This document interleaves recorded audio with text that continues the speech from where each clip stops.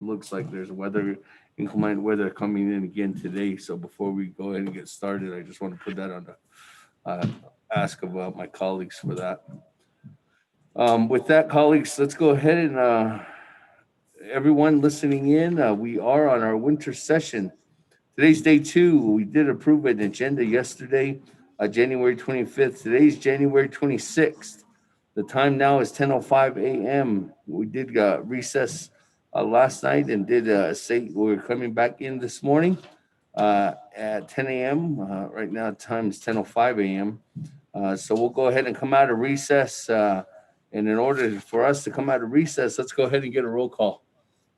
Morning, Estota. You want to go ahead and do a roll call vote?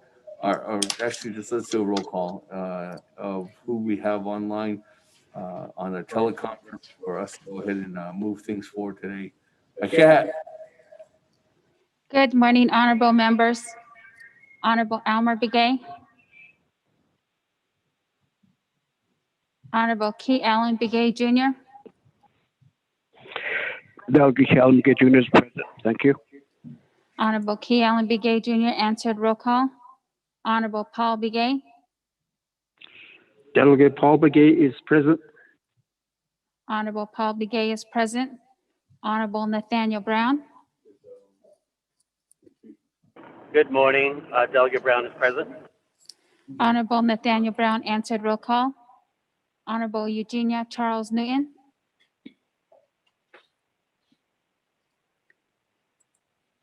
Honorable Amber Good morning, Canespa. Bobby.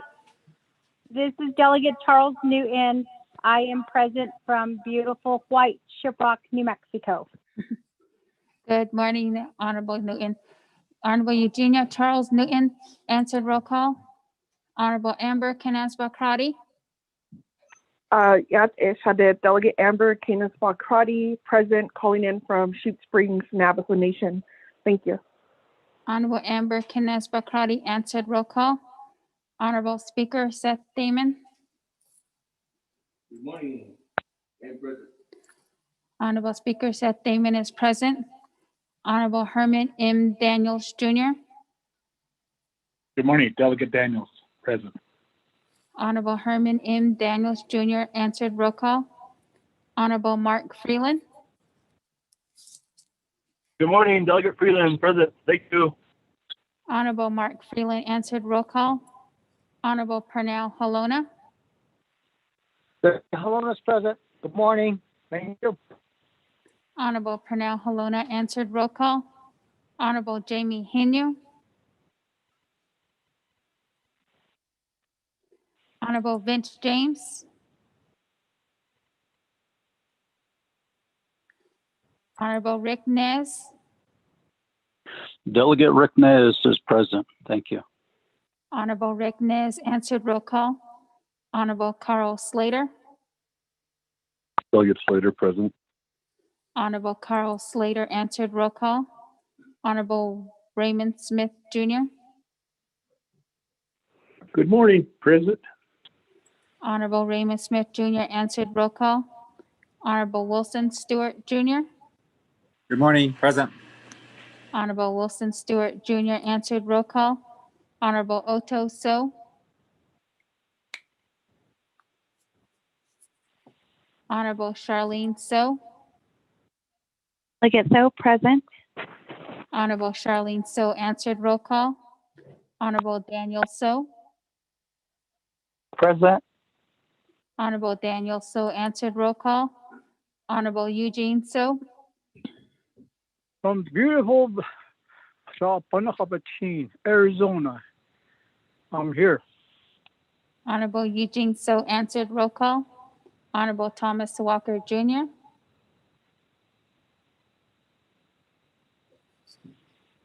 Honorable Edison Wanika.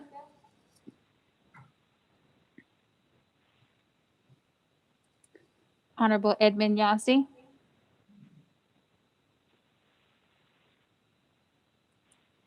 Honorable Jimmy Yellowhair.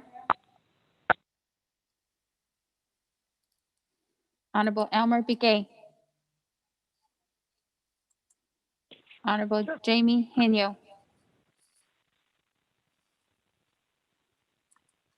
Honorable Vince James. Honorable This is Elmer Otto Begay. So. Honorable Elmer Begay answered. Roll call. Thank you. Honorable Otto So. Honorable Thomas Walker Jr. Present. Honorable Thomas Walker Jr. answered. Roll call. Honorable Edison Winika. Honorable Edmund Yazzie. Honorable Jimmy Yellowhair. Hello, I'm here, present. Honorable Jimmy Yellowhair Yellowhair. answered. Roll call. Speaker, you have 19 members present, including yourself. Speaker, this is Otto So. The phone was muted. I would unmute it. Someone would mute me, and but I'm present. Thank you. Honorable Otto So answered. Roll call. 20 members present. Okay, thank you very much. Good morning again, everyone. We have 20 members present this morning, 10:05 a.m. I did call. So we're back in session. This is Delegate Henio. I'm present also for the record. 20, did you get Chairman Henio? That Chairman Henio makes it 22 members present. Good morning, Chairman. Good morning. With that, colleagues, let's go ahead and, before we go back to our agenda, I'd like to ask, Chairman Henio, do you mind doing the invocation this morning for us? Oh, mira, sir. Okay, Allah. Once again, I need the Bini Bia. Tado, could I hear la? The Bini, could I, it's not on it. Lonnie get up in that check on. Not at the Hagi, but he nane Kahagi. Ado, the Kadoshna Dani, 24th Nation Council. The winter session, Deco. The cannot is Chila, so, called the Eba Hilla. I see you go. Lago, niche honedo, honada dokizo. I say that easy. So, could I show the Shamanasa, other yes, Chikan, Lonnie for that. Nicodoy, I pity being the rights, they are not the angel.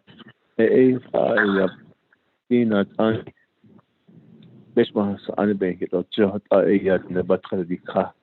Adam Nachina, Hegidot, his adi, Kodo. Nacha ina dische kodo na dani atako ado diko ina tani lunes to speaker Damon jo can hadi kodo khayana na kida ba hele ko hata ado in the neda na sini kodo na khabi kada no ida ado le housing khatada ga hodo makad na ti ko ka bata hasiado ado ta hoy kuden khana tata but I could indicate of the international clinic. Other colony not only President Jonathan is the Vice President Life at Bahonanata. I was it for the Ashanley, the Yastio. Now quite nagging to Jiggy. So I yadi Nahanata, the Yastio, Tasso, I get no in other hell a yaka. Nahanado. Nahanat Ashok, the Hanado Ashota, Yakudo, even that Yadide, Nakahayata, at the Echo, Adabnach Adi, Code, the Hindi ski, the Hasin, so same it's not a twin about place. The Bitcoin and save it's not not on set the Hodichian, the Hegi, so even that a coin that I need to link off. Other than that, coin by it and needs in the call. Other the corder, needs to hold the Asada needs in the go. To a Hashim so she had other because not a co a by it and needs in the call. Other corder DNA chaos. A kaki the honey tingy. A gate on never nation big up to a Haba. I don't think it would get another equal. Other than that, the quarter, the winter session, you'll get these children's cardo of laid by innocent, say, quarter, if the honey cloud, Don Juno Ayana, David Adoni, Zadivitskins, Adoni Tisovitskins, and Adol Kononi Cikesilo, at Zealand Heinz, and Ada in Naso Dahani Tato, Adodico, hidden on Lenigi, Leha the Shin regarding that the Inley, Solazzo, had that Pegi that Jason Kabahaja, Ado A Kabikin Eco, Ado Di Koni. The Benny that any lead that any because he that a they are so called a and have we can eat or so not eat or other a score card in us and what either this should be a penny beer that this dog or other deco at the same time need the constant side now say like that you'll be so daylight no they had that here yeah and na so kagushi dot le ko dot on ne khada and na che di ko na so na de ni khata da hatsu sin do ko ti bi bi and na che ko do ho jo ta di no ho jo tsu de ke so ho jo ya de ke do and na che di ko na so ho jo na de ni khata cho ta say that the say da do ta today case so even that AB concepts is even the bench nothing is there because you're not sleep what you're not sleep yeah that's the speaker day. Oh, thank you very much too as well, Chairman Henio, for that wonderful prayer this morning. With that, colleagues, we did again approve the agenda yesterday, and on that approval of the agenda, we did conclude on the first day. And if you're just joining us on the World Wide Web or listening in right now, today's the second day of our winter session. Today's January 26th. Last night, we did conclude with receiving the State of the Nation address from the President and Vice President of the Navajo Nation. We did take a vote, and then we did go into recess. Now that we are out of recess, we go back to the agenda, and we are on item number 6, receiving a report from the Chief Justice of the Navajo Nation. So without further ado, let's go ahead and give some time over to Madam Chief Justice. Madam Chief Justice? Speaker, question privilege before we get started? Yes. Freeland. Freeland, yes. Good morning, Speaker. Thank you, brother, for that prayer. Speaker, do we need to motion out of recess and get a second, and do we need to take a vote? Just a question, thanks. No, we don't. Okay, thank you, Speaker. Thank you. With that, colleagues, Madam Chief Justice, are you there? Delegate James underline. Good morning, Honorable James. Madam Chief Justice, you might have to press *6.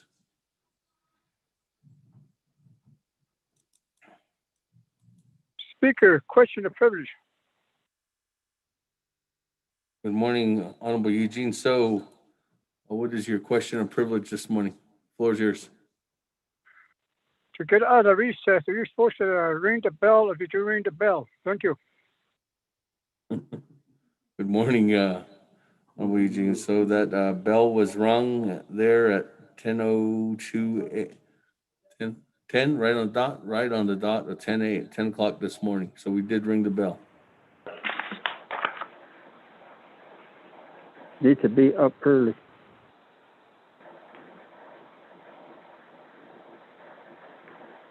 Madam Chief Justice, are you there? Can you hear me? Yes. Mr. Speaker.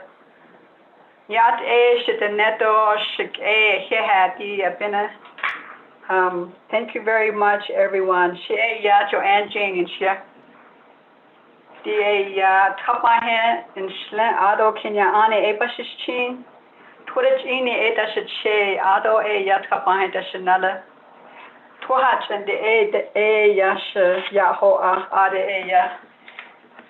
I grew up there.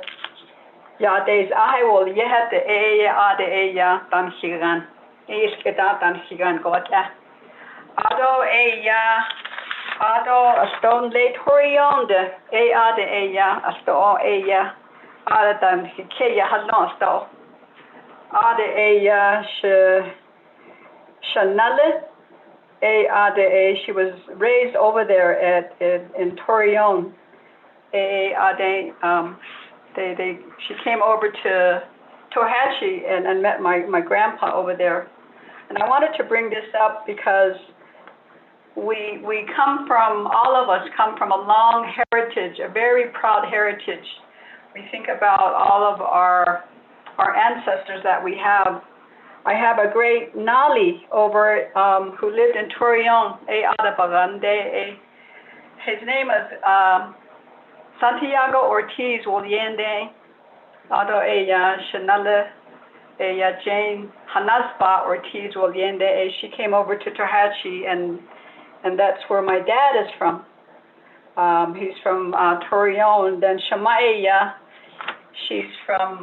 came out of Beislahe over at Twin Lakes. I guess that's what Twin Lakes is called. And so then they moved and migrated over to Tohatchee Yades Ahade. That's where we are from, and that's the woman that I am. I would like to address the 24th Navajo Nation Council at this time. Ahiha, thank you very much for all of your work that you have done, your leadership, and all of your initiatives that have been done in the last quarter. I will also like to address also President Jonathan Nez, Vice President Lizer, and then also our speaker. I had the privilege and the honor of swearing in our new speaker, a continuation of the first term that he had, and that speaker, Seth Damon. I want to say, Sheha, thank you very much. I would like to briefly, for those individuals that are not, that don't listen to all the council hearings at this time, and if you're on the line today, thank you for joining us.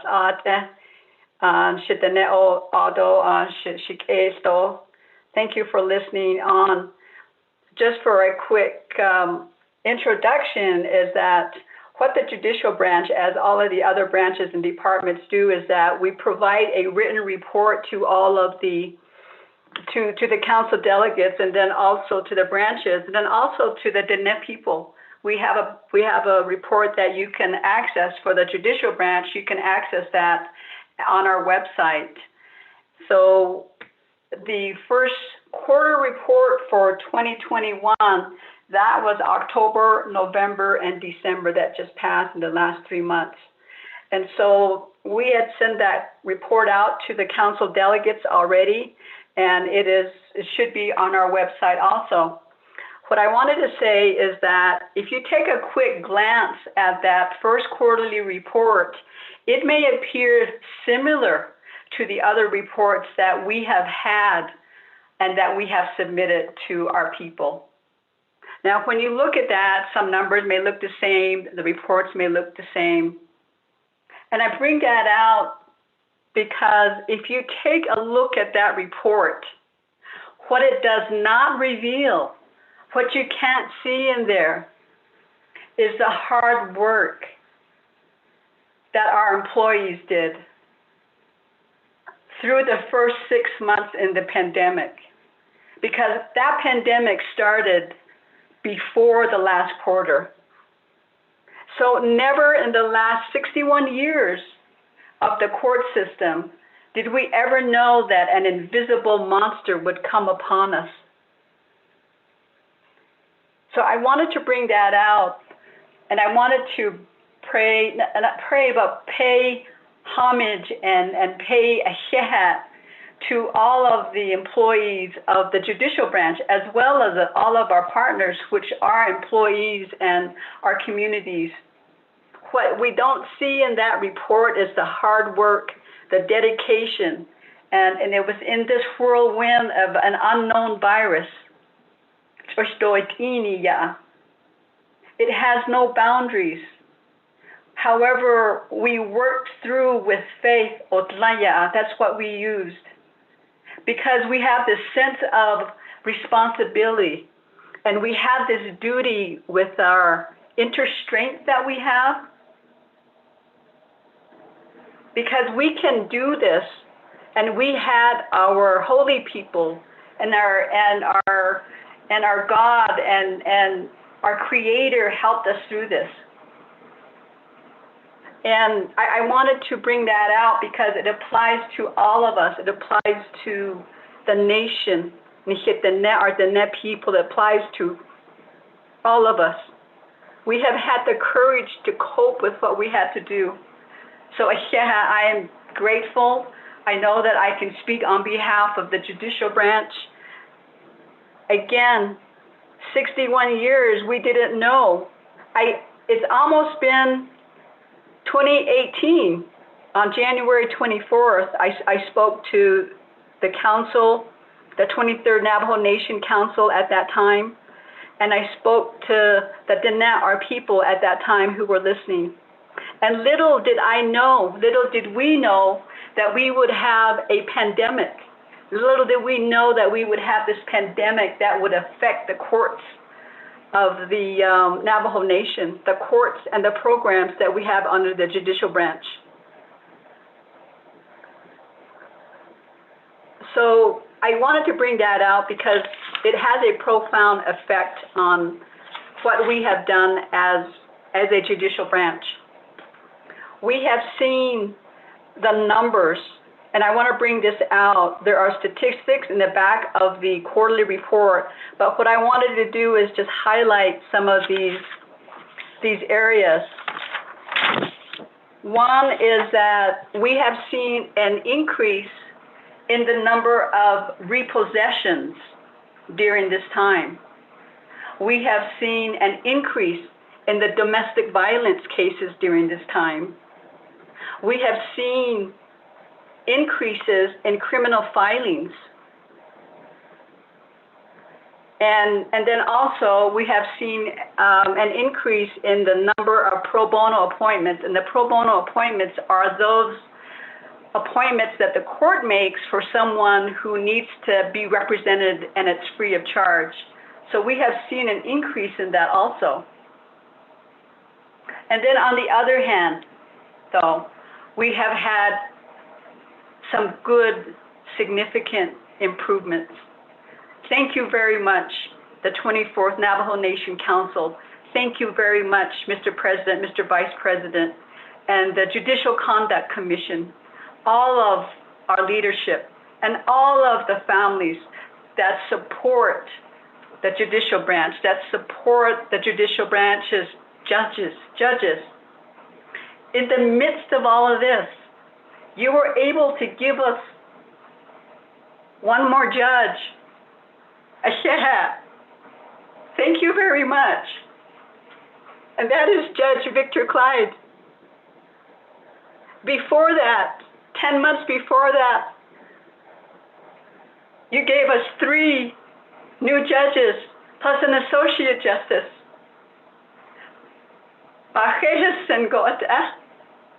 It is very, very profound, because what it turns out to be is that when we have new judges, a new associate justice, what that does is that it means that we are having just that much more input for the Diné people that have to come before us.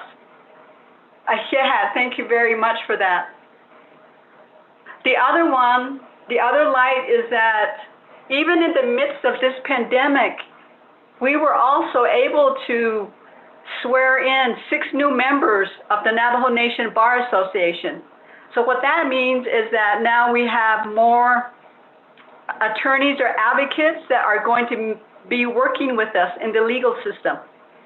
And so we're in this all together. Thank you very much for that. Having said that, we still have the challenge. We still have 7 vacancies for our judges. Vacancy at Crown Point, Shiprock, Pueblo Pintado, Chinle, Window Rock, Tuba City. We request that you continue to work with us, Navajo Nation Council, and Mr. President and Vice President, in securing more judges for us. Because what also that does is that it protects our sovereignty. It protects us within the four sacred mountains. But it does more than that. What it does is that it protects us throughout the nation because we have a voice. We have a court system that our Natanis put together in all of these years before us. Long before 61 years ago when our courts became what it is now. Before that, we had our Natanis. They helped, they had the peacemaking, and we still have the peacemaking program at this point. And so, Asheha, thank you very much. One of the challenges that I want to talk about really quickly is that even in the midst of the pandemic, and when 10 of our courts in the last quarter had to close because of exposure, we had sister courts that were able to take over during that time. So it's the resilience of the staff within the judicial branch. And I know that that happens with all of the working employees throughout the nation. And also, you know, when we're working at home, when we're feeding the sheep, when we're trudging and driving through the mud and trying to get to the main road, we are all in this together. Thank you very much.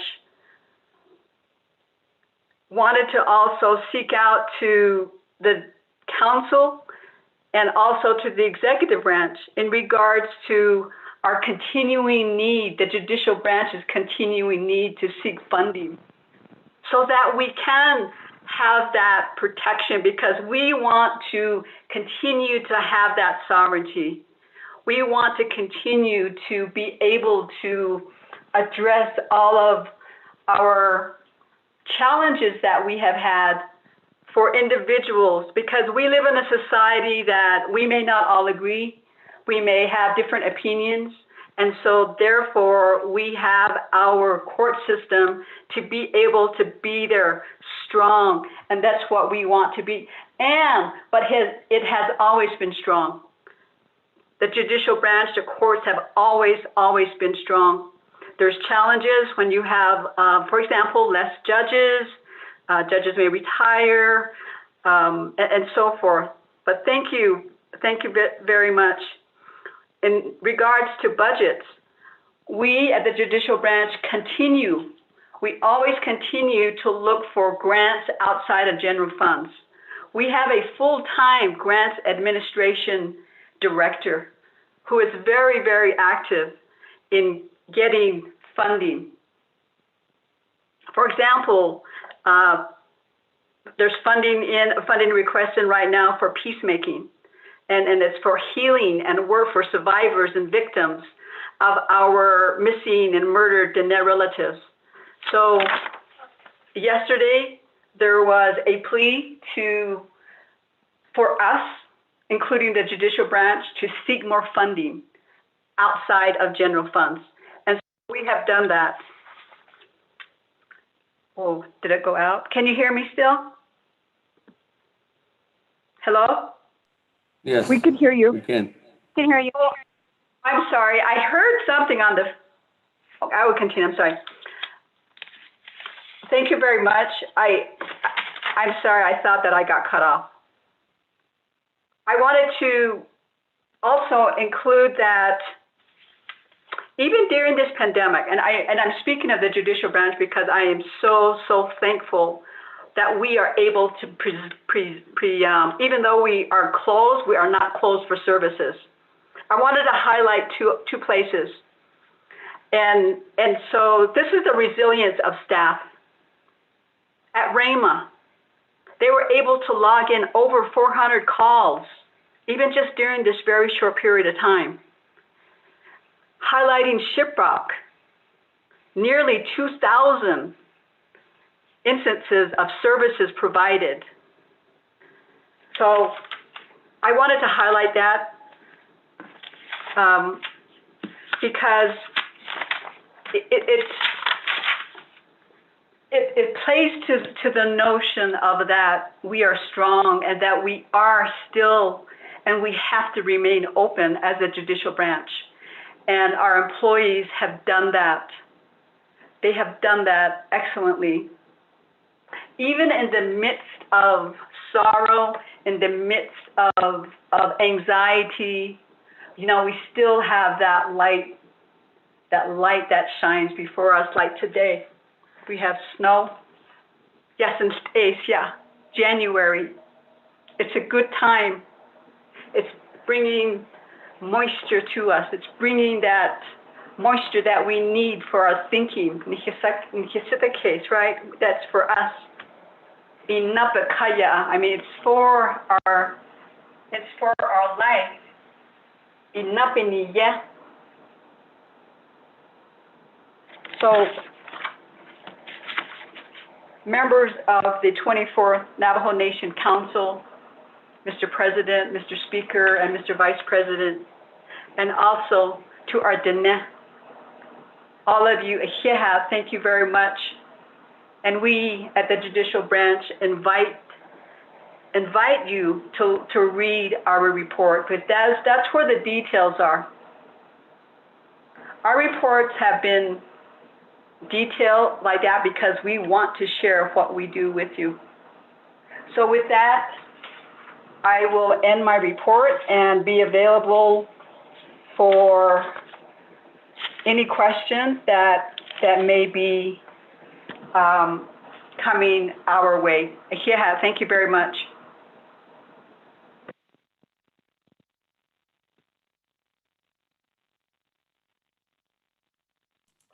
Thank you very much, Chief Justice. That, colleagues, could I go ahead and get a motion? Motion, Delegate Crotty. Second, Delegate Miz. Yes, motion by Honorable Paul Begay, second by Madam Chair Amber Crotty. That, colleagues, let me go to the board. Madam Chair Amber Crotty, floor is yours. Thank you, Speaker. Shadid Chief Justice, President Nez, and Vice President Leiser, and all of my colleagues here. Chairman Henio, for your prayer. I think in the spirit of this report, I want to thank the Judicial Branch for providing insight on, really it's a report of the nation, a report of how we're doing as leadership, because I strongly believe that if our communities are impacted by violence, then that impacts and has a ripple effect on everything else that we do here, which includes our children and includes our families, our elders, and everything that we hold dear. So I always believe that the Judicial Branch's report has the pulse of the nation, because if our families and our community members are struggling, then what as a government do we do to not only protect but provide justice and restoration and healing? So with that, my first question, Chief Justice, in looking at your report, I appreciate the acknowledgement of that we have seen a rise in domestic calls and domestic interpersonal violence within the homes during not only this pandemic, but that also then has some correlation if individuals are calling the police for service or just going directly to the courts for a protection order. I would ask how we can continue to collaborate. I know that some of the CARES Fund was used to help with servers to serve these notices. Please give us some guidance on what support you would need from the Judicial Branch. And also, I want to thank you and your grants manager, Raquel Chi. Shadeja has been very helpful and looking at funding to assist. And so, Speaker and my colleagues, through the Judicial Branch is actually the first federal funding we have received to address the missing and murdered Dene relatives.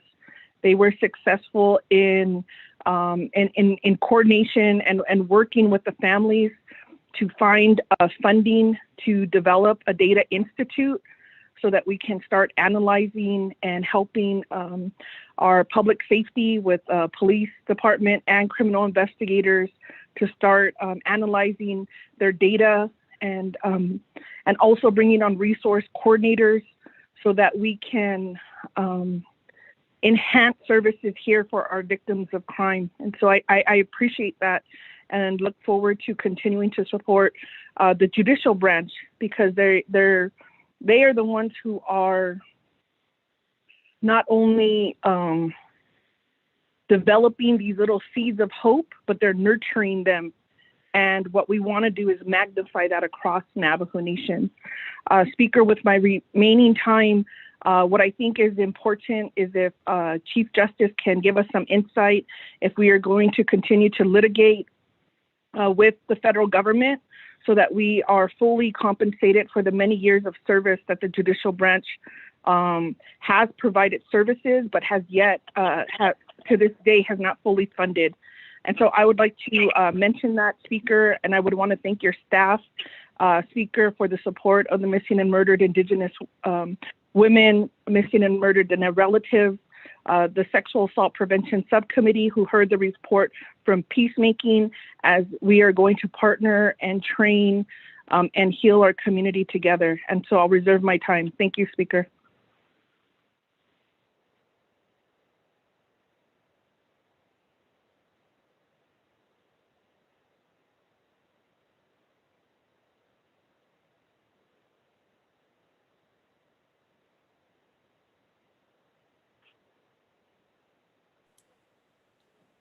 Okay. Thank you very much, Madam Chair. Bagrati, you have remaining reserve time 50 seconds. Let me move on down. Honorable Keon Begay.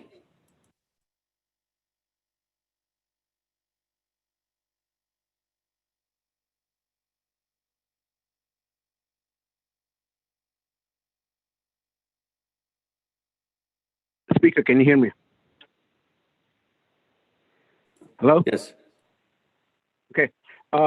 Yate, Speaker, Ado, Kudo, so there's a Niki Shimbebnashit, Kudo Nanit out, Kudo now after this, Kudoshin, you know, National National List today.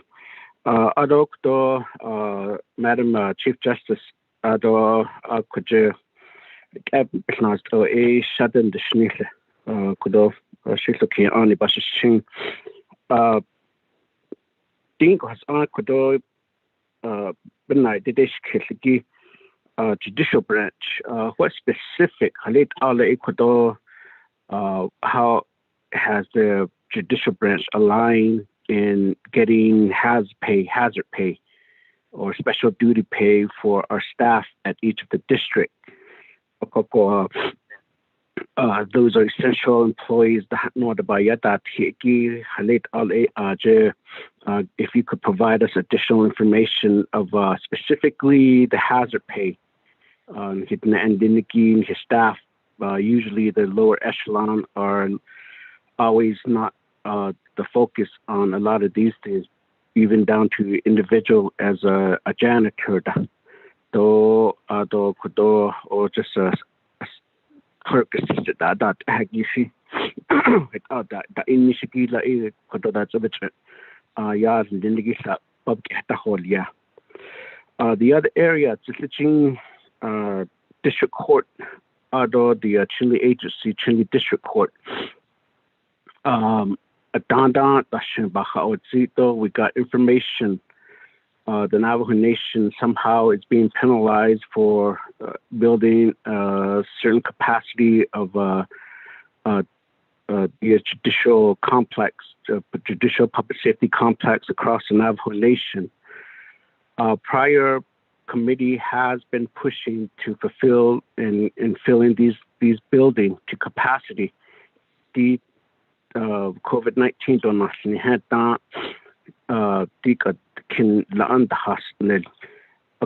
What we've been advocating for was could we have all programs be under one roof that the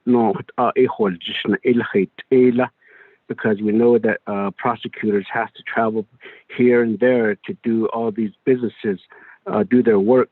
I mean, can't we have like a prosecutor at each district? Can we have a public defender at each district? Can we have peacemakers and so on?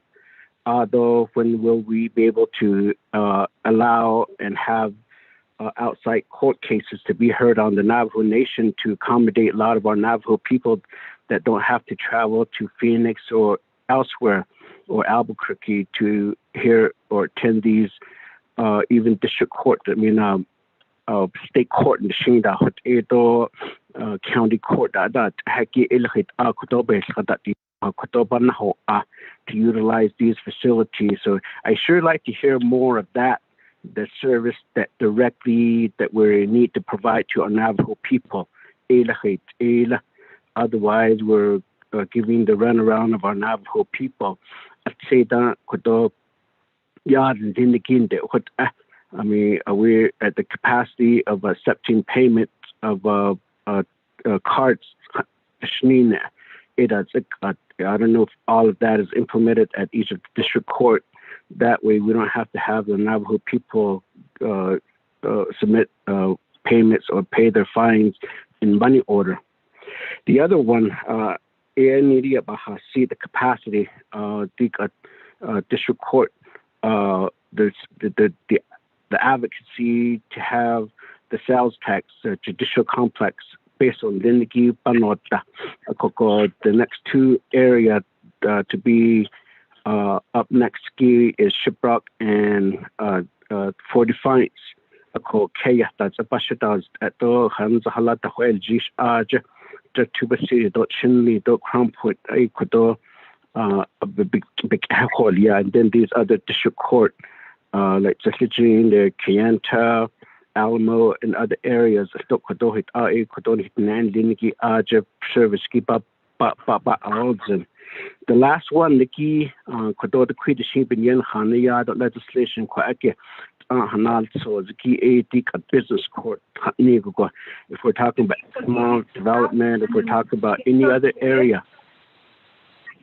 Speaker, if I could. I'm supposed to say other. It's supposed to say other. Speaker, I wish if I could give me back the time of the interruption right there. Continue on, Honorable Kalumbage, we will. Okay, Madam Chief Justice, Kodo Business Court, specialized court that specifically focus on these allocating and dedicating a court system for these businesses that the Navajo Nation needs to be dealing with outside businesses. Because a lot of time, waiver of sovereignty, Washington, that the waiver of sovereignty, we want to utilize the outside court. Why do we need to waive our sovereignty? What's wrong with our court that need us? Sincerely, I hope this is the year that we make some changes and implement something of that nature. Chief Justice, and what could you propose to the Navajo Nation Council?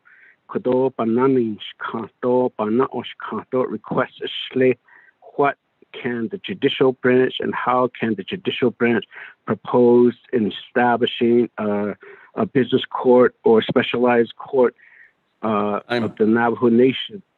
So, what Madam Chief Justice, Shudder. Speaker, thank you. Thank you, Honorable Kalumbage. Madam Chief Justice, I have two of my colleagues who have spoke. Did you want me to go back to you, or I can go to two more of my colleagues and then come back to you? What did you want to? How did you want to respond, Madam Chief Justice? Thank you, Mr. Speaker. I could answer these right now. That way, we can then move forward with other comments or Okay. questions. Great. Go ahead and go. Floor is yours. Mr. Speaker, just, I will go through this. There's a couple comments and points I have staff that are also with me in regards to answering some of these very, very specific, but what I will do is I will start out. Yeah, thank you very much, Delegate Crotty. Thank you very much for your questions and your comments. I appreciate all these as well. I can speak on behalf of the judicial branch in regards to the collaboration. It is very necessary throughout our nation, and I am grateful for that question, and I look forward to working more with our branch, working more with setting up different avenues of respite for our people. In regards to a quick reference to the CARES Act, as we know in the three branches, there's a certain amount of funding that was given to certain departments, and same with the judicial branch. We had about $9.6 million that was allocated to us, and we at the time in good faith moved forward in regards to spending that. And we certainly, because of the time frame and because of the amount of demand that was put on our nation's fiscal department, a lot of these hoped for, and we worked very, very hard to spend what we were allocated. So wanted to bring that up is that we only spent about, say, 21 to 22% of that, even though we tried our very best. There was just some structures that were time consuming in regards to the whole nation. In the report that I gave to you, in my message, there was a typo in there. We did not spend 57%. That meant 57% of a certain amount of money. So, but basically, we did spend about a little bit over 21% of those funding. The rest of that went back. There was about $5.9 million that was reverted back to the hardship funds under the CARES Act. So now going specifically to the process servers. Now in regards for domestic violence, in regards to any filings for domestic abuse complaints that came in, there are process servers that have to deliver and have to personally deliver a complaint to someone.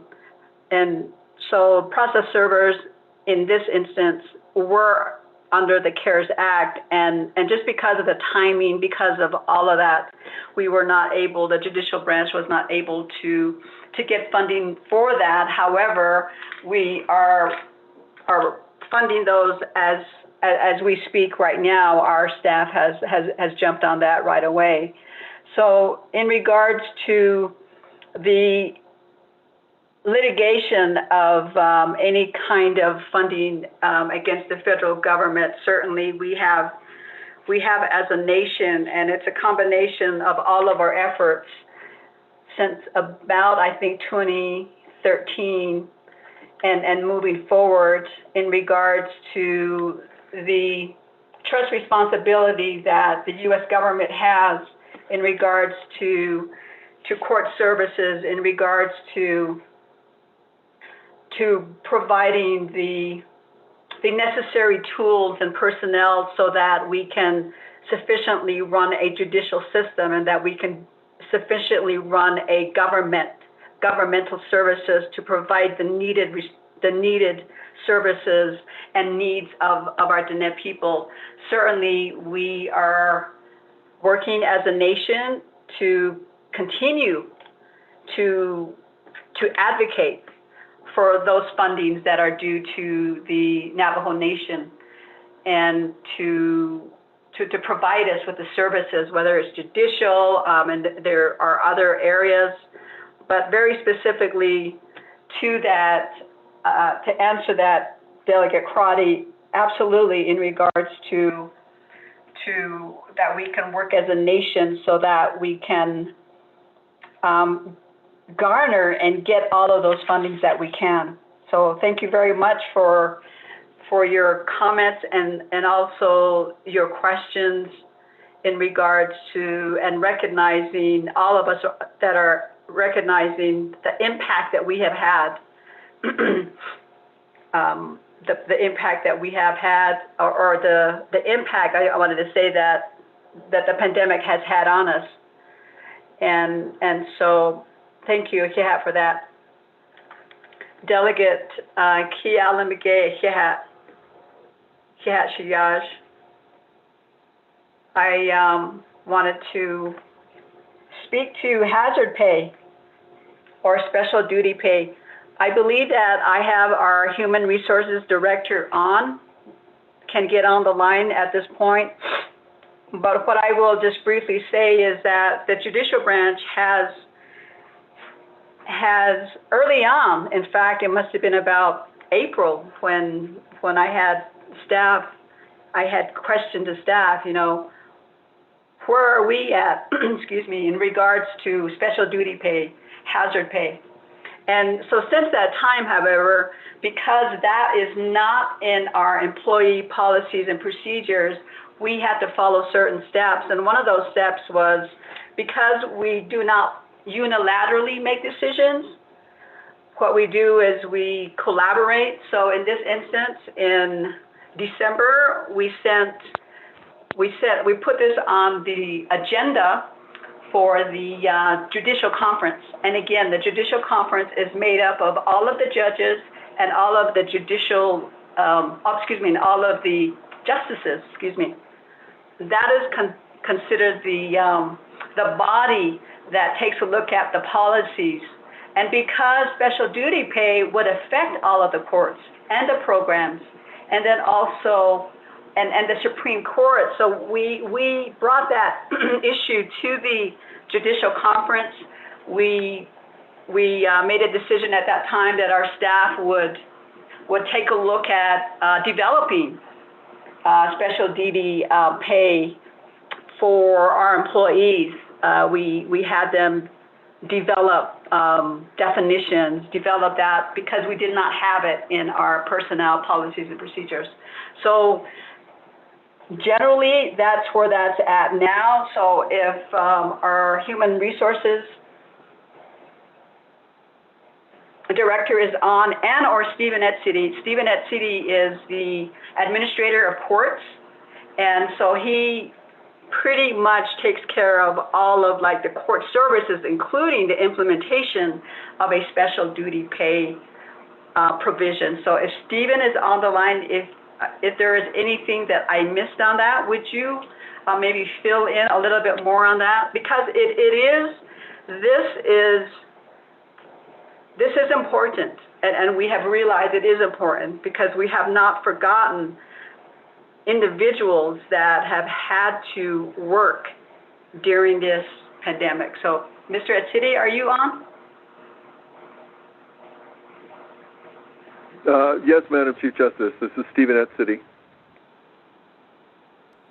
Can you hear me? Yes, we can.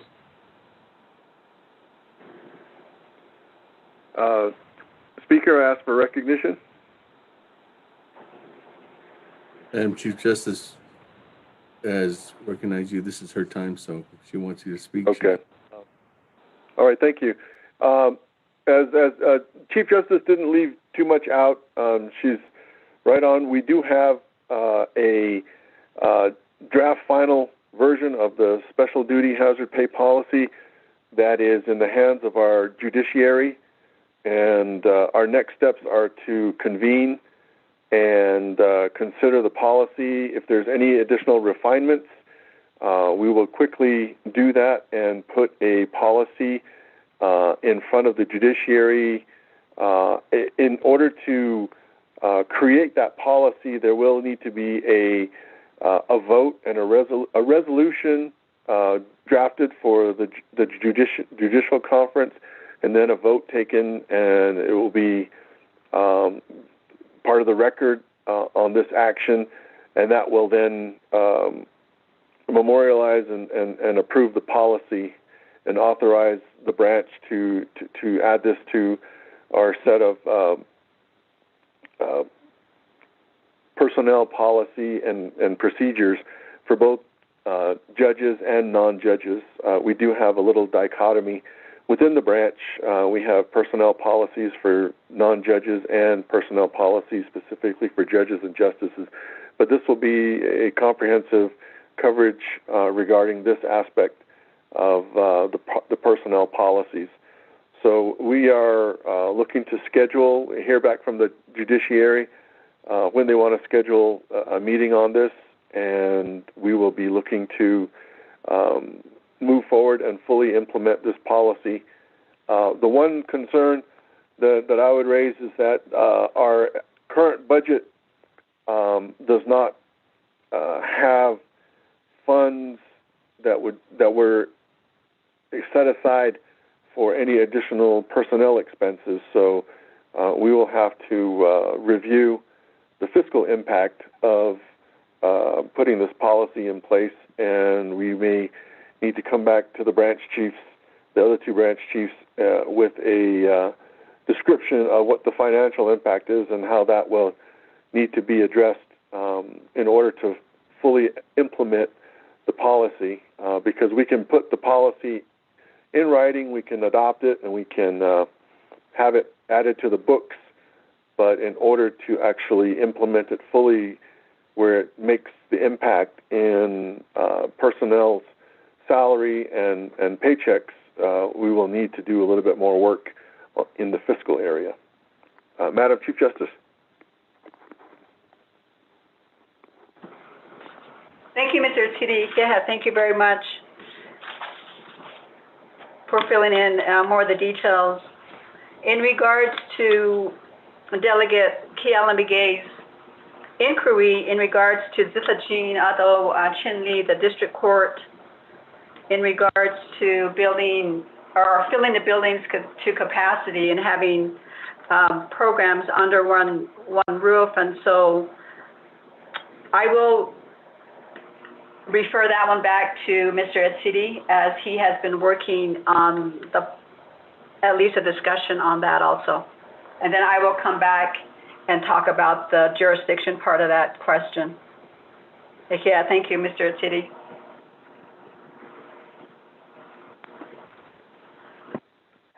Thank you, Madam Chief Justice. Just doing another sound check. Can you hear me?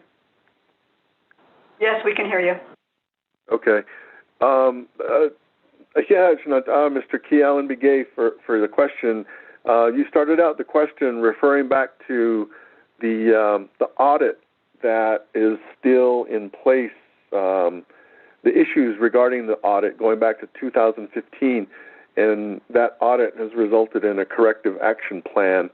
I don't believe I would go so far as to say the nomination has been penalized, but we do have audit finding conditions that we are responding to on a quarterly basis, and we work with our Division of Public Safety partners, primarily the Department of Corrections, who's got the lead, and also consulting with our DOJ, as well as working with Mr. Cordell Shorty out of OMB, who's our agent in dealing with federal funds. The audit does highlight conditions and concerns that we need to incorporate as we move forward in any future development. One of the things that I'll remind the council is that, the Division of Public Safety can probably speak more about this, but one of the things that was updated was a new master plan for the public safety facilities, and that document is available. I believe everybody received a copy more than a year ago from the Department of Corrections. For what is happening at judicial facilities that are seeking planning, design, construction funds, you named Zithajin, Pinon, Judicial Complex.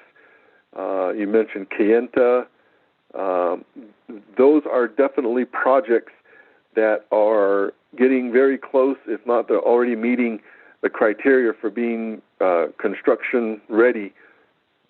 My general understanding, specifically for Kayenta, is that the design of that building does incorporate office space for more of our partners, such as the two offices that you named primarily, the prosecutor's office and the public defender's office.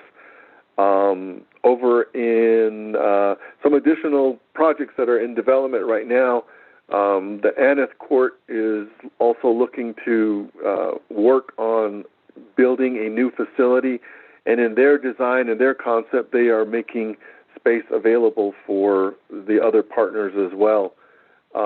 And the same can be said for the Rama district. In Rama, they are seeking project funds, and the way that they are developing their space in the facility would also be open to having other offices and other elements, other partners in the judicial system have access to that space. So we are heeding some of the concerns that were raised out of the audit that all started back in the late 2000s under the President Obama's era funding, American Reorganization. I can't remember the full name, but the stimulus funding that was available at that time. So we are looking at making sure that we optimize space as we develop our permanent structures and any new developments that we make, so that we don't incur any more of these findings or any questions about the use of any construction funds that we're fortunate to be appropriated. I also wanted to just answer the question about the card payments. The judicial branch implemented the ability to have people pay fines from civil traffic cases, and we have that implemented. That is ongoing now. That is the only type of fine that we currently have available for people to pay online through either card payments or through a telephone in process.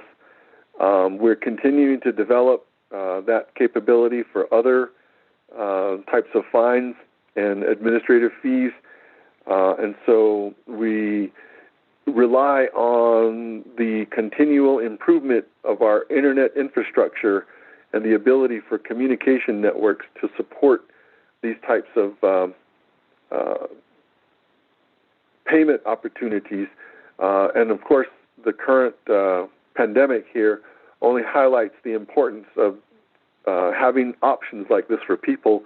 It's not driving people to come to the court building, and as Chief Justice mentioned in her opening remarks, that our buildings are closed to the public, so having remote access for the payment of fines is important.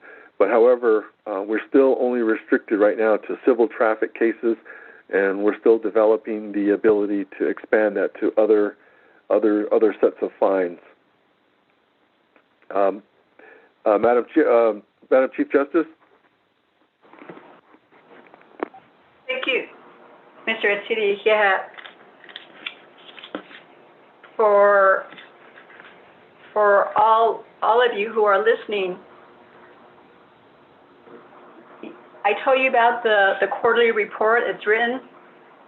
All of what Mr. City just talked about just now, all those details sometimes may or not be found in the quarterly report.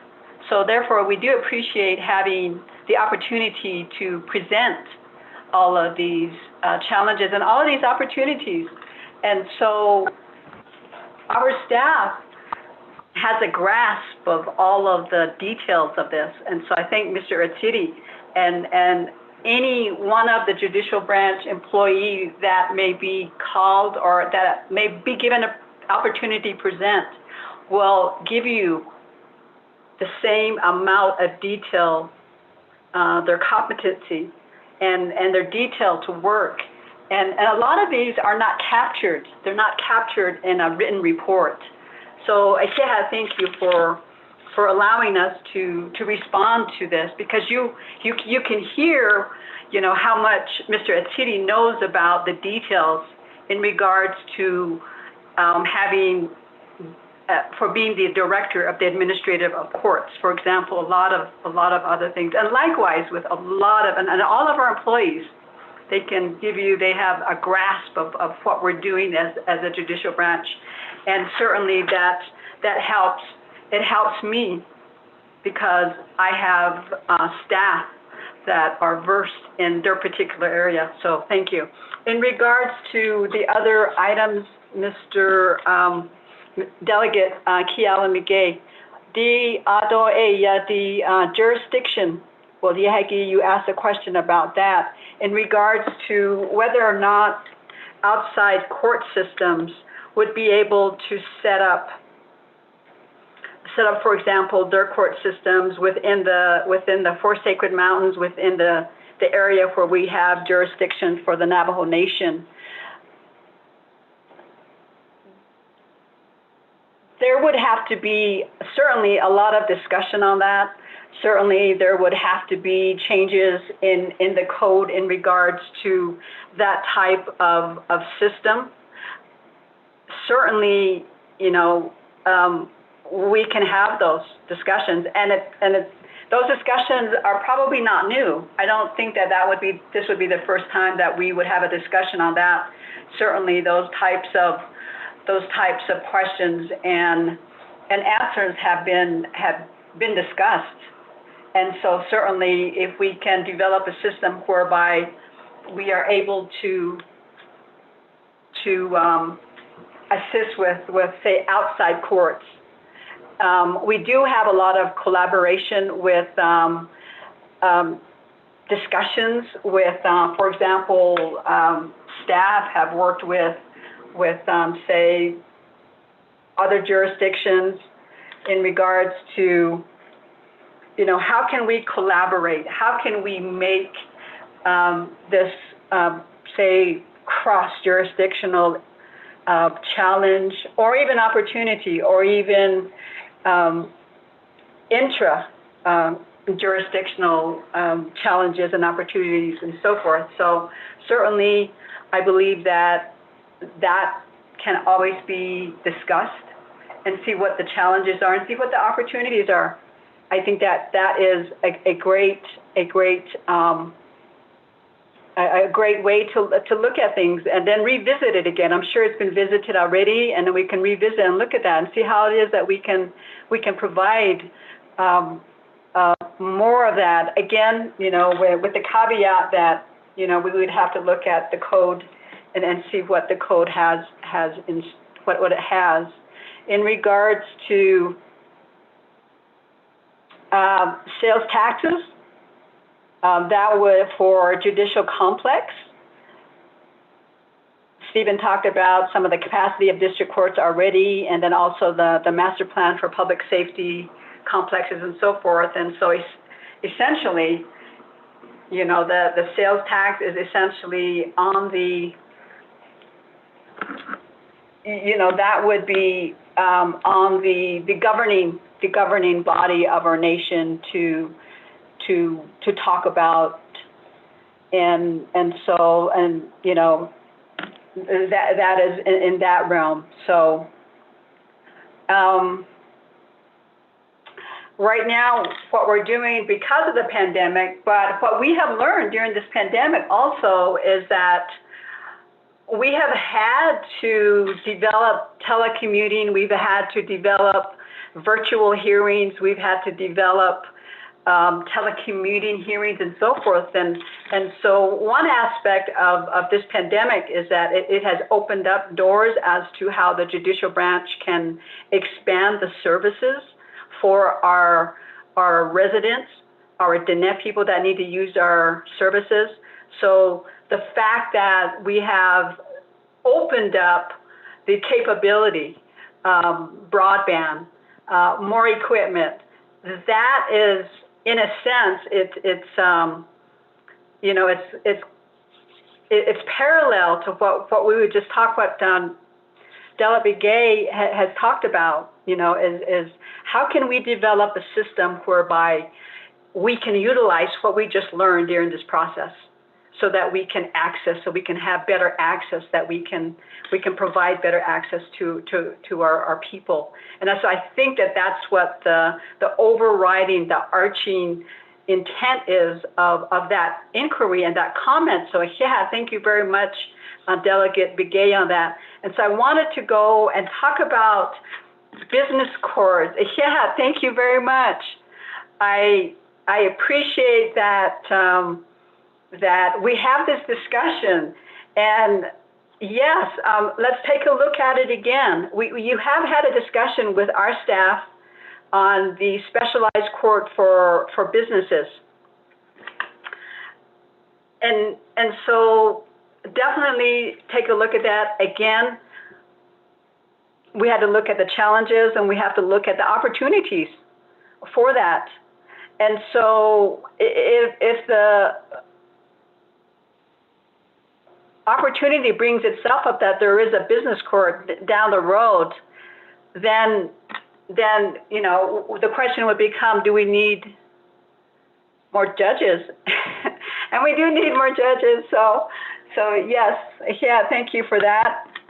Let us talk about this and talk about it again, because that has been a question that has been posed to me and posed to the judicial branch for some time now.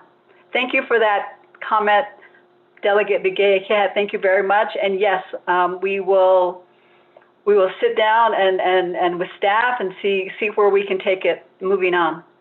Thank you, Mr. Speaker.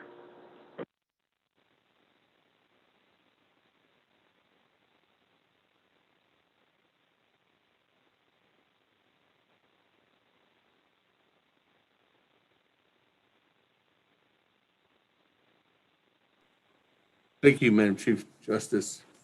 With that, colleagues, let me go ahead and go back to the floor. Honorable Elmer Begay, good morning. You have questions or comments for Madam Chief Justice?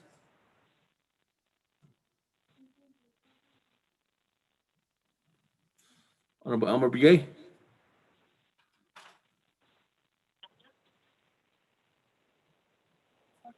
Speaker, this is Delegate Begay. Can you hear me? Oh. Okay. Okay, Speaker, I know that the members of the Navajo Nation Council, other people that World Wide Web, I don't know, Shadido, Chief Justice, Aro, Mr. City. Thanks for your report. One thing that I'm not sure, I haven't opened the judicial report yet. Maybe inside, maybe it's already already mentioned in there, is the you mentioned about the increase of all the cases regarding court cases involving domestic violence and other violence or crimes that were mentioned, for either to increase anything that relating to violence. I'm not sure if it was listed like that. I will be interested in it, looking at it since the pandemic and what was increased, what kind of cases were increased out on the Ibn Nashid. I know that I think Ibn Nashid, I think we, as a delegate, that's what in my area in Dow County, so in the Wells White Greasewood area, we have one judicial court in Dow, which I will be more interested in it and what's the plan on it. The increase of that, what can be done, and what is the how would we improve that quite a this case, but I know for a fact that the custody cases, child custody cases, it's just nothing's being done on it. Alcohol. The reason why is that the children's there's courts and judges, and also there are people that are public defenders and they're not looking at the kids as their today's their education. All they're saying is that give it back to the mom, give it back to the parents now. Then same thing happens again. Nothing's been resolved yet. And then I look at it is that what are we doing? Now what are we trying to get the point? Is there any goals that we need to meet? There's nothing in plain there where I could ask the judge. I can't go in there too. I can't speak for the people, and I wish I could say that to the judge and people or the staff there. What are we trying to do? Are we trying to resolve a case here? Are we trying to do this? Of course, nothing but and where the kids are just going here and there, they don't know that they should be in school now, and they're not, especially with distant learning. It don't need that we will have no plan for that. That's one part of it. So the whole thing that you're talking about, what is going on? How much is the cases that you mentioned that it's rising? No, I want to focus on that's what's one. I want to know that I know that prosecutors are part of it to make a justice. I police though. I want to know what is the plan here now.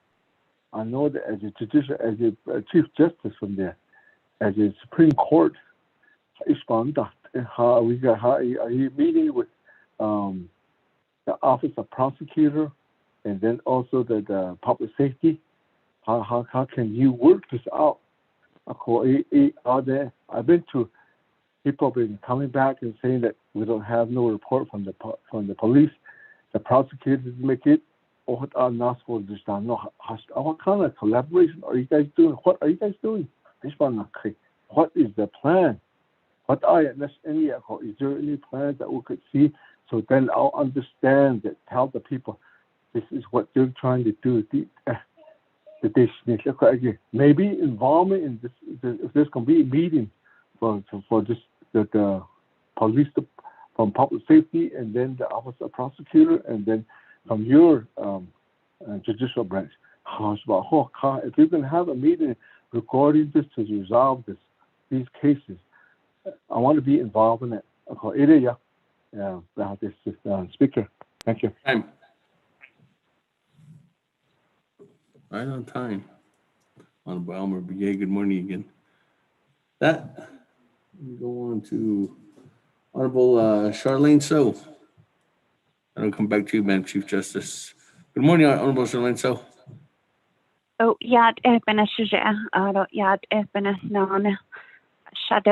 Chief Justice.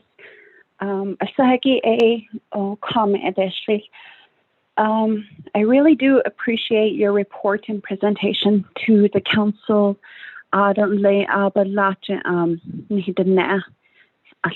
Worldwide Web,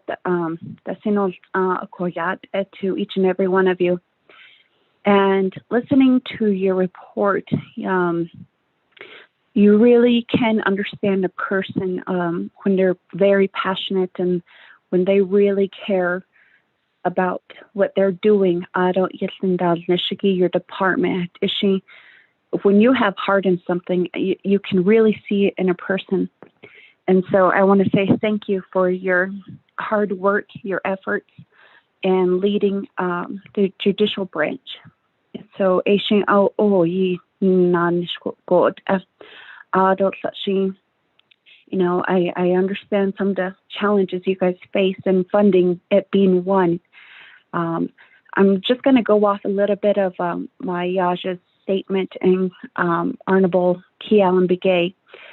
He did ask the first part to my question, it regarding the courts, but my concern is how many open cases are still pending from the year before. How much of the backlogging has occurred, and just about how much is the judicial system behind on? I know that there are some other minor, like traffic citations that were pending for some constituents.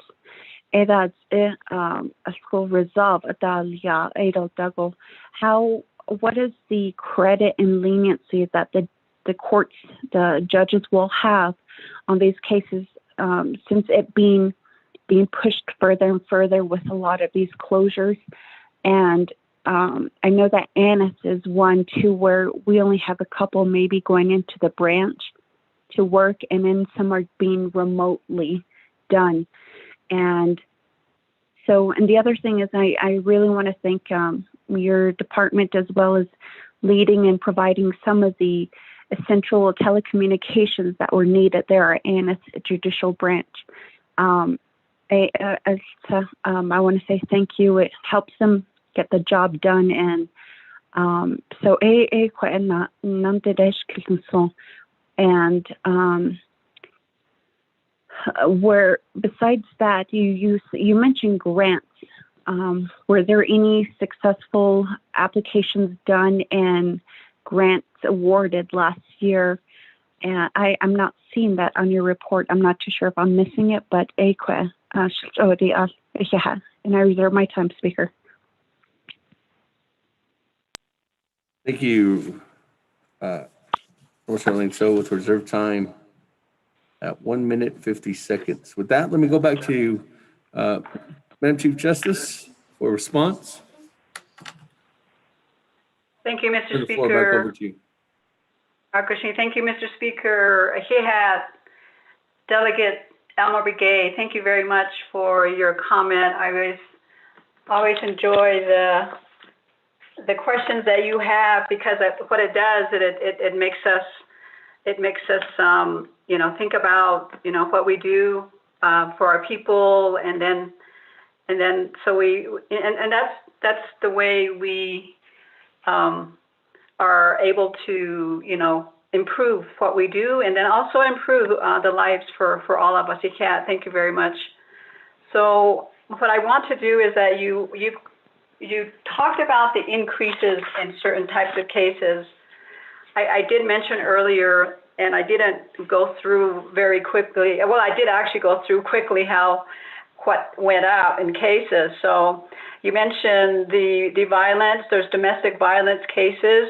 They continue to go up, and those numbers are certainly, I do appreciate that the judicial branch report is very, very long, and at the end of the report, we have caseload and statistical data. And so, but what I wanted to bring out is that during this last quarter, which would be October, November, and December of 2020, there were 531 cases. So this is about 13% of the total cases for the last quarter. So certainly, yes, you are correct that cases have gone up, and we can only assume it's the challenges that we are having at this point as a nation here, and then as the world. And so wanted to bring that up, and appreciate that your question, your question for help, and your question for comments and for more information, and what can be done and how can we improve. So what I can tell you is that the cases for your area, for example, or for any other court area, the cases are filed within that particular court system. And then, so it goes through the court system within that court. What it does is that, it's brought in, and at some point, a judge will take a look at that. At some point, a judge is going to have that before them. So there are steps before you get there, meaning that the individual, depending upon the circumstances of the case, there may be maybe prosecutors involved, there may be public defenders involved, there may be other entities involved, such as social services, or for whatever that might be. So at the end of that process, if there is a hearing or if there's some kind of decision that is made, that is specific to that court and it's specific to that judge. And in regards to, you asked about what are the goals that are being met. What I do know about all of the cases that since I've been here, which would be January 24th, 2018, is that there has been, and this will probably answer also Delegate So's question, but I'll go back to that one also. But it's like the number of caseload that we have at each court district and at the programs. For example, the programs is the peacemaking program and then also probation and parole. So they each have cases also. So going back many, many, many years, so it is a challenge because we have caseloads that increase every year, and so long as we have less judges, for example, or during this pandemic when we've had to maybe close the whole court down because of safety reasons. So there's a lot of reasons, but the pandemic is not the only time that we've had a caseload, understanding that. It has been there. There are many, many factors that are involved in the number of caseload. It depends on the complexity of a case also. Sometimes you may have a case that comes in that's very complex, and that case might involve a lot of steps, a lot of maybe submitting it to the peacemaking court or whatever that situation is. I am hoping, and I do know that the judicial system is improving and has improved. And if we talk specifically to all of the district courts and the programs, if we had a sit down on one-to-one and they had an opportunity to explain the daily, the in and out of cases, then I think that appreciation and that knowledge will come, forward to us. So in regards to child custody cases, for example, it may have, and I don't know the circumstances, and we don't know the circumstances. Only that case, only whoever's taking care of that case would know what the decision has been made. And likewise, with all of the district judges in the programs, they know best what it is that they have to do. And as far as I know, they are doing the best that they can under the circumstances. And yes, there is always room to improve. And that is what we have looked at. I know that with the administrator of courts, Mr. Etsidi, part of his function and part of the duties of the administration of courts is to look at that, is to take a look at the caseloads. Where are we at? How much of an increase has it been? And so if you compare the caseload from, say, even 1 year ago, or even 2 years ago, or maybe even 3 years ago, it may appear that that the numbers may not be changing, we have to still consider that there's an increase in the number of cases that are getting filed also. So it may seem that maybe we're not moving along, but and when you look at the details, for example, for our caseload and statistical data for this report, if you look at just any one of those under the number of cases that were filed during this last quarter, and then if you take a look at the closed cases, so you may have cases that came in and you've closed some, and it may appear that you haven't moved, but you really actually have. The challenge has been that there may be more cases that have come in than what you did to close them. So I know that's a long-winded answer, Delegate Begay, but that gives an idea about the challenges and the complexity of those cases that each individual judge has to take a look at. And during this pandemic, certainly, we have had only essential cases that they have had to work on. And the challenge and also the other item has been that there have been, we've had hearings during this pandemic. They're not in person, but they have been done by teleconferencing. And so in the midst of this pandemic, we have still had those cases. I mean, we've still had those hearings. And so I wanted to bring that up in regards to the collaboration, Delegate Begay. That is what has to happen. That is certainly the prosecutor and the Department of Corrections and so forth. They certainly do their job well from what we know. I mean, they are stretched to the limit also, and so certainly there needs to be a collaboration in regards to that discussion about how can we improve the judicial system. I mean, the judicial system, meaning the courts, and then also, the executive part of that is the prosecutor's office. The executive part of that is the police department. So the two branches and all of the branches working together would make a better system. Keeping in mind, however, that because of the independence that the judicial branch has to maintain statutorily. And so just keeping that in mind. So we do have the administration of courts.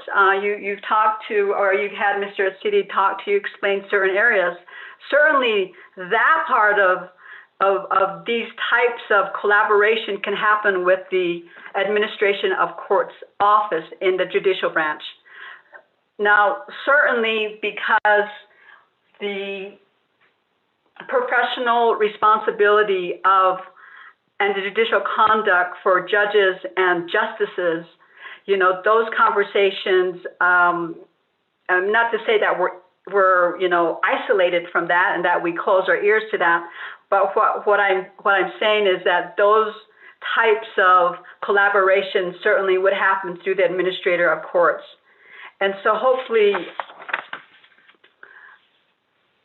Delegate Begay, I hope that I have answered and answered your questions that you had. So, thank you very much for that. Delegate Charlene So, thank you very much for your kind words to the judicial branch. It is a huge undertaking that the judicial branch has had, and we've had an undertaking like everyone else. I mean, like no other. We are hoping. I hear conversations within the judicial branch about, well, we need to, we need to do this case, and they worry about cases also about that, they may not be moving because of safety reasons for the public and also for the branch staff. In regards to, Delegate, so yeah, thank you for your comments in regards to how many open cases from the year before. We can get that information to you. It's pretty much a comparison because we do have last year's statistics, the caseload and statistics again, and we can get that information for yourself and for all of the delegates here and for the executive branch that we can get that for you. At the moment, I can't look at that, but it just seems, it appears that it's really, as I explained earlier, that it may seem like that we're not moving and the numbers still stay the same. And it may be that if we look at the details more, that there are cases that are getting, they're getting heard. So thank you for that. In regards to the decisions, the judgments that are made in regards to types of credit or leniency that is provided in the courts, again, those are decisions that are left up to the district courts based on the facts that were presented before them. And so as the judicial branch, we have this obligation to all of the judges and then also to the justices to provide training. And so we do that. I'd mentioned earlier, not today, but in my other reports, that we have that duty as the judicial branch to provide the skills and the necessary training for our jurists, for our judges. And so we do that on a consistent basis. And again, we have, 10 judges and 3 justices. And each has their own unique caseload, their own unique capacities and so forth. And in regards to Delegate, so how is staff, I think if I got that correct, the question was, how is staff working on caseloads? I explained that a little bit earlier also. And then the other items is that because we're not having clients or individuals coming into the buildings, that employees are telecommuting, they're doing the best they can. But there are also reports that this is an opportunity to look at cases that have been sitting there. And so in regards to the grants, certainly we will get a report to you unless I refer that to Mr. Atsidi, and he may know something at this moment in regards to, there are some cases for example, we were able to get more funding for an additional judicial hearing officer. Right now, we've only had 2 judicial hearing officer, and now we were able to get more federal funding to get 1 more judicial hearing officer. So we will, instead of having 2, we're going to have 3. So we can get that report to you. The other one is a training officer, so that we can have an individual that is specific to obtaining training opportunities, not just for the judges, but for all employees. Because one of the goals that we have with the judicial branch is that, and actually one of those is it asks for more funding. But one of the visions that we have, and the one that I also have with staff is merit increases, step increases. And so that does is that it provides the stability for our employees. It provides the groundwork for their hard work, so that, you know, if you work hard, you have that opportunity to get, you know, you get merit increases, for example. And so, but putting that together means that we need to have more funding. And so that is one of our other visions that we have in the judicial branch, is that we provide that step increase for merit, for hard work, and so that we can stabilize our workforce, so that they stay with us, because they have learned and they can contribute to us, and that they can contribute to others that are going to come after us. So that might have been a long answer, Delegate. So, but thank you very much. And so, unless Mr. City has other ones besides the judicial hearing officer and then also the training professional that will be coming in, Mr. City, do you have something else now? If not, we can get that in writing also, if you can think of something else, Mr. City. Thank you. Thank you, Chief Justice Jane. Last year, we did receive a few more new grants, other than the one that you mentioned. The one that Chief Justice mentioned is actually a continuation of some funding that we received from BIA. We just were able to increase the grant for this year by adding that one additional judicial hearing officer and a little bit more for operating. That grant total is $525,843, and we have that in hand. Last year, we also received a new grant from the United States Department of Justice. The precursor to that grant was a planning grant, and the purpose was to develop better mechanisms and methods for the re-entry part of the judicial process, dealing with our people to help them resume their place in society. We now have $500,000 to work on the implementation of this, so we're moving forward in that area with additional help from the United States Department of Justice. Another small grant we got from DOJ for another one of our program areas is a little under $160,000. So last year, just using those three examples, that's almost $1.2 million in new grants. And we do have a number of grants that are still active, and we're still working on those. Many of those are curtailed because of the pandemic, but those budgets are still active. And so we have over close to $5 million in total federal funds that's non-BIA, that comes from the Department of Justice. And on the BIA side, included in that additional amount that I just mentioned, we also created a new position specifically for the pandemic, which is a health and safety advisor. And so we have that now as a permanent position,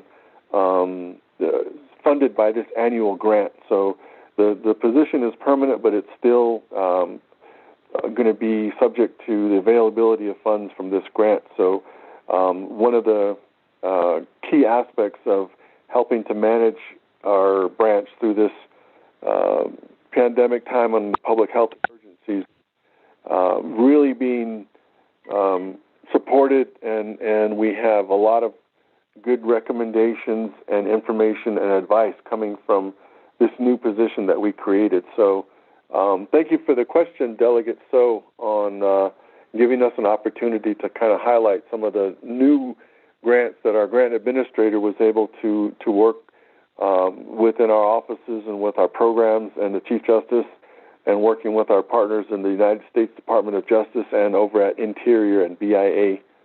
And the last thing I just wanted to say on the backlog of cases. We did have discussions almost 2 years ago, and I was going through the statistics going all the way back to 2008. At that point in time, we had almost 80,000 cases within the branch. And by the time we get to 2018, which is a 10-year period, we had a 30,000 number reduction in the total caseload for the branch. And since 2018, we started to see since 2017, we started to see a slight increase in cases. And 2019 will probably be showing that we do have a slight uptick again. But we're on a trend to manage and reduce caseload, and we were working towards that. But then, of course, the pandemic came in, and as most of you may be aware, our Chief Justice has issued administrative orders, and we have highlighted essential services and essential cases as our priority. And so those essential cases really do increase the aspect of backlog. And so the number of filings, as Chief Justice mentioned, and the need to hear emergency cases and essential cases really is a balancing act between dealing with those essential and emergency cases and managing to keep our staff safe and the public safe, and to effectively hear these cases and move things forward, relying on the internet infrastructure that is in place in the Navajo Nation that our courts rely on. And we've given our courts a lot more new computer and IT tools, but we still need improved bandwidth. We still need improved internet infrastructure, which is beyond the branch's control. So, the more federal resources we get, we're looking to turn that around and deal with the backlog and continue to manage caseload so that we continue to bring those cases down to a level that will be manageable and that will show progress and the timely provision of court decisions and court actions for our people. Chief Justice? Thank you, Mr. Titty. Thank you very much for the greater detail. Yeah, Mr. Speaker. Oh, thank you very much with that information again, and thank you for the follow-up, Madam Chief Justice. Let me go. I have two more individuals on the board, and then two more of my colleagues on the board, and then we'll come back to you again, Madam Chief Justice. Honorable Otto So, floor is yours. Thank you. So, can you guys hear me? Okay.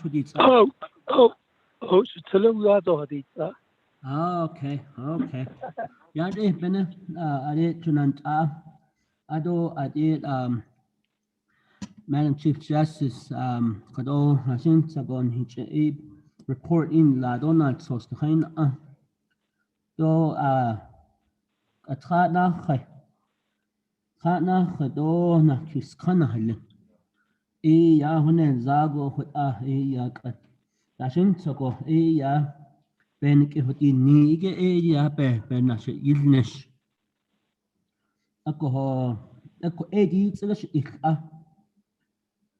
we went one year over your probationary period, and my concerns are cases that have decisions made after your probationary period appointments. I don't want the Navajo Nation to be any decisions to be contested. And obviously, and with that, you have a staff that's in place. And I was just looking at your Now, administrator of courts, no chon. Oh, you you have staff that could start that process of your permanency appointment. Ako I see ahadit ego da adi nas benatich nanda nishigi. Inna niki she onash ego koshma abast. You have the 371 powers. That 371 powers the eight the bahas tige benachi goko. Hadit ego that Lord it the nich the hadit ego. With our attorneys that are part of the bar association, it may raise a question. A bear goko ya hadit ego that nohunin goko. Which nahot it would don't like a si basis Number two, I have not seen any evaluation of the judges since you came on board. Judge Thompson, Judge Black, Judge Gilmore, Judge Botero, Judge Begay, Judge Lafley, Judge Woody, Judge Stover, Judge Livingston, Judge Bedoni, Associate Justice Shirley, and Associate Justice Sinajan.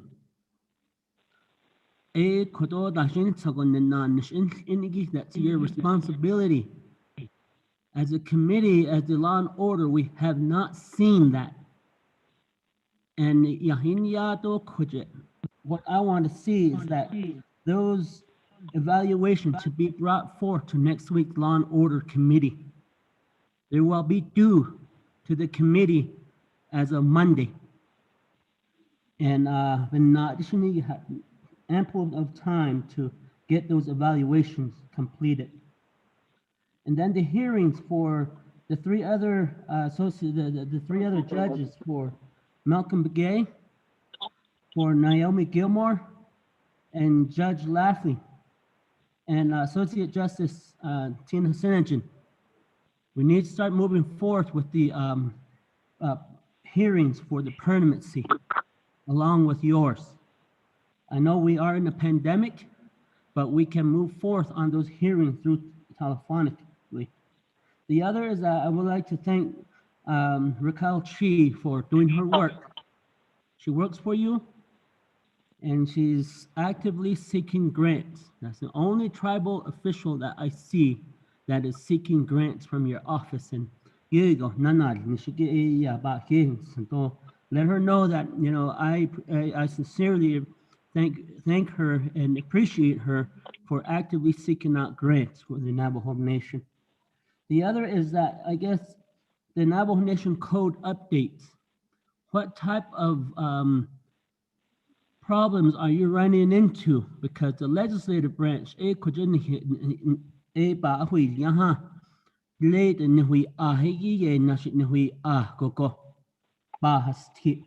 the code is not updated, what type of hindrance does it place on you?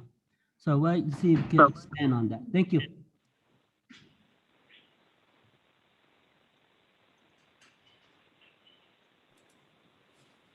Reserve my time. I have 5 minutes. Thank you, Honorable. So right on the dot, 5 minutes. Thank you very much for your comments. Let me go ahead and move on down. Honorable Yellow Hair. Good morning. Out of the 24 Navajo Nation Council, out of 24 council, then he got Jenny. Ariat Pendo Yat Eto to the General Halia, the Benigibi. Ariat Eto is enough on geek or that or and who is either Chief Justice Station of on geek this morning as winter session. It's been a good morning, and Chief Justice of the Navajo Nation. As I listen to you, your response is kind of a little bit weak. Well, I say, you're not making to the point. I would like to remind you, when I'm leaving judicial branch, there was a case development was developed. I don't know if that's been done. And based on that one, it could be easy for you to respond your caseloads because this case management was applied to each judge. How many cases they hear, criminal, civil, family courts, without a case used on Maha Epinia. I did all that all she's you talk about many cases. We don't know how many judges hear those cases. When I was leaving judicial, they based on other caseloads.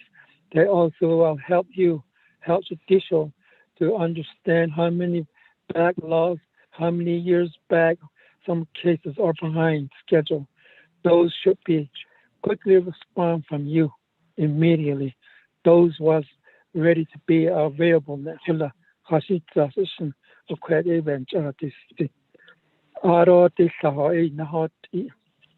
To hear case and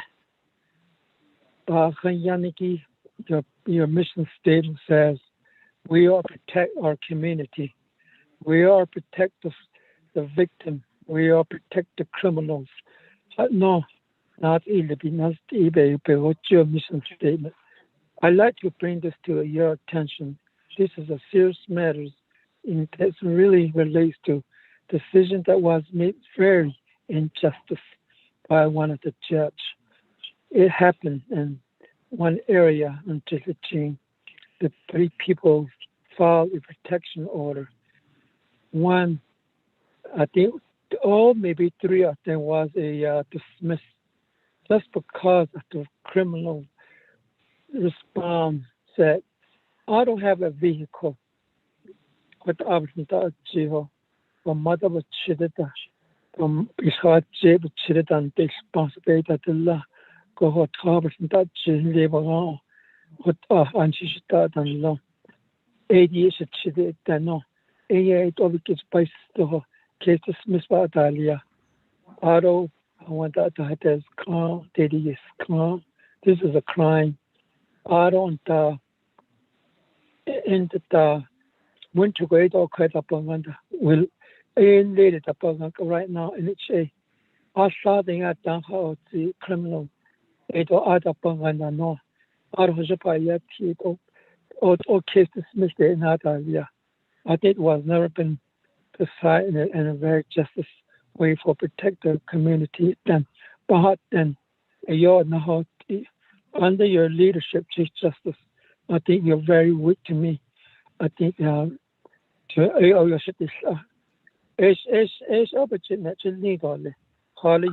point of privilege, Speaker. This is Delegate Cardi. Honorable Yellow Hair. Hold on real quick. Point of privilege, Madam Chair Amber Crotty. Yes, thank you, Speaker, and my colleagues. My hope is that I heard the delegate wrong, but I think if there was a strong opinion about a character of someone, I would ask for decorum, Speaker. Thank you. Thank you very much, and that is correct. Honorable Yellow Hair, please make sure we're talking about the issue and the subject. Please don't have any kind of personal attack on the individual themselves. Thank you, Honorable Madam Chair Amber Crotty. Thank you. I'll go back to you, Honorable Yellow Hair. Thank you very much. What Dean Ado the code question I've been yet driving national haircut and we will to the 1868 and did that or she no. Usually on the PIA court for the Anshin handed assets after 1959, I don't stand. It's our court and Nation court decide to hear cases even necessary in this area. I got cheated in a thing. I don't that I could be none any less money opinion judicial complex building. So it's coming up as for a one to be bring before the Navajo Nation Council. Aje Ashago at the it's early on there and could also Dr. Yellman, the staff modify ile so based of last month we met on that one so we can have a little less money that was original that was requested to be revised. That place of opinion is shovel ready to go. So that will come before my colleagues. Once about the Jonathan Kudo Auto here for giving me the floor and Time. right now I'll wait my time. Yeah. Time. Thank you, Honorable Yellow Hair. That, Madam Chief Justice, let me go back to you. Thank you, Mr. Chair. Thank you very much. Thank you, Delegate Atoso. Thank you for your comments and your questions in regards to evaluations of judges and justices. What I'd like to say is that, or at least bring out, is that there is a judges, personnel, policies, and procedures, and then there's also personnel, policies, and procedures for employees that are not jurists, that are not judges and justices. So for information in regards to evaluations on judges and justices, there is procedure, there is policies and procedures that have been developed. And these were developed by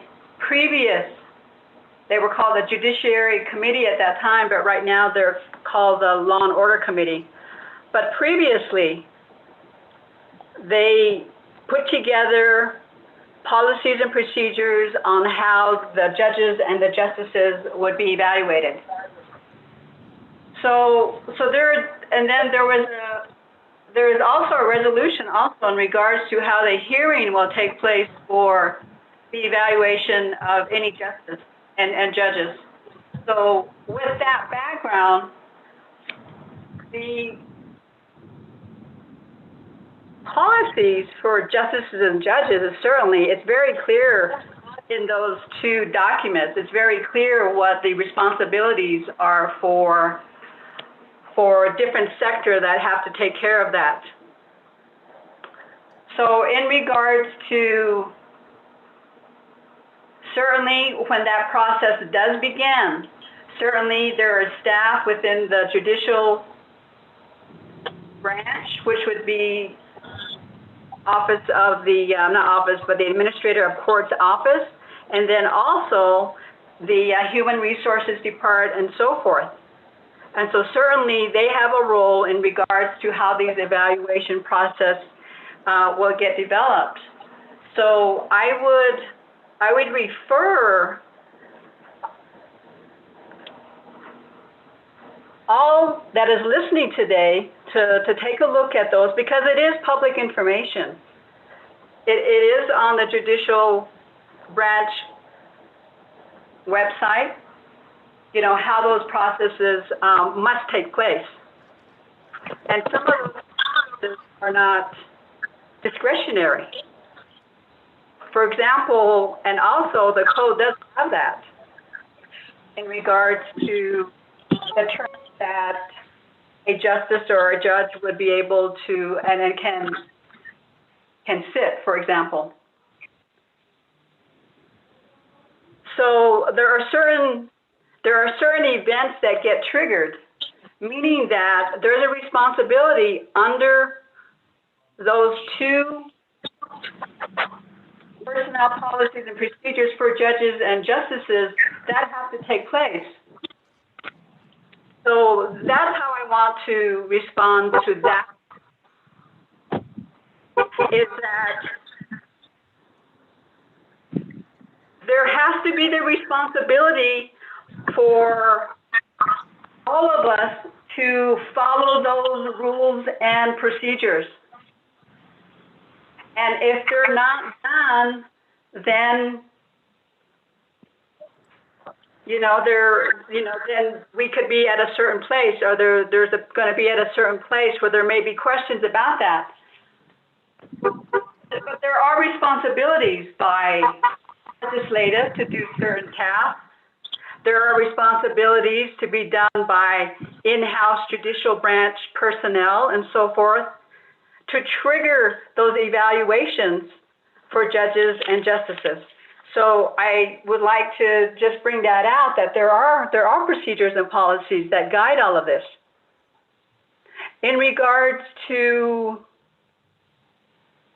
evaluations,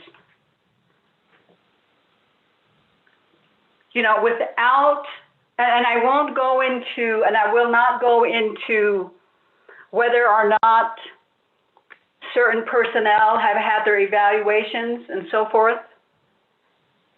You know, this is information that is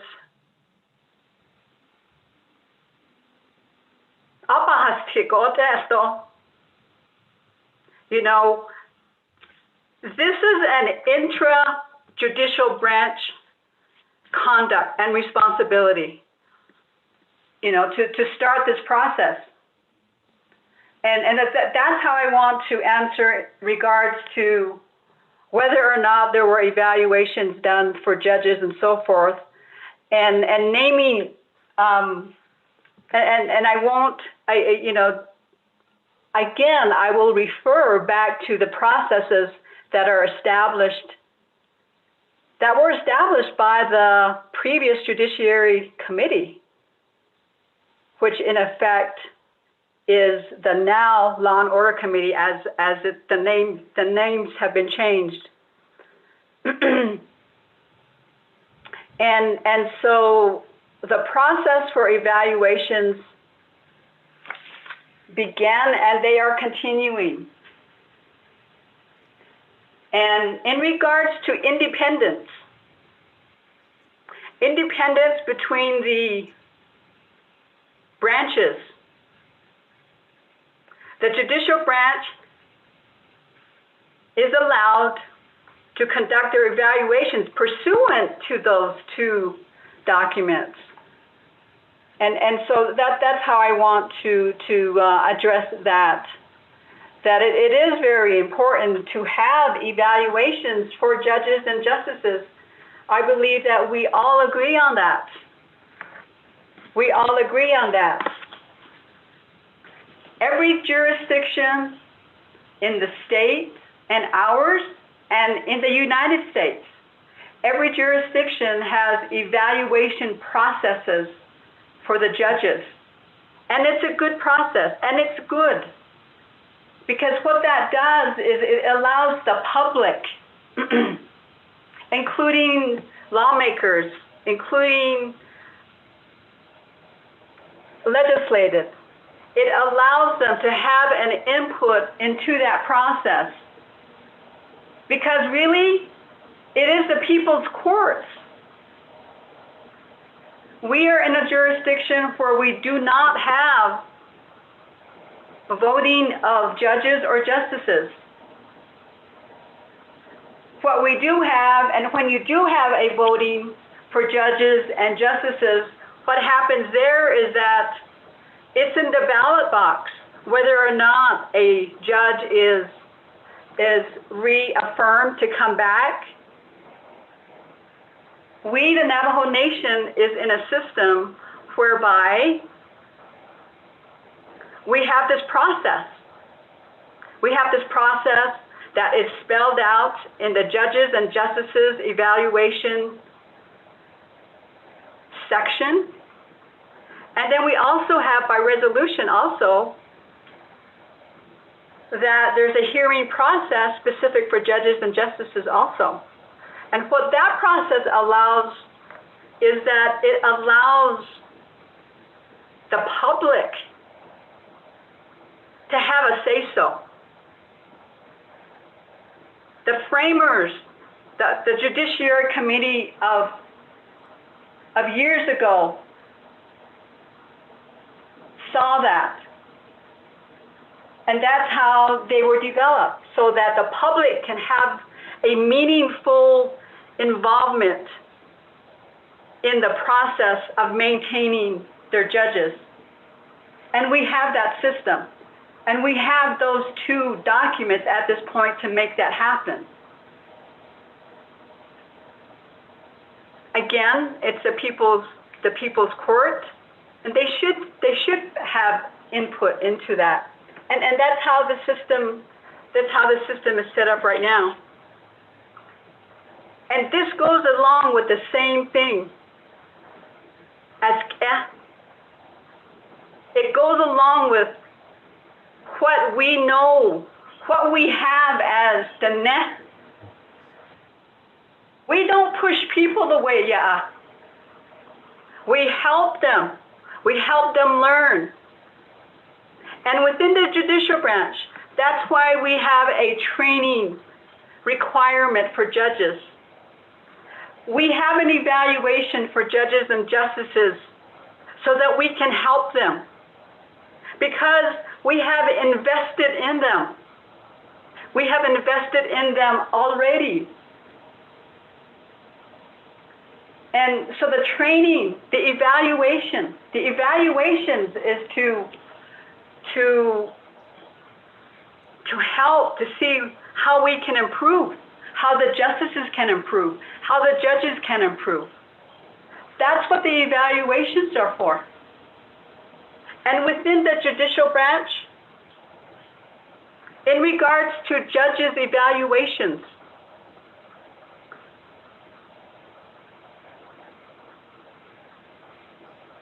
when I have the responsibility to do that, but my responsibility also is to say, how can this person improve? What resources can we provide this person? From that standpoint, then, we are fulfilling our responsibility, and we're fulfilling everything that we are as the net. We talk about we don't throw our people out. Are we? You know, some of those teachings that I got.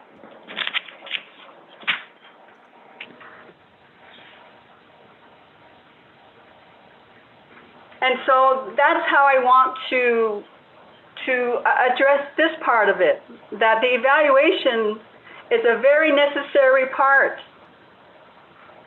And certainly we have the mechanism, we have the tools that were put in place to follow. So that's how I would like to address that part of it. The other part of that, Delegate So, is in regards to the code update.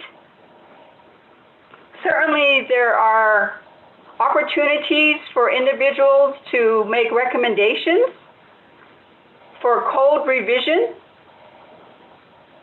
because certainly code revision is incumbent on the legislative, our lawmakers, because we,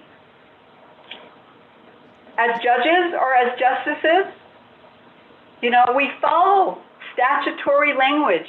We follow what is developed by legislation. We follow and are following previous legislations that are in the code right now, or that are part of case law.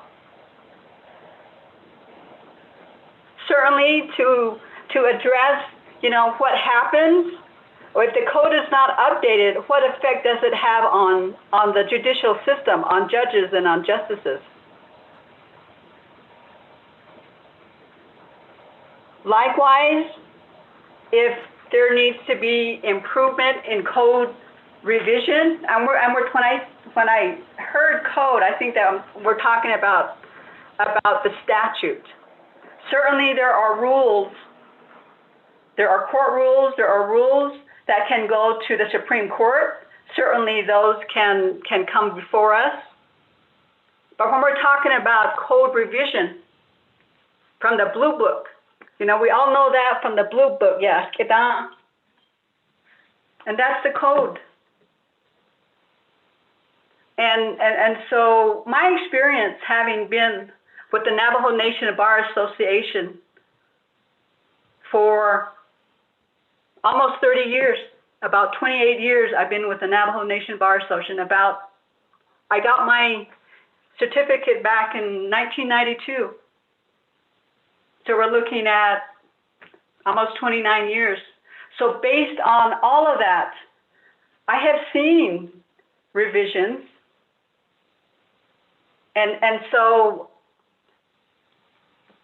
when those revisions are done, certainly it's because there was someone that said, okay, we need to improve this, or this has to happen. Certainly that's open to the nation to request that. Thank you very much, Delegate So, for your comments and for your questions.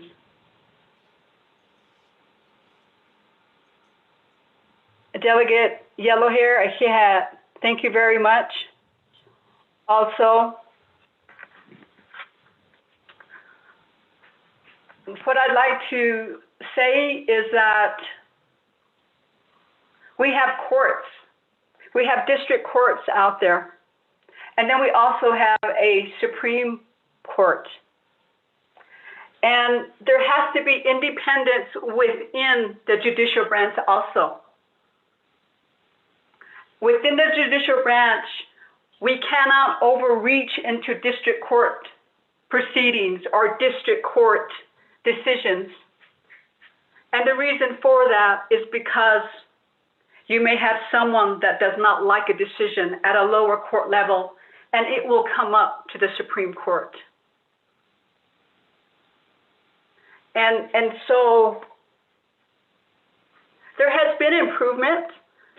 There has been changes throughout the judicial branch from my evaluation since I've been here.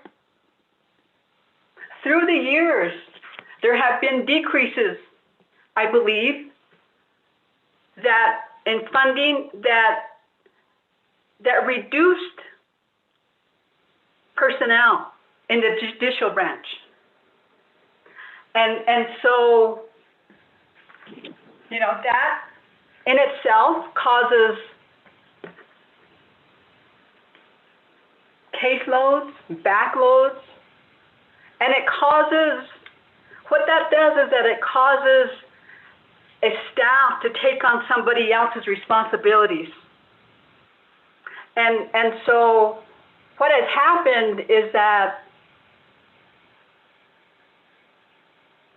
since 2018, the judicial branch has been able to start moving upwards. We've been trying to get more funding, and we have.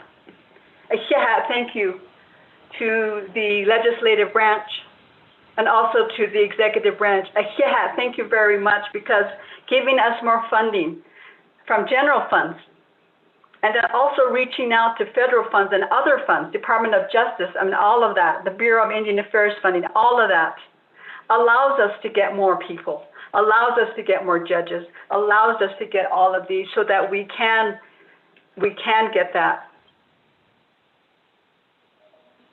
And so I wanted to bring that out, is that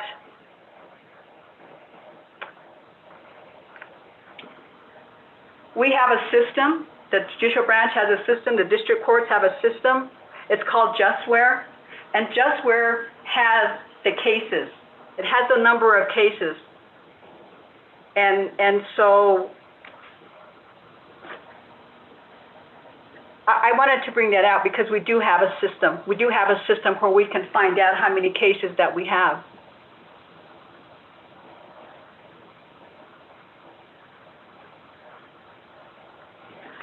So thank you very much for that, for those questions, for those comments.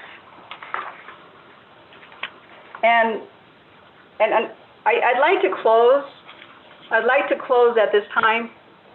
I believe that I've answered all of the questions that were given. Hey, thank you. Is that, yes, thank you. Mr. Speaker, I just had one other item to close with. Sorry, go ahead. Yeah, what to close with was basically information to our listeners out there. our council meetings, our sessions that we have, it's for the people. And thank you everyone out there that's listening and that may listen in the future, because these are recorded. And people that may not have heard it right now will hear it tonight, tomorrow. And part of the judicial branch responsibility has been to educate. That's part of what we do, so that people will know about what the courts do. So we're educating people at the same time, and it's a very, very, very a great part of what we do. Our work is very exciting. You know, we enjoy our work. We're passionate about it, and so I wanted to bring that out for individuals that maybe have joined us for the very first time about, well, what does the courts do? What do the courts do? What does the Supreme Court do? We may have a lot of young listeners right now. You know, individuals telecommuting or students at home right now working with their, you know, homework or whatever, telecommuting, educationally. So based on that, I wanted to just take 1 minute and tell, what does the Supreme Court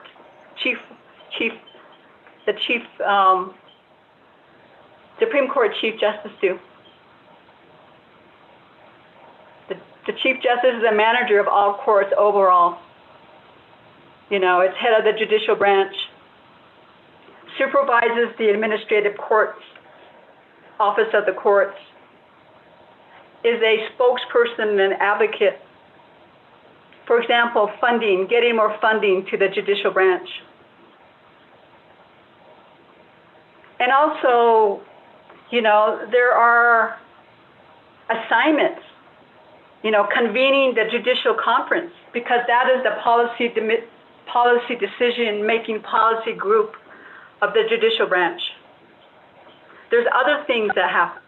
Promoting and understanding between judicial institutions, such as reaching out and learning more with the Arizona Supreme Court or the New Mexico Supreme Court, and making those collaboration to see how we can build better relationships and learn from each other.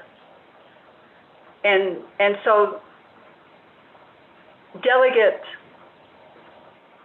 Key Alamigay talked about having courts here, state courts maybe, and so those are opportunities for discussion. Those are opportunities that we can say, let's sit down and what can we do? Certainly, let's do that. And so that's part of the promoting the understanding between judicial institutions. And then also there are just extrajudicial responsibilities that a Chief Justice does. For example, being on the Retirement Plan Administration Committee within the Navajo Nation that helps determine the retirement funding mechanisms and allocations for the retirement funding for not evaluations, but for retirement of employees, for example. And then also making recommendations, for example, to the Navajo Nation Water Rights Commission that we did in this last quarter. So with that, Mr. Speaker, I believe that I have addressed all of at least the last two delegates. Thank you, Mr. Speaker. Thank you very much, Madam Chief Justice, and thank you very much for the comments. With that, colleagues, I have a few of my new colleagues in the queue lined up. So let me go over to Chairman Rick Nez. Chairman Nez, the floor is yours at this time. If you have any questions for Madam Chief Justice or comments. Thank you very much, Speaker Damon. Aro response Anna. Aro I'm not horizon of Sagi. Shananaro Shikation Notla. Aro Chief Justice Shada. And his now son like agus a ba chéan san se. Lago be land kidonat a hanain zigi. Nechas aje hashkeje dide. They has ani had a bit a hegido, the nekide tito, hit aushiti, and the hui ahidan. I don't that the gatit ahi. Ado prosecutor has aje. Yego be inni ko be nahun sinishi benina. A large hashkeje has aje da santa.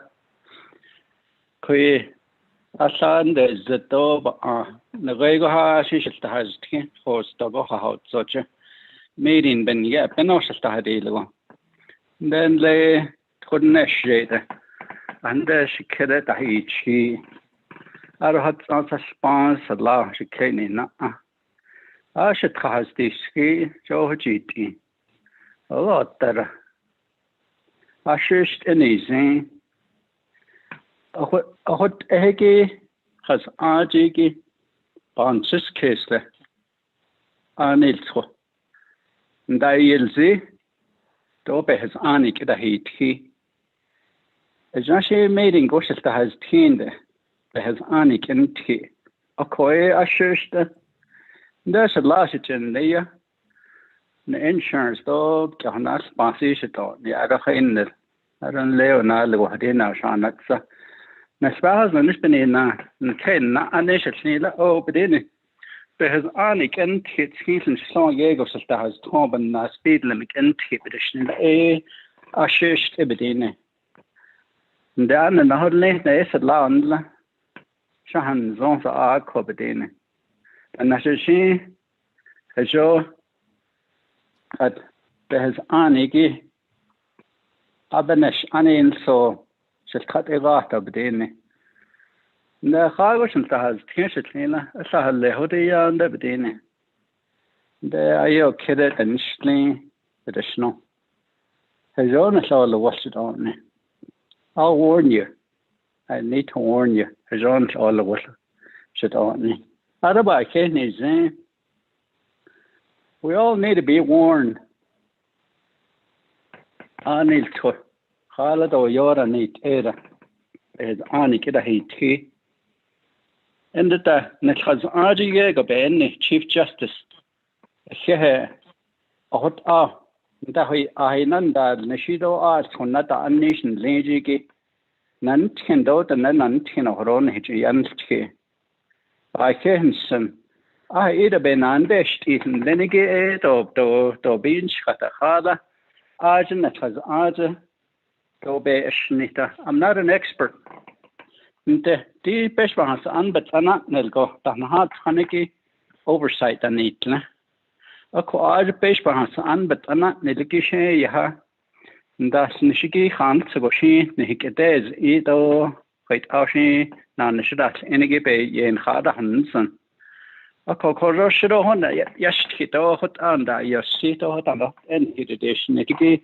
Do shabiga ta khala ash shitkhaz aaj pesh mahas an betana nilziki finan shish enige be ta khunstando pesh mahas an betana hash thaniki yo yat eho khinde nes respect or gehegi be ta khini to yat eho tanne nat aben dani thinto akon ne koroben khitna hasan lege ai o na khemsen تو یاد هوشیتی کون جاشنی هیت خانات نیهنده میخنک انده ابدانیل آنیل سگوین کنانش دیل آنیل تو ارو که Chief Justice قد آن نانش ساتو هنده دستش نتیبه به آج آرهند اینجا دو هزوان ایران دیش نیلگی دو شبه همه ساده خاله داهنست نگی بنینا Ako here what the the Great Navajo Nation.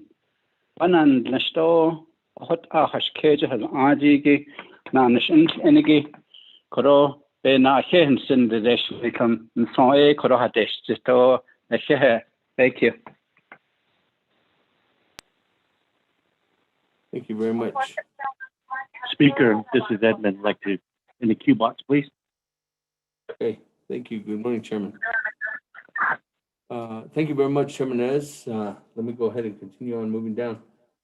Chairman Dan, this is colleagues who I have in the queue as of right now.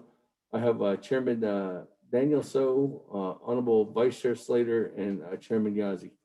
I'll go to Chairman Daniel So, and then I'll go back to Madam Chief Justice, and then we can go from there. Chairman, good morning. I'll give you the floor at this time. Chairman Daniel So? Yeah, it's a chiller. Oh. Speaker Damon. So, Quaggy. Senate I, 24th Navajo Nation Council. Do Kodo, Shikado, Sidana, Shikazina. Quaggy. Taino Snagi. Quaggy on the Zoom and the World Wide Web. Yati. He Dolly. Do Quaggy, Madam Chief Justice. Joanne Jane. So, yeah. For acknowledging Junalia Santiago Ortiz. Oh, Ado Bad, not Nailzind, Bad Balchinia, oh Balchinda so Kebanada. There's still pillars in the community. A Quaggy by Kita Nixon. That Ehoea. They still are. The Quaggy Ea Sato Benitis Kidoli. Legislation 0006-21. A Quaggy Speaker Damon. Sponsor Ela to replenish the line item veto items of which the comprehensive budget CN 88-20 when the president can restore the link that they need. President Hatim. Oh, Eya Yahatzi, Dojo Ebazana, Eya Hatzi. Satosh Eya Shab Base of being in the Dotso, Shadin made. Oh, you should not have them. The Chief Justice Joanne Jane, Mr. Stephen at City. Within the judicial branch, there was monies that were also line item vetoed. In this legislation that I named, 0006-21, would there be a request from the judicial branch to restore the line item vetoed budgets? A Quaggy, oh, I don't know. Not big kidoli. To Chief Legislative Counsel, Ms. Barbara. There was almost some judicial personnel matters that were highlighted by one of our colleagues and named specifically certain judges that to have evaluations done or to be converted from temporary to permanent. Chief Legislative Counsel, is that an appropriate question? And I'm wondering if it's, and I will wait for your answer regarding going forward, because it really troubles me that certain judges' names were put in the record as being temporary or as such. I reserve the rest of my time, Speaker.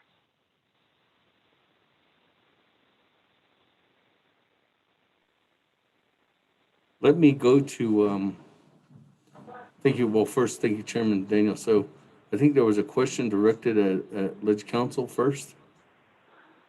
Let me go to the Office of Legislative Counsel, and then I'll go back to Madam Chief Justice. Thank you, Speaker. Thank you, Chairman So, for the question.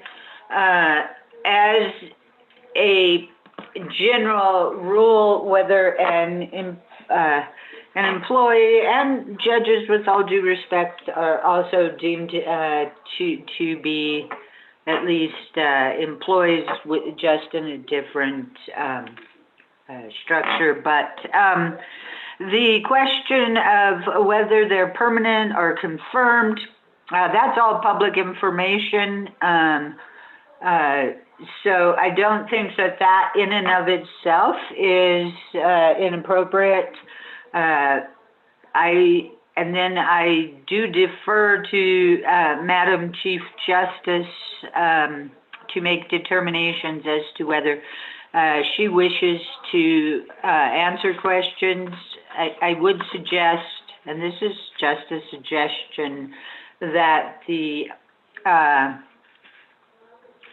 appropriate forum to discuss the pros and cons of particular justice is probably with their oversight committee. Thank you, Speaker and Chairman. So I hope that answered your question.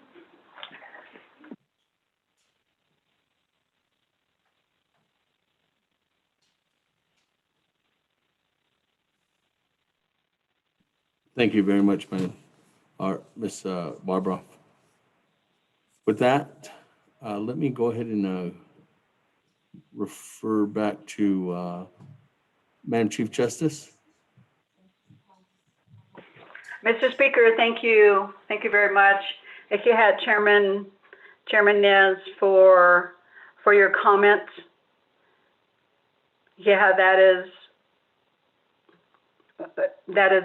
very much a part of who we are as Diné people, and the example that we set for ourselves and our families and our Diné, and the example that we set for our children. Yeah, thank you very much for that. Delegate Daniel So, yeah, thank you very much for your comments in regards to our ancestry out in Torreon, the Ortiz. Yeah, thank you very much for that. And Otto, I will go to I thought that the question in regard to the judicial personnel matters was, I'm thinking that was answered by Ms. Barbroff. In regards to what I want to do at this point is refer, and with no disrespect to you or anyone else, in regards to the legislation 006-2021, I will have Stephen at City, the administrator of the courts, comment on that one.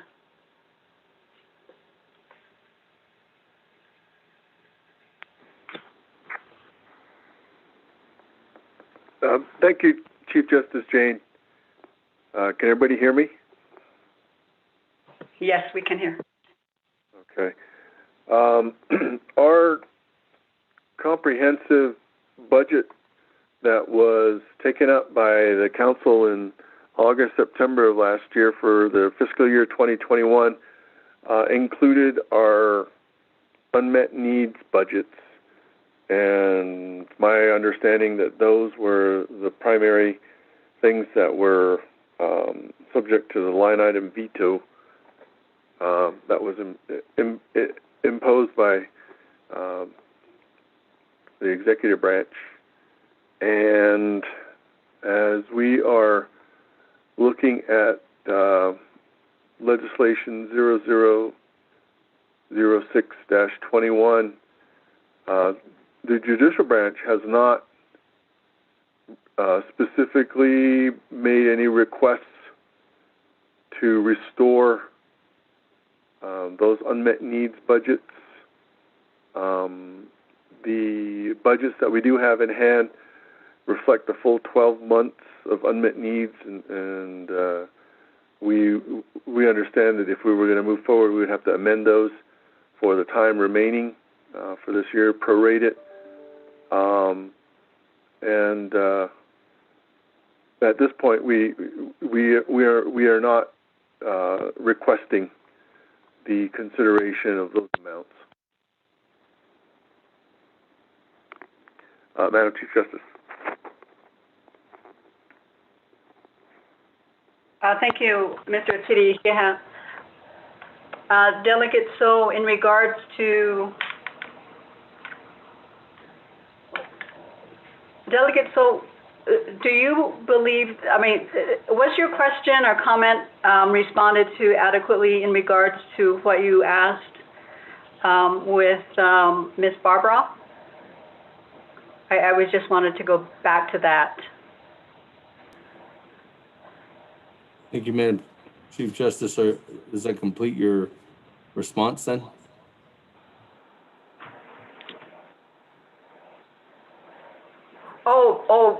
I just had asked, Mr. Speaker, I had asked if we had responded to Delegate So's question and comment. So my question to you, Madam Chief Justice, are you complete with your response so I can go back to the floor? That's the reason why. Okay.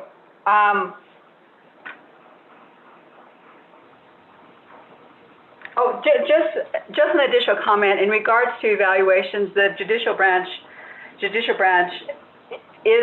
started the evaluation processes for judges in regards to evaluations pursuant to the two documents that the two legislations or the two processes that I described earlier. So I just wanted to add that. Thank you, Mr. Chair.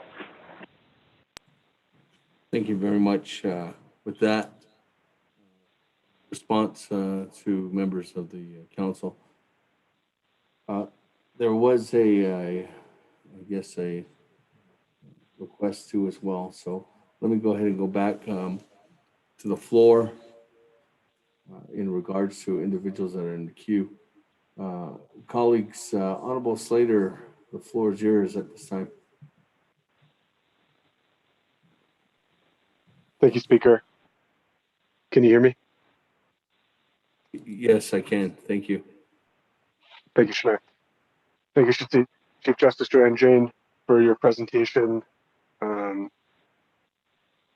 What I'm going to share, I think, is a departure from what some of my colleagues have expressed. And since I'm not a lawyer, and I think these are difficult issues to discuss, and I'm not a scholar of government, going to try and speak honestly and frankly and what I think is right for our nation. But your presentation before the council is really disquieting.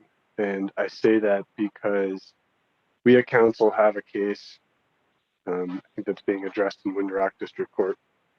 And that right there, as legislators, I think should raise a question where if anything that we bring up will affect the proceedings before that court, or if it rises to the Supreme Court at any time in the future, whether criticisms that we make, whether requests for information, whether things like that would affect the impartiality of the judiciary. I don't see these sorts of reports taking place and interrogations taking place at the state level or at the federal level. I don't see Chief Justice Roberts coming before Congress to have these sorts of conversations, or state Supreme Chief Justices doing the same thing at their legislators. And I think while it's well-intentioned, it is premised on norms. This body is inherently political, and it's almost a defiling of the impartiality of the judiciary for you to have to come here. I think you take it with pride and with dignity and with honor. But at a certain level, politics is always going to be played on the council floor and among politicians. So these levels of games and interpersonal squabbles or disagreements can overflow, I think, into the minds of either legislators or the Navajo public in general about what is the purpose of this and does it affect impartiality? Everyone's human, and we feel things when either our integrity is attacked or don't feel that we're getting the support that we need to fulfill the roles we need to do. So I just feel the need to say this because I think this is a serious issue. I wish I had more articulate thoughts to put together here, but based off of some of the interactions today, I felt that I had to say something. And I think I'm going to consider this over the next quarter or two and figure out legislatively what we can do and try and have a conversation about what oversight means and what value is really added from this presentation, because it seems a lot of the information that you provide comes from the chief administrator of the courts. And I don't know if that is because you don't want anything to affect your presentation in terms of your impartiality, or that you don't have the data readily available, or the chief administrator. Why exactly it needs to be the chief administrator who's providing that information if the point is to have the chief justice conveying the information, because that's who we've called here today. And it just gets confusing, particularly when we hear information saying that, from yourself, saying that the cases have remained the same, but you have to look further and there's some information that we're not seeing, but then you don't explain what that information is that would provide greater context to the cases. The number of cases staying the same, then the chief administrator saying that, well, over a 10-year period, we've had a 30,000 reduction from 10 years ago in the number of cases. So it seems like the information is kind of contradictory in this presentation. So I offer this with all due respect, and I appreciate your service to the nation, but this doesn't sit right with me. It's peculiar, and I think that as legislators, we need to know our limits and what we can do and say and who we can summon. And at a certain point, we don't need to have you put up with all of our indulgences to come and stand before the council. It's important to have a good collegial relationship, but your branch is so important for its independence and its impartiality. Time. Thank you, Chief Justice. Thank you, Honorable Slater. Move on down to Chairman Yazzie. Speaker, members of the council, good afternoon. And Madam Chief Justice, good to hear you on the report. Before I get to my comment, Speaker, I sent you a text earlier this morning on one of our constituents who haven't gotten paid from the election office. Could you please help? And then also, Dana, I emailed you and haven't gotten anything. So anyhow, I just wanted to say, Madam Chief Justice, you are doing a good job.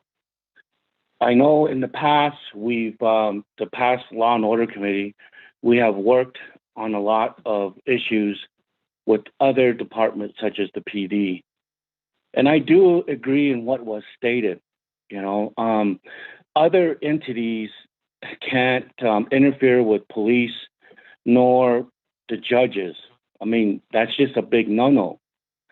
And I think that's what we need to do for the nation.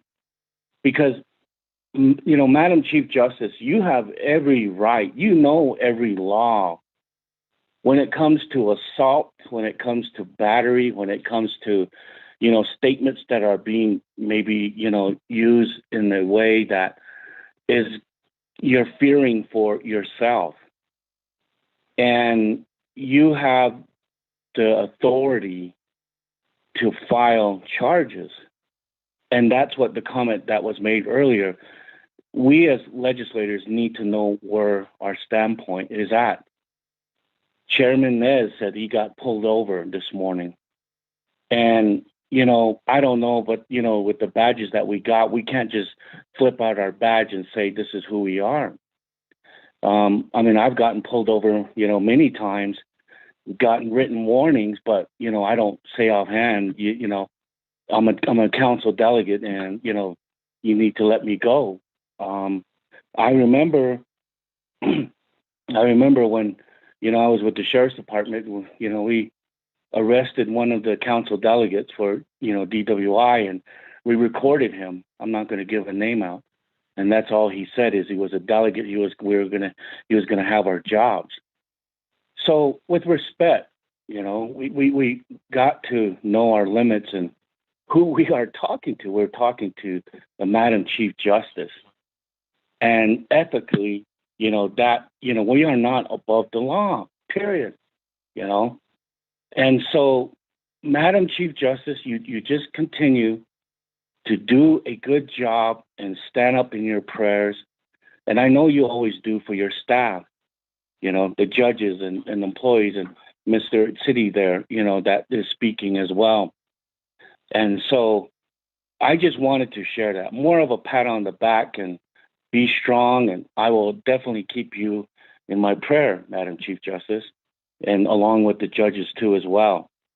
And so just wanted to share that and, you know, and be safe. I know you have a strong setback with all the, you know, with this COVID that's happening. But, you know, from what I've seen, you've done a good job and try to have cases being heard online. I'm in touch with the magistrate judge here in Gallup, and she's one of the Theroux is constituent, and I already know the ethical laws that that they go through the state is, you know, lawmakers can't get involved, you know, our police officers can't, you know, tell the judges pretty much what to do. And I think with all respect, we need to, you know, get back to that level here, you know. So I will continue, you know, just continue to move forward, Madam Chief Justice, and be strong. And that I already know you are.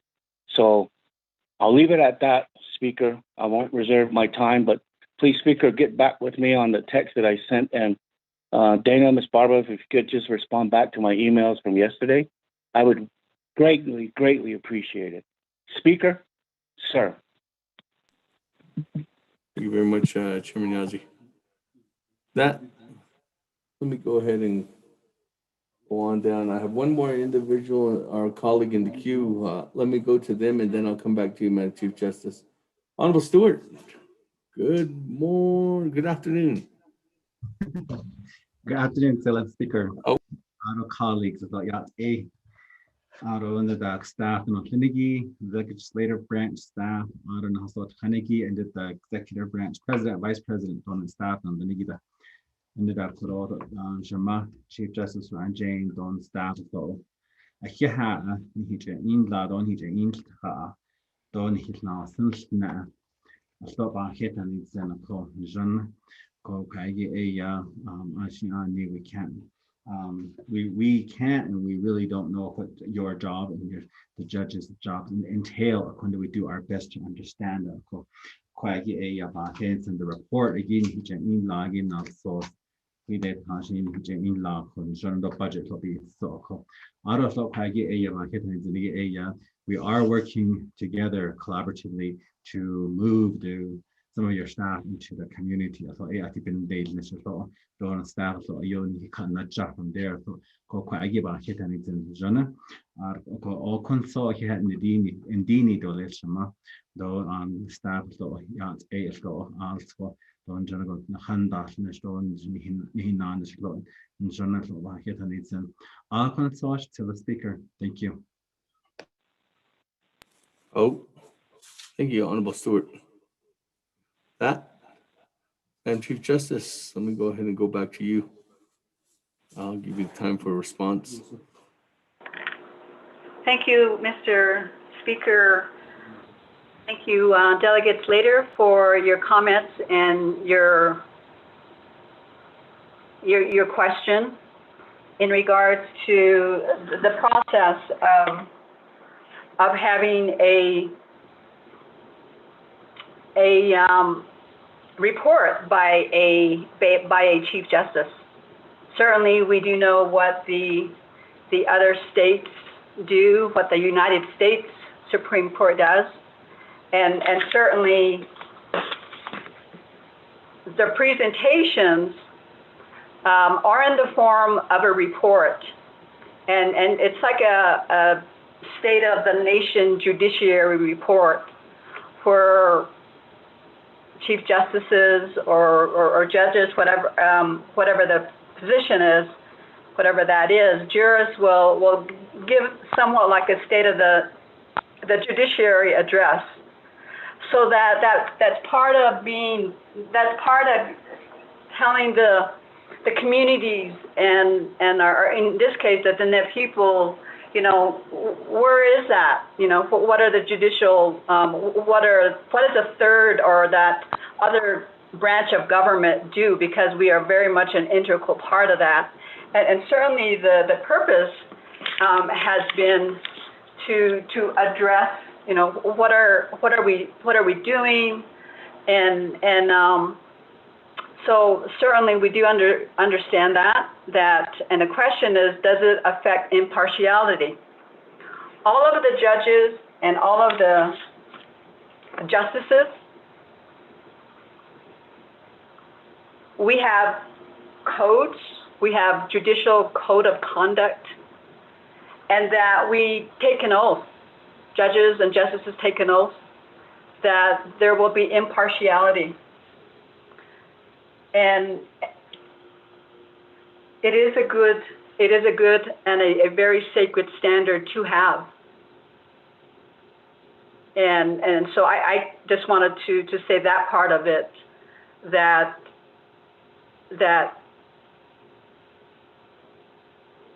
any statement by judges or whatever that may be, does not and should not affect decision making.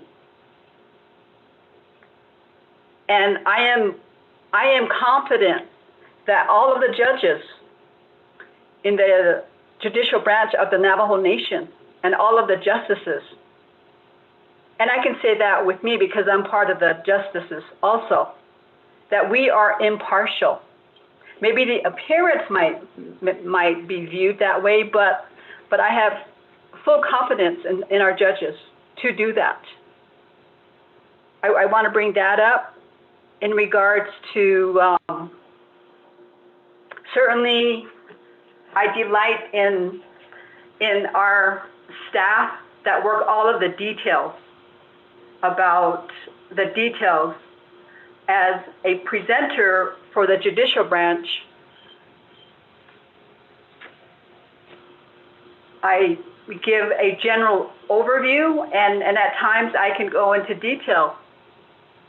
But again, I delight in the fact that our staff knows about the details, and that if I hadn't brought up a detail does not mean that, or if someone brings up a detail doesn't mean that they don't know that detail. So I wanted to bring it up, and so certainly, there is that, the presentation by any judicial branch, and it has been traditionally in other jurisdictions, certainly it has been that it's for, and lots of times it's held once a year. And in some other instances, sometimes even the president's or the governor's state of their state address, it happens once a year. So, and so Navajo Nation has their own processes, and this is the process that we have at this time. So, thank you for that, Delegate Slater. Always thank you for comments and appreciate that because we're always learning. Yeah. Delegate Yazi, thank you very much for your confidence in the judicial branch, your confidence in what we are doing. And and also I want to address Delegate Stewart. Thank you very much for encouragement. Thank you for the fact that we are working together. There are different leadership roles that we have, but when we come together as a nation, it is for it's for our Diné people. And so thank you very much, Mr. Speaker.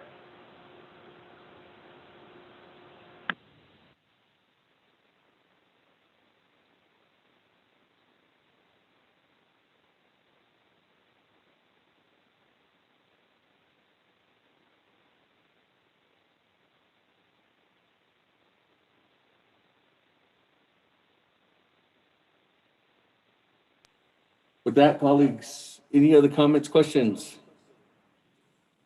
Not? We can go back to reserve time. Madam Chair, Amber Crotty? 50 seconds. Thank you, Speaker, colleagues. I just want to thank the Chief Justice and the Court Administrator for their report. We just continue to support the work of the judicial branch and look at how they've maximized their grants and see how we could do that at legislative and executive. Every year, or in the past reports, about $40 million have reverted back to the federal government. So we know Navajo Nation, in total, we can do better. Thank you, Speaker, and I'll yield the rest of my time.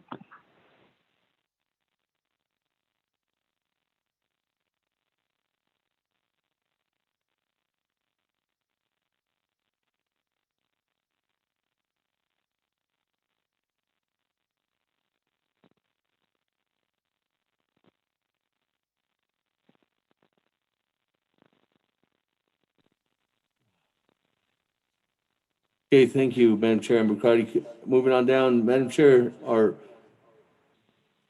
much time does Honorable Eugene So, 1 minute, 50 seconds. Who? Sorry, I mean, Honorable Charlene So, 1 minute, 50 seconds. You're supposed to put me in the queue, not that way.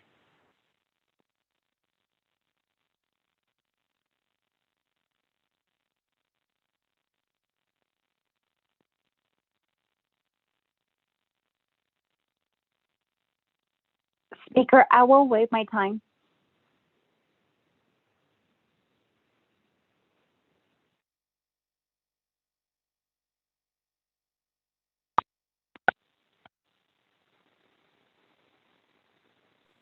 Thank you very much, Honorable Charlene. So sorry, colleagues, I was doing two things at one time there. Thank you, Charlene, So, for waiving your time with that. Honorable Eugene So, I did put you in the queue. I can come back around to you, but right now I'm going through reserve time. With that, Chairman Daniel So, 46 seconds. Thank you, Speaker. Madam Chief Justice Joanne Jane, keep up the good work. We appreciate and keep the court independent. Thank you. Thank you very much, Chairman Daniel So. That, Honorable Eugene So, floor is yours. Question of privilege, Speaker? Honorable Eugene So, hold on real quick. Madam Chair, Charles Newton, question of privilege. Yes, I guess I'm a little bit confused. Is the court independent? I don't remember that change happening. I believe that that the oversight is the Law and Order Committee, but I could be wrong. Maybe legislation was dropped.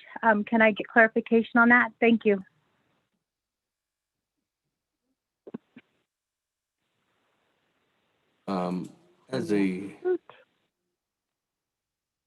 If you're asking me, Madam Chair, I'm not too sure if there was legislation dropped, but Navajo Nation Judicial Branch is one branch of the overall Navajo Nation government. And as of right now, the Law and Order Committee does have oversight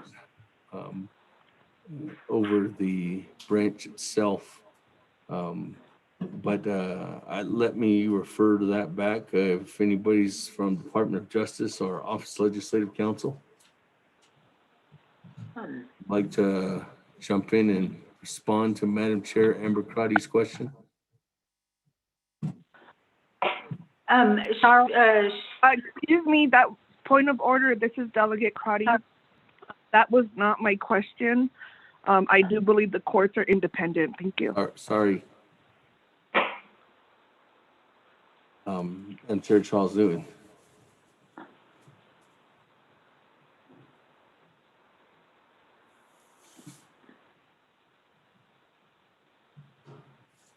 Anybody from Department of Justice or Legislative Branch? Speaker, this is Dana, Chief Legislative Counsel. I actually, as to Chairwoman Charles Newton's question, I think you answered it quite well, that the judicial branch is one of the three branches of the Navajo Nation government. The oversight of the branch is still with the Law and Order Committee. However, as Delegate Crotty indicated, the courts,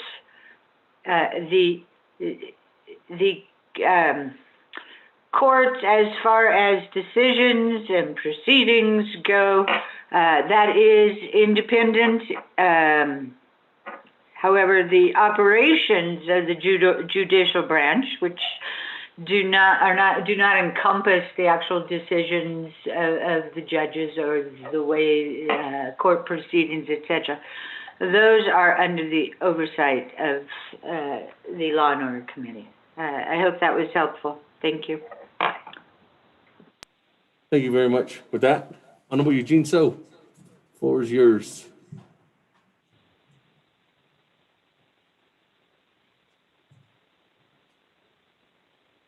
Yes, oh. Oh. Sure. You could have just been said that is the hardest stuff. Chief Justice, Shamado Shamayaja, Yat A. Yat Ahman Miss O. She could have been lead. I see. Zonoya court days, Ali or on Zonoko. I don't know if they're using it. I'll change phone that they pick off. Napanda with us. She already said now. I came before so many judges. I study, but I learned from it. Just like Mr. Naz was saying, it's a learning experience. And don't go back again and again. One day you have to wake up and learn. Justice Department. And I said, another way it works here with your emotion too. Makes you grow up. Court system. This is how we see our younger generation. They're just going after the laws. But the thing is, in order for us to just give money away all the time, and we don't really understand why we're giving the money away, just because our nation is grown and there's no more violation out there. People are breaking. And my problem is how we're going to stop that. That's always my thinking. gosh, it on those because these young kids keep breaking the laws. To me, it always goes back to the council delegates. This is all reading that they stop parenting. It's George Chinman, Timothy, gosh, you see that, hey, you're bizarre, and then you all, you shit, kid, you saw it at Washington, try to take over the Washington, the government. You don't get a house any, there's only the money. So one day our kids gonna become our enemy. So we're just putting money into the court system, to the police department, and social service, etc. Never thinking how we can stop it. If we can parent, I'm pretty sure we can stop it maybe 50%, or maybe at least 25%, etc. If we only can put our heads together and go that route, but nobody's going that route. But then, but that's where it is. That's where the problem is. It's you on that issue without knowing what they are. So the whole United States, I see it that way. The whole world is that is how kids are being taught. And in another world, they still little boys just to teach them to kill. So these armies are, that's all right. Now we got a lot of gangs out there. They're controlled by the Navajo Nation. We can't go outside at night. So we need to turn it around and start parenting our kids right. We have to put some money in there somewhere. Or else we have all this problem just multiplying every year without stopping.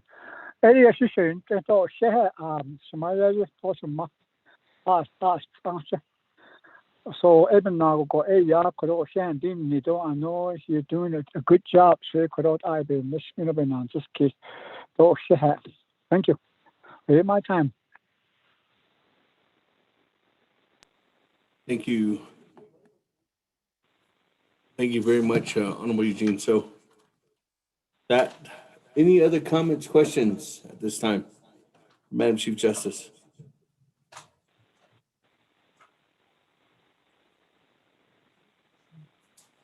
If there are none, let me go ahead and go back to you, Madam Chief Justice, if you want to close out your report. Thank you, Mr. Speaker. Delegate So, thank you for the insight that you are able to provide to us. Thank you very much. We have programs within the judicial branch, and I believe likewise throughout the nation that we have that are providing different types of innovative ways to assist those individuals that come within the court. For example, if for some reason someone had to go into parole and probation or into peacemaking for other cases, that is available to us, to our people, to assist with the challenges that you spoke of, Delegate So, working with our children, working with the parents of our children. And so the nation, our Navajo Nation, has recognized that the family unit is very sacred, and that it is the place that our fire burns. That is where the core of who we are comes from.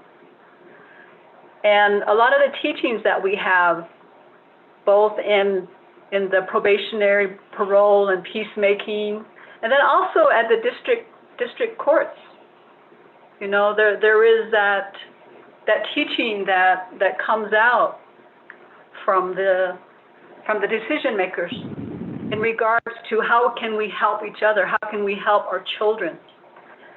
And so I wanted to end with that, with a thank you very much. And Mr. Speaker, members of the 24th Navajo Nation Council, Mr. President Nez, Vice President Leiser, and then also, thank you very much for being with us to help us move forward so that we can all have a better day for our children. I mean, that's who we do this for. And so thank you very much. Unless there are other comments, this will conclude the report by the judicial branch. Mr. Speaker, and thank you.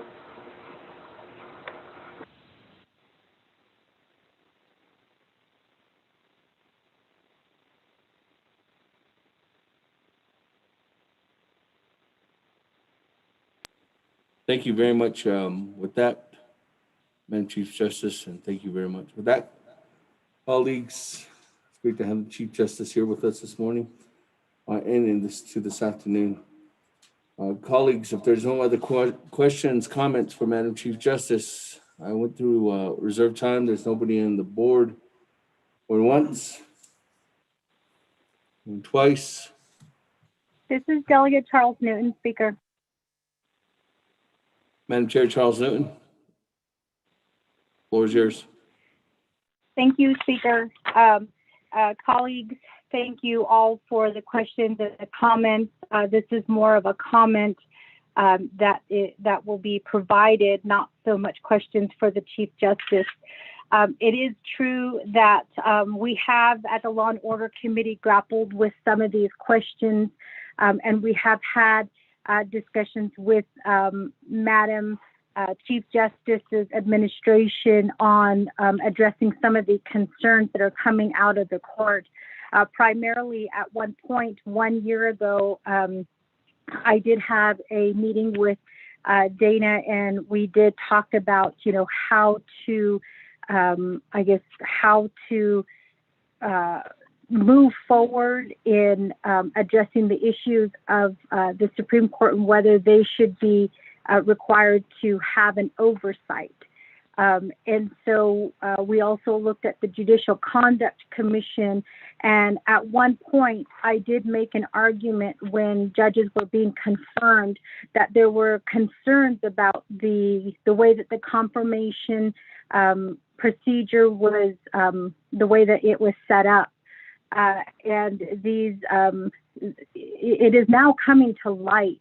And the question that I asked at that time was, how can the Judicial Conduct Commission select judges, but also be responsible for evaluating judges and also taking on concerns that are brought forward by practicing attorneys, by the public, when it comes to these judges being not only evaluated, but also when there are issues on cases. The Law and Order Committee does receive complaints, not only from the public, but from practicing attorneys. Many of them are turned over to the Judicial Conduct Commission as we are currently following the procedures that were put in place prior to the 24th Navajo Nation Council. And again, we have worked and we are trying to work with the judicial branch, but because of the pandemic, everything kind of, there was a pause in what we were doing. So I think that some of the questions that Honorable Carl Slater did ask are valid questions. And the committee does not get involved in any of the decisions that are made by the court, nor do we have any say-so in the decisions that are made by the court. We do not discuss any current cases. Even during confirmation of judges, we did make that very clear that no current cases that are before the court can be discussed. We do work closely with Troy Eade, and then also the judicial branch to make sure that the committee is in compliance when it comes to questioning some of the actions and then also the concerns that are brought to light by the people. And so I think that needs to be made clear that we are working on these issues.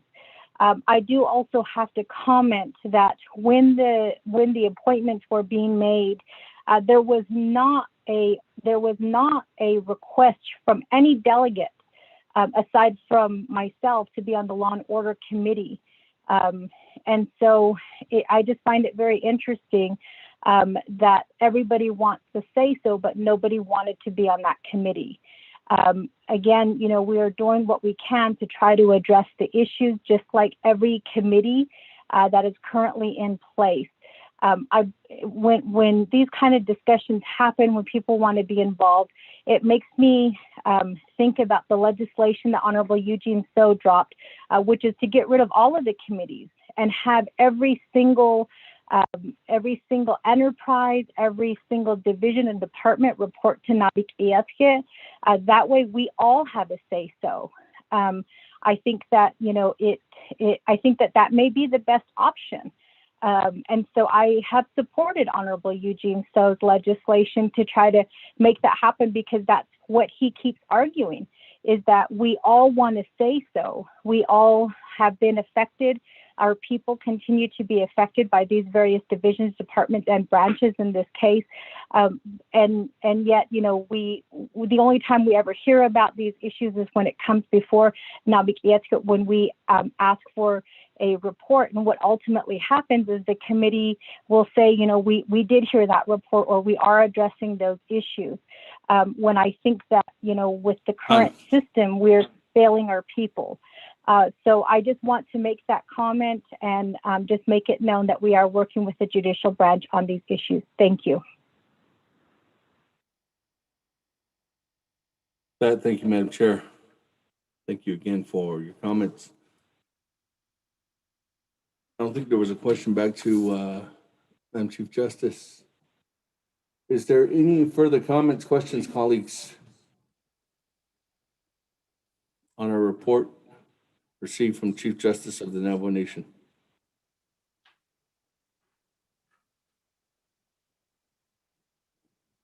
If there are none, let's go ahead and go to the vote.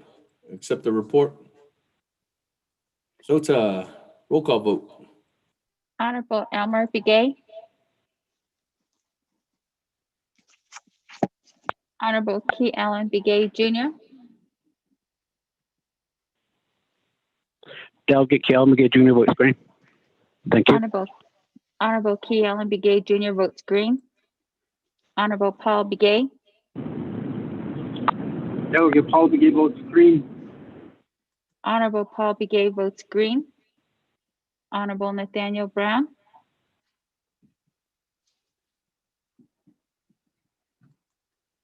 Honorable Eugenia Charles Newton. Charles Newton votes green. Honorable Eugenia Charles Newton votes green. Honorable Amber Canesba Crotty. votes green. Thank you. Honorable Amber Canesba Crotty votes green. Honorable Herman M. Daniels Jr. I vote green. Honorable Herman M. Daniels Jr. votes green. Honorable Mark Freeland. Green. Honorable Mark Freeland votes green. Honorable Pernell Halona.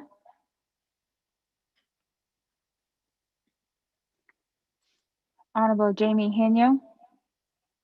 Henyo votes green. Honorable Jamie Henyo votes green. Honorable Vince James. Delegate James votes green. Honorable Vince James votes green. Honorable Rick Nez. Delegate Rick Nez votes green. Honorable Rick Nez votes green. Honorable Carl Slater.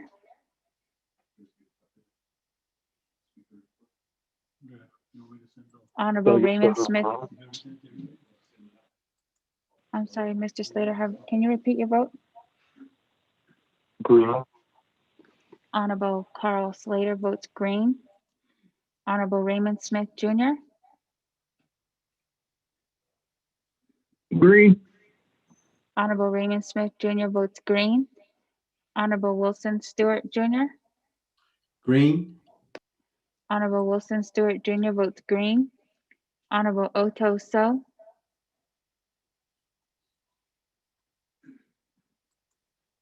Honorable Charlene So. I vote green. Honorable Charlene So votes green. Honorable Daniel So. I vote green. Honorable Daniel So votes green. Honorable Otto So Eugene votes So. red. Honorable Otto So votes red. Honorable Eugene So. Oh, is a. Yeah, thank you. Honorable Eugene So votes green. Honorable Thomas Walker Jr. Delegate Thomas Walker votes green. Honorable Thomas Walker Jr. votes green. Honorable Edison Wanika. Honorable Edison Wanika votes green. Honorable Edmund Yazi. Green. Honorable Edmund Yazi votes green. Honorable Jimmy Yellowhair. At this time, I vote green. Honorable Jimmy Yellowhair votes green. Honorable Elmer Begay. Honorable Nathaniel Brown. Delegate Brown votes green. Honorable Nathaniel Brown votes green. Honorable Pernell Halona. Hello, votes green. Thank you. Honorable Pernell Halona votes green. Speaker, with a vote of 21 yeas, 1 nay, speaker not voting. Thank you very much for that. Vote, colleagues. 21 in favor, 0 opposed. Well, actually, 1 opposed. And speaker not voting, motion carries. Thank you very much, Madam Chief Justice, for being with us, you and your staff members from the judicial branch. Yeah. Thank you very much, Mr. Speaker and members of the council. Thank you. Oh. That, colleagues, let me go ahead and move on down. Item number 7, receiving report from the Speaker of the Navajo Nation Council. That, colleagues, can I hand the virtual gavel over to one of the chairs, Madam Chair Charles Newton, Chairman Hinio, Chairman Nez, or Chairman Daniel So. Telephone number 505371834. Can't take your call now. Speaker, this is Delegate Rick Nez. I don't mind taking care of this part of the meeting, sir. Okay, thank you very much, Chairman. That call, you have Chairman's information, correct? Okay. That, Chairman, go ahead, the floor is yours, or the gavel's yours. Thank you very much. Thank you, Honorable Speaker Damon Anderson. And we're down to number 7 on the report, receiving report from the Speaker of the Navajo Nation Council, Honorable Seth Damon. You have the floor, sir. Thank you very much, colleagues, and thank you very much. First of all, I want to say thank you to coming before everyone here, not only here in the chambers, but also virtually to to all my colleagues across the nation, wherever you're at. Safe travels, but most importantly, too, as well, to all our listeners, all our Navajo constituents, I say thank you very much for listening in today, too, as well. I'm here as a representation because of my colleagues, the 24th Navajo Nation Council, and I come to you today as the Speaker of the Navajo Nation Council, and I thank everyone, especially my colleagues of the 24th Council, for their recognition of this administration's work and due diligence in what we continue to strive every day. And I think that's one of the biggest key factors for this re-election that happened yesterday. So again, wholeheartedly thank everyone for us collectively working together and moving down this path. So I can say thank you. I know this is just a midpoint in the 24th Navajo Nation Council session, but I think the most important thing that what we have to know is that we have 2 years more in what we can do and what we should do and how we should operate in making ourselves collectively better for not only our people, but their goals, their needs, and most importantly, their livelihoods that we are here and elected for to go ahead and help support and keep that fire going for them over their lives and into their next possible years. If you see, colleagues, the speaker's report was emailed out to everyone. It's dated January 26, 2021.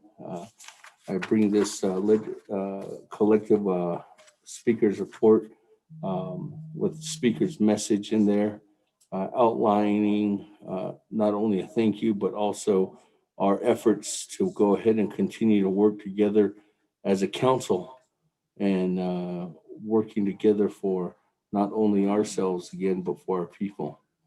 If you continue to look through the report, there is updates that we have in here, and specifically for what's going on, not only in the speaker's office, but what colleagues are doing to better the lives of our people. And in here, you can see the federal justice consultations that have happened. And I want to thank the Madam Chair Amber Crotty and the Law and Order Committee, but most importantly, our public safety officials out there that represent the nation for your advocacy and your response to helping our committee members become better and become leading advocates for not only the Navajo Nation, but for the entire nation itself. As you remember, a couple months ago, the administration directly from the White House and also from the Department of Interior, BIA were directly here. Staff members, high-level staff individuals were in the chambers and directed to a response that was sponsored and started from Honorable Nate Brown's vision and goals on human trafficking. And I think that's something that brought to the forefront of what we are doing here as a nation.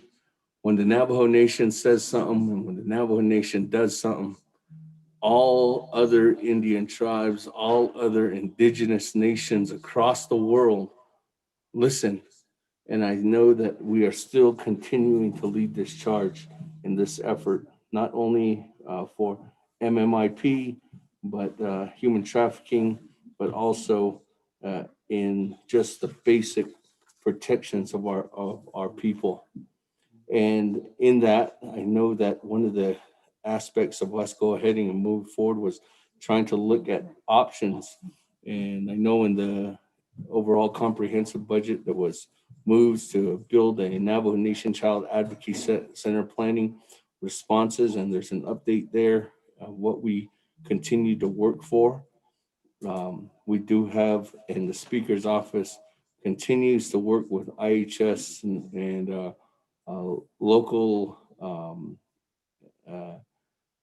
elected officials and federal leaders to really educate them on the nation's needs. So again, thank you to everyone for pushing those priorities. If you can see, we have also the Navajo Nation veterans. I want to thank all the veterans out there for your dedication, but most importantly, I think it's a real working commitment that we have with the Speaker's office and with our colleagues going out and really hearing the issues from the Navajo Nation veterans. And I really thank their advocacy. I think the staff for really putting together their work and really trying to push the agenda on their needs, especially not only here at the local level, but outside the level, outside the boundaries of the Navajo Nation too as well.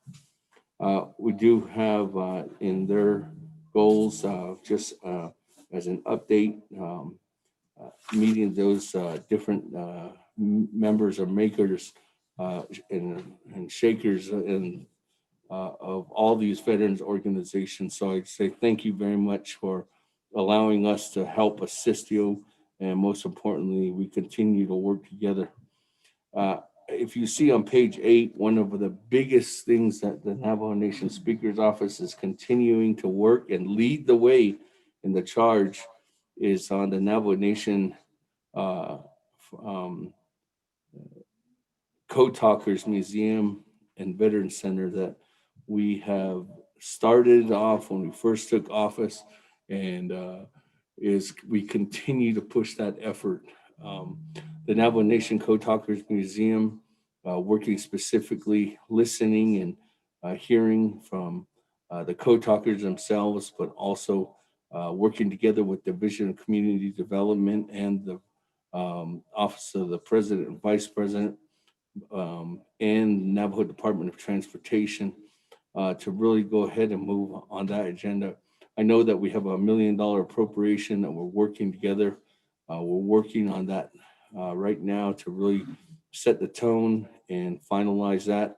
We are going into a design and phase plan now. And that design and phase, we're looking for additional $5 to $6 million and working together on that, not only from direct priorities from the New Mexico state, but also working for federal funds too as well.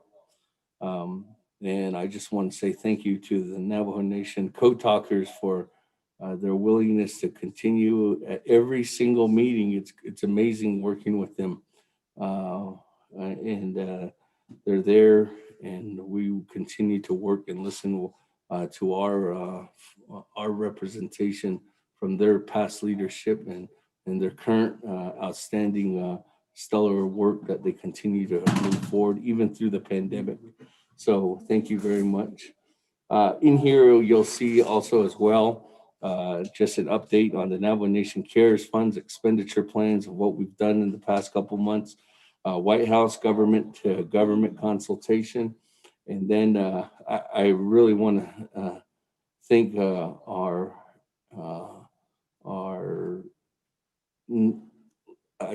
collective lobbying efforts to the White House and to the past administration.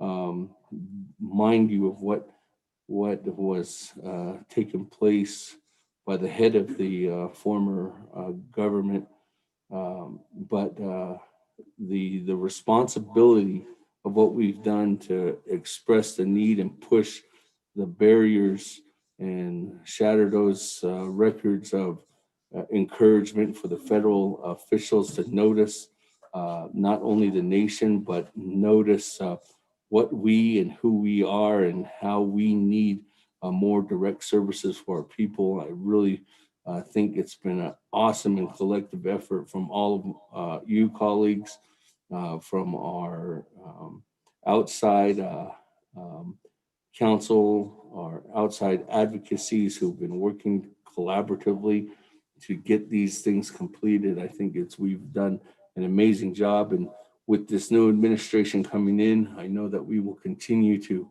make sure that our efforts are relentless of what we do to fight and advocate for everything that we can, that we need back here at for our people.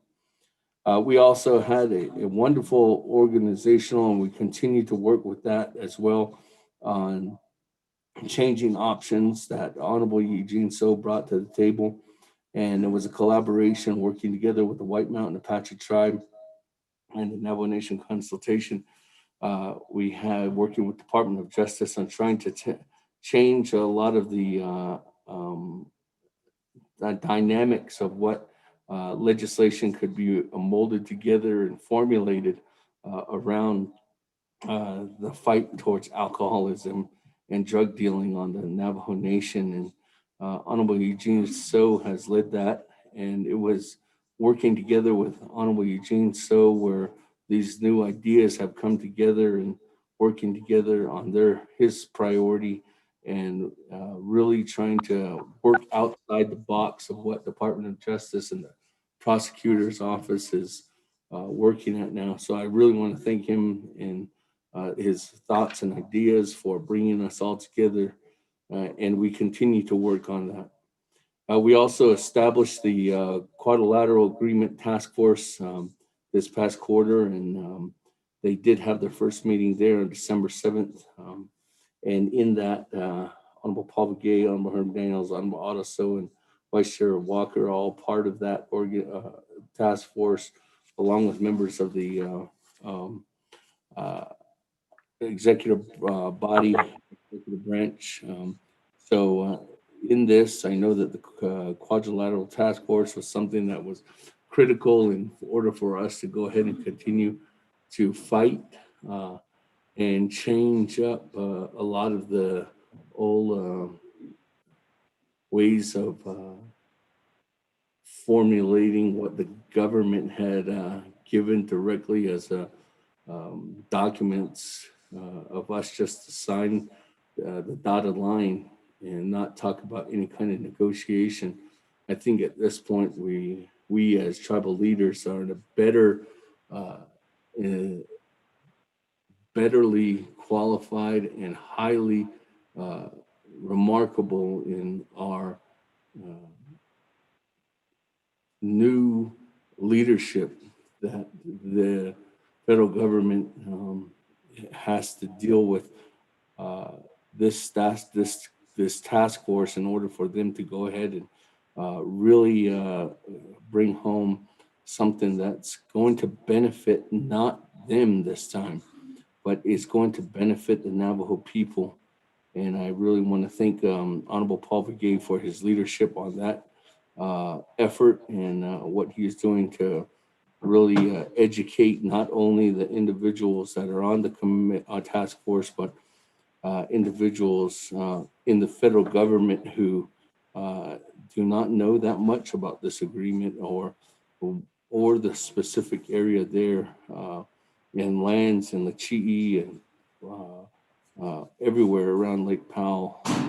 So again, thank you very much, Honorable Paul Begay, for wanting to push forward on this initiative.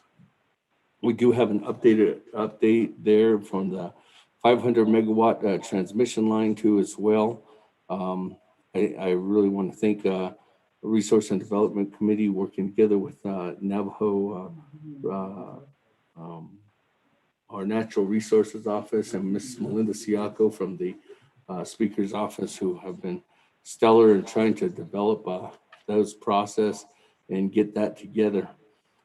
We just, the HES Committee, as you know, just completed a Miss Navajo Nation forum, so I thank you very much.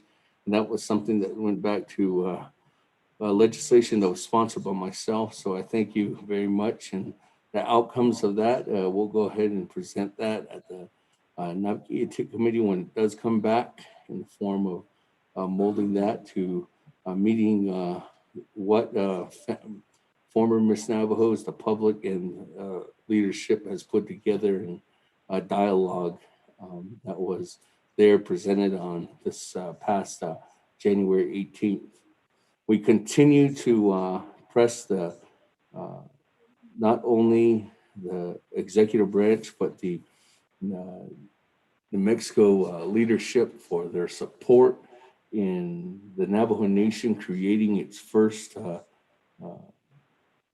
the first of its kind Indian Management Care Organization. And I think this is something that we all are trying to move forward on.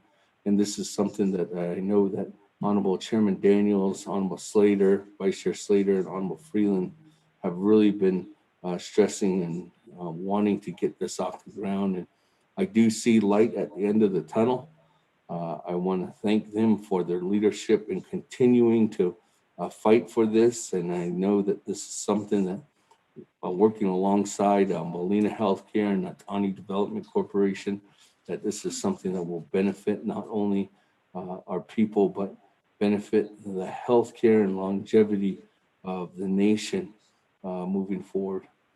Last but not least, I just wanted to update you on some very real statistics. And I think I have said it before, and I'll say it again, that this Navajo Nation Council, I do honestly believe, is by far the most transparent council.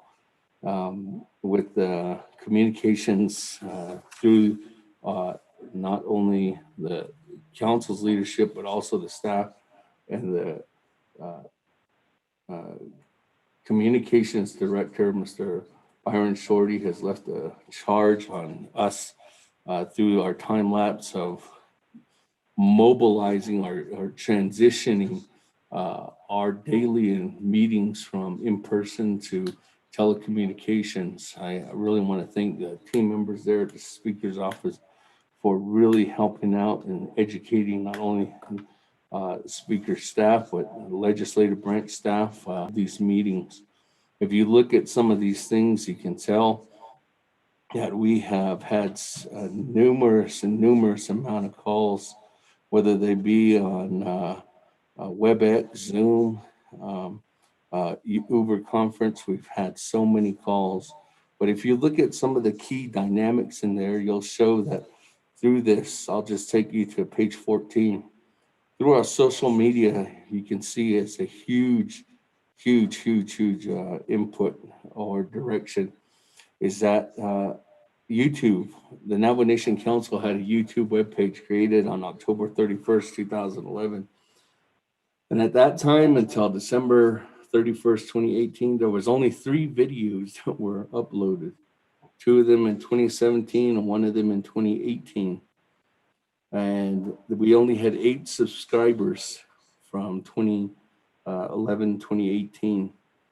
Now from 2019 to present, those subscribers have increased to 792. So 9,800 increase, percentile increase. We have 313 videos uploaded. We have 79,000 views. The average view is 24 minutes of individuals. So people are listening and wanting to know what their government is doing. The top videos, if you can see there, was a NABI committee meeting on January 23rd last year, 4,375 views. Our audience on YouTube, if you can see, the biggest audience is age is from 45 to 54. But if you look, the second age is 25 through 34. If you're 25 to 34 years old, you can tell that more and more of our younger people are wanting to be involved with our Navajo Nation government. So these dynamic and these statistics really show. If you look on the Vimeo statistics, we started off in 2019 and with 54 followers. Now we have 352. And on Vimeo, Honorable Speaker Damon, your time has expired. Could you please pause for one moment? Honorable colleagues, is there any objection to adding additional 10 minutes to the Honorable Speaker Seth Damon's report? Is there any objections? On once, twice, 3 times.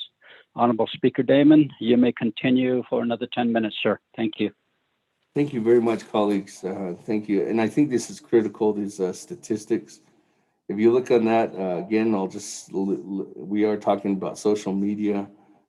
If you look on Vimeo, as indicated, we have 31,000 viewers average, and our average duration is 40 minutes. So when a person logs on to Vimeo, an average time that they continue to watch Navajo Nation Council session is for 40 minutes. That's longer than a TV show, an average TV show. So there you can tell our Navajo people, the public is wanting to know what their government is doing. So, and if you can see on that on page 16, the Vimeo videos, most watched special video was on Navajo Nation Council special session back on March 20th. 2019. And we have our top viewers. Our top viewers are from Window Rock. It's probably And then second top viewers is from Beaver, Utah, Albuquerque, New Mexico, Page, and then Phoenix. If you look onto Facebook, and this is outstanding. These statistics.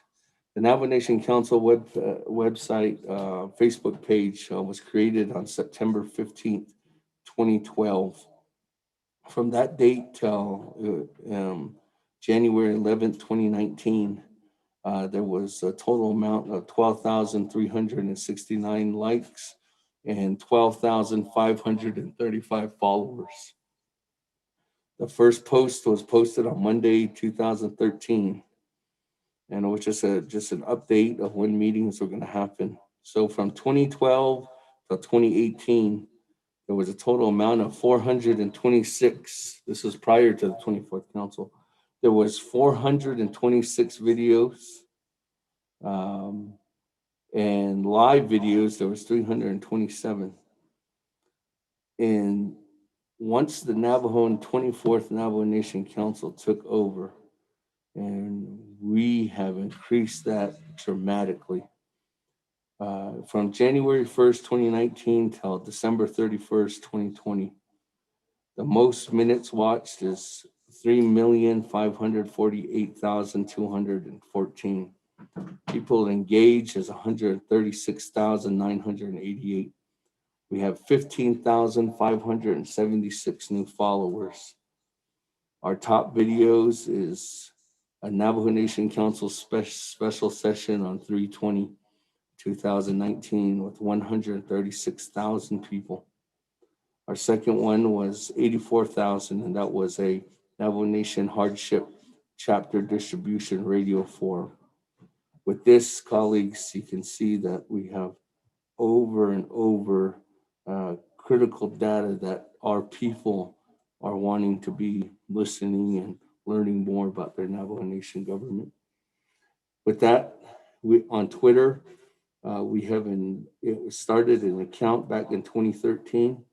And for that, from 2013 to 2018, a total of 5-6 years, they garnered 4,338 followers. In just the past 2 years alone, we increased that by another 4,000 followers. On Instagram, we have right now, when we first started Instagram, we do have currently 4,557 followers. But I think the most important thing I was surprised by, colleagues, is our email distribution. Our email distribution, if you can see on page 18, it allows to show that when we first came into office, there was only 133 emails that were wanting to get updates from council. This could be out to Navajo Times, this could be out to chapters, this could be out to anybody that was wanting to get updates from the Navajo Nation Council. By the end of 2019, we added 418 of those. But for this 1 year, from January 1st to December 31st, for 1 year, our email distribution has grown 2,860 new active subscribers. And with that, colleagues, everything that we have been doing, everything that we have been pushing, we've been making sure that this continues to grow, because as you can tell, as we see these numbers and hear these numbers and look at these numbers and look at statistics, we know that the Navajo Nation people are wanting to learn more about their Navajo Nation government. They want to be involved with the Navajo Nation government, and not just any kind of activity, but what we do on a daily basis is very, very, very critical. And what we're working with right now, and us collaboratively pushing our goals, their goals, their initiatives, your initiatives, that we get from the people. They want to know what we're doing in order to make these realistic goals a reality. And I really want to thank the communications department and colleagues yourselves for really helping to address the need. But I just want to say that through this time and time effort, it really shows that we are working together to hear what our Navajo people are wanting to know, but hear what they're saying. We're understanding them.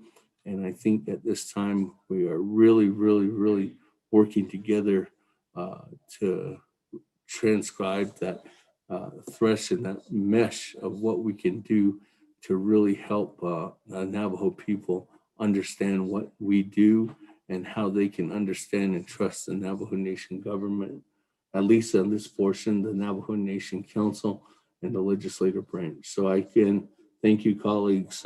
This is the speaker's report, and with all the effort over the past 2 years, we have been working together, and this continuous effort of us working together over the next 2 years with a great ambition. I look forward to every one of our challenges that we will continue to have, not only with this pandemic continuing, but our everyday needs that we need to address for our people out there across the great Navajo Nation. So again, thank you to the staff from not only the legislative branch, thank you to our collective efforts on the executive branch, working together with the staff, and thank you very much working together with the team members of the judicial branch too as well. With that, Mr. Chair, I'll go ahead and yield back to the floor.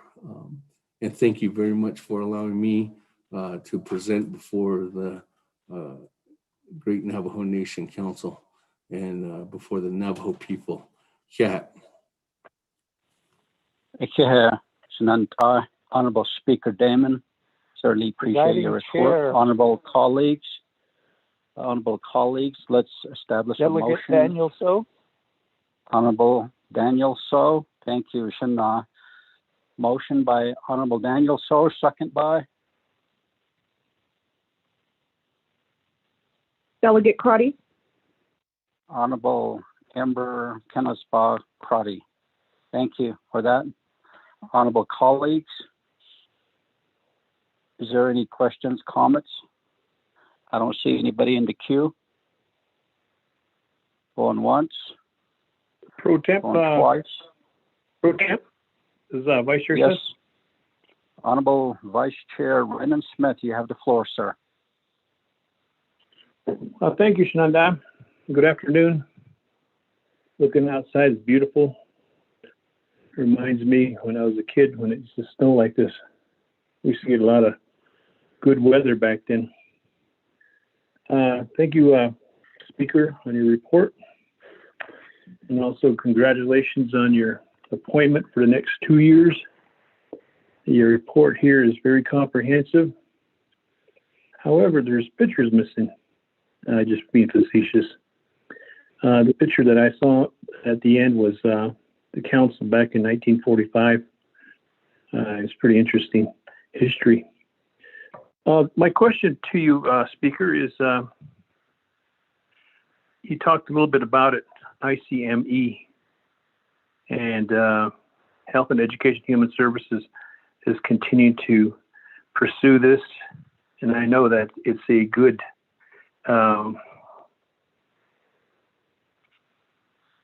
organization to move forward on behalf of helping our people in New Mexico side. And it's opening the doors too for possibly Arizona. But just wondering how we can pursue this and push this along with the help of the Navajo Nation Council. I know we had legislation, and it was passed and it was vetoed, and then we did an override on the veto, and now it seems to be stagnant.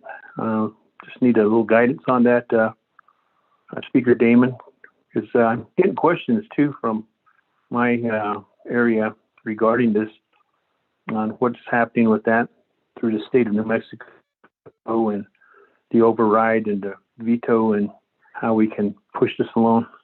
The other one too, speakers, just want to give a token of appreciation, if you could. We had Martha Allison work with us through the advisor as Navajo Hopi Land Commission and also NIP, the irrigation project, Navajo Irrigation Project, and other subcommittees. Well, she's done a wonderful job. I was wondering if we could somehow maybe give her a token of appreciation, saying thank you for all the years that she has been with us and all the experience that she has and the knowledge of her duties and responsibilities as helping out the committees. Speaker, on that, I'll reserve the rest of my time. Thank you. Thank you, Honorable Vice Chair Smith, for that. Is there anybody else in the queue? None. Let me go back to Honorable Speaker Damon. You have the floor, sir. Your response. Thank you very much, Chairman, and thank you very much, Vice Chair Smith, for that question.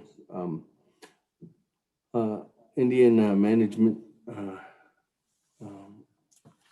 IMC, I think it's a question. Let me take it back. Navajo Nation Council, prior Navajo Nation Council, and prior presidents of the Navajo Nation have been trying to work collectively and really working arm in arm to get this completed, and even working together with former administrations, whether, and I'm talking about the New Mexico Governor Administration, former administration, all the way back to Bill Richardson's in the 2000s, and then even through the past governor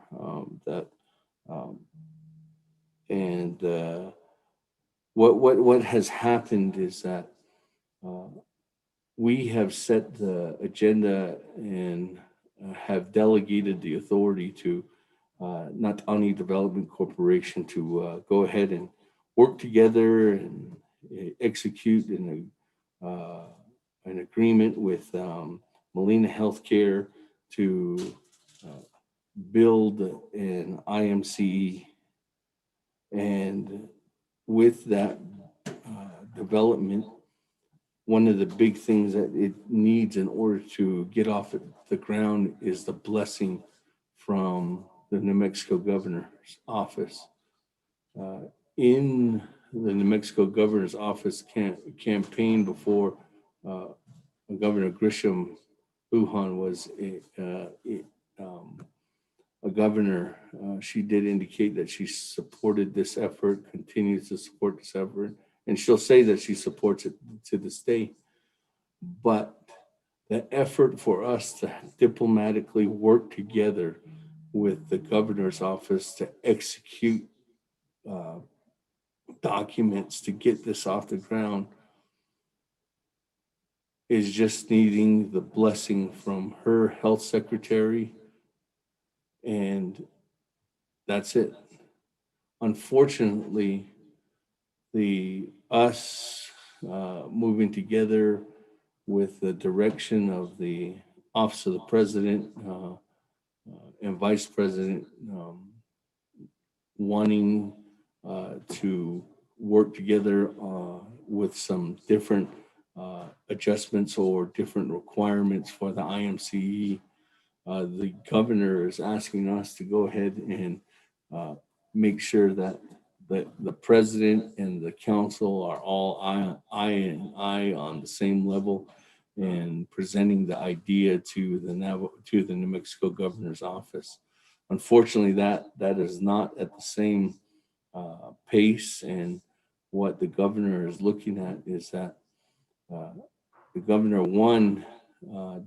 is not recognizing right now the Navajo Nation's override authority of the president's veto, and recognizing us and trying to make sure that what we're doing to build this IMCE is something that Honorable Daniels, Honorable Slater, and Honorable Freeland are asking for it to go ahead and move forward. So what we have been working together is trying to set up meetings now and one-on-one, not only with the governor's office, but also myself working to try to get the president and seeing if there's some kind of middle compromise in order for us to go ahead and try to get this IMCE off the ground. So collaboratively, I honestly think that we can get this completed, working together internally with the nation.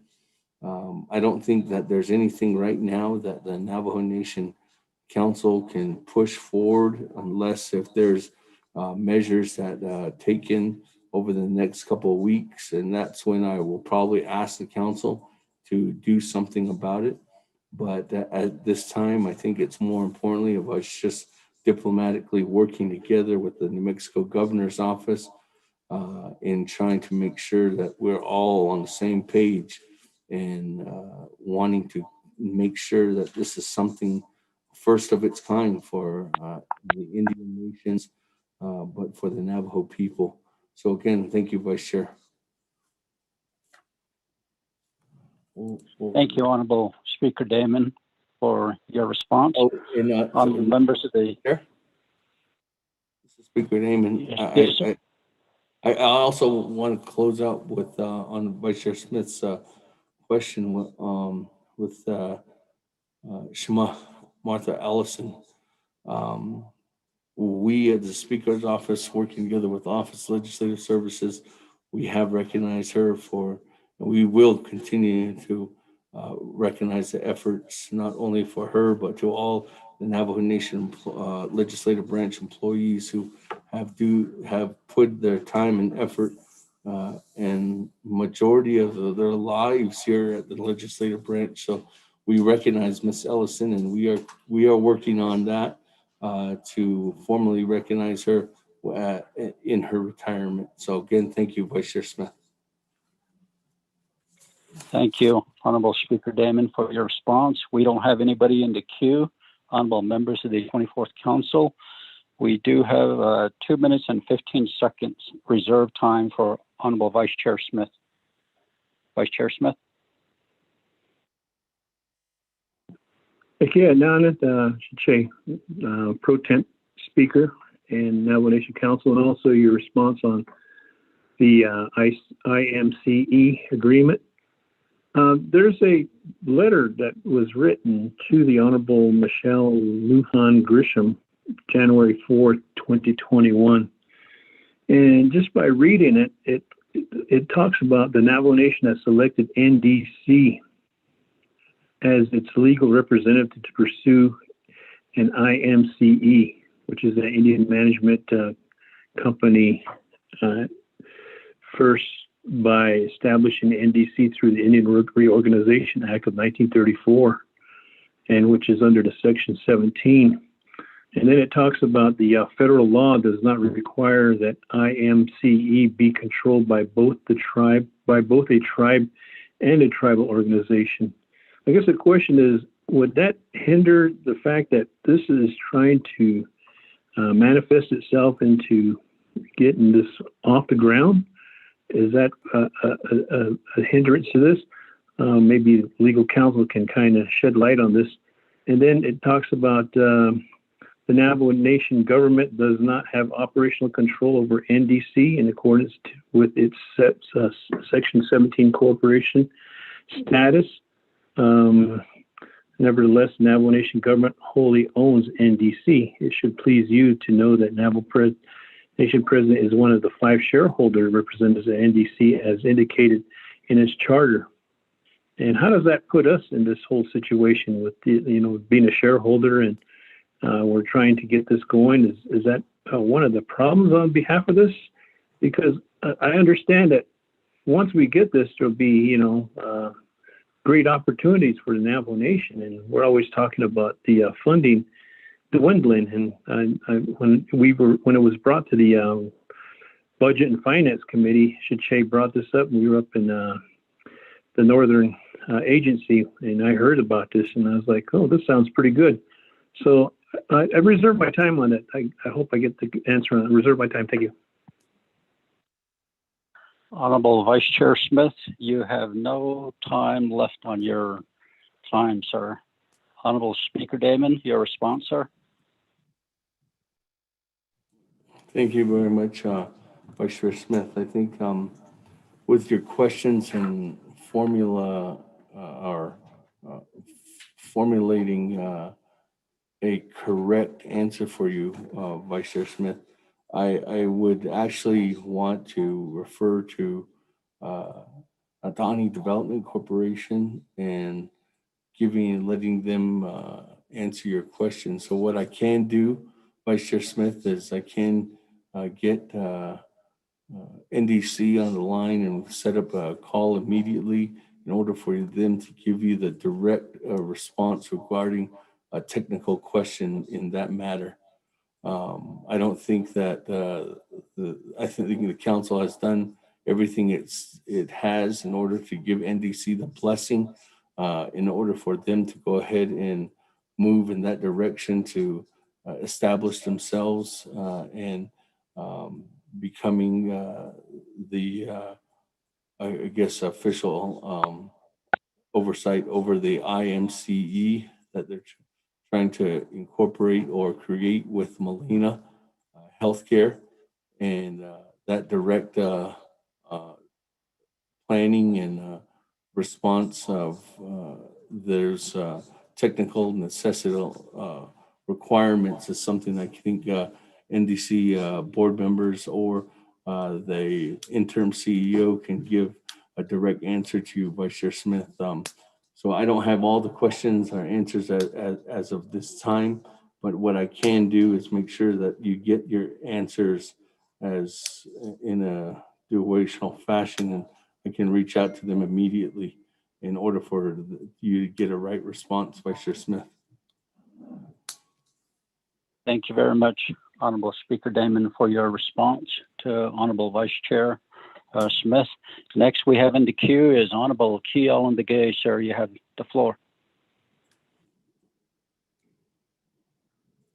Pro-Tem Speaker Shana, Bekehat oleh Kadosha wis agi. Aro Kadosche, Speaker Damon. Two areas, Kodo, I like to address to your office and also to the Legislative Council office. A lot of time we continue to do a lot of these gathering paperwork to introduce legislations. It seems, just for example, hazard pay. I mean, we can't do anything to drop legislation if we don't get a budget from the executive office. But how can we, I don't know if there needs to be a modified legislation process where council can just introduce a legislation even without a lot of these input, because any funding from UUFB and others also requires a budget analysis and impact statement from OMB and Office of the Controllers. So right now, I've asked to drop legislation to get funding from the UUFB for hazard pay. But the controller and the OMB are a standstill to say that, well, we can't do anything because we don't have a budget from the program office. Because I believe we can't do much if there's no participation or any document to be forwarded by the programs. How can we address that? And it seems and it looks like the council are not addressing anything just because that there's a hold up on a lot of these requests, and even a policy change in there. we're being asked is just coming from the executive branch. Well, it has to be developed by the executive office. So if there's policies that we need to make some changes, right-of-ways, home site lease, or anything, that it has to be initiated by the executive branch, and where what's our purpose of being a legislature in changing policies, knowing that we can't do anything without any formal execution by the executive branch. So that's one area I think that we really need to work on and see what we can do. The second one, Nikki, I think the council needs to move forward in establishing some type of, just like, for example, the Washington level, they're issuing out several different funding appropriations. I think the Navajo Nation Council just needs to really finance certain major infrastructure, specifically transportation, and then housing, water line, telecommunication, and so on.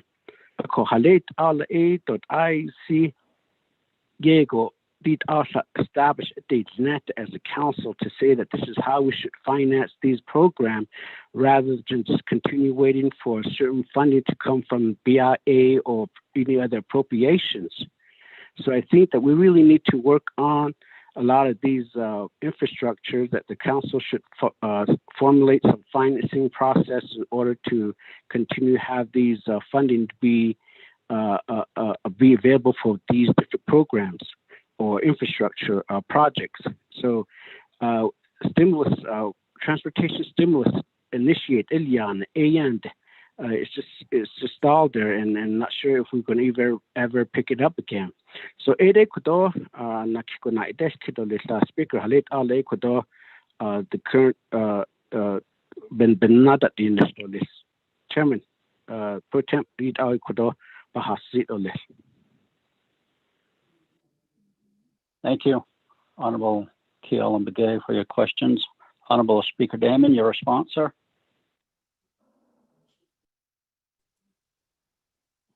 Thank you very much. Chairman, our Speaker Pro Tem, and thank you, Che, Honorable Kiel and Begay.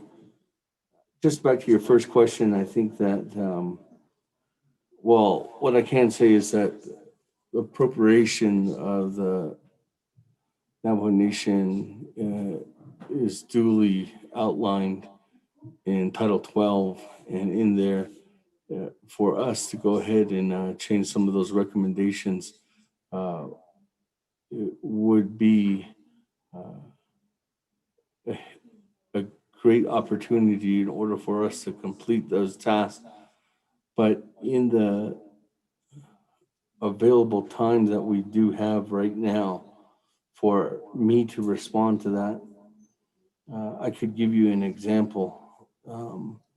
If there was any kind of appropriations to response regarding policy changes around funding of a certain program, if there's anything on the executive side that's been given or wanting to be given funding, one of the, I think, the key reasons why that we ask for documents from the executive side is knowing that that is something that's going to be executed according to those documents that are submitted to a legislation and submitted and approved by this Navajo Nation Council, and then ultimately signed into law by the Navajo Nation President. If those, if a program does get any kind of funding without any kind of certain documents and is executed through any kind of policy change, but or is rendered through any kind of policy with new updated policy, there could be issues with anticipation of audit findings, anticipation of misuse of spending dollars.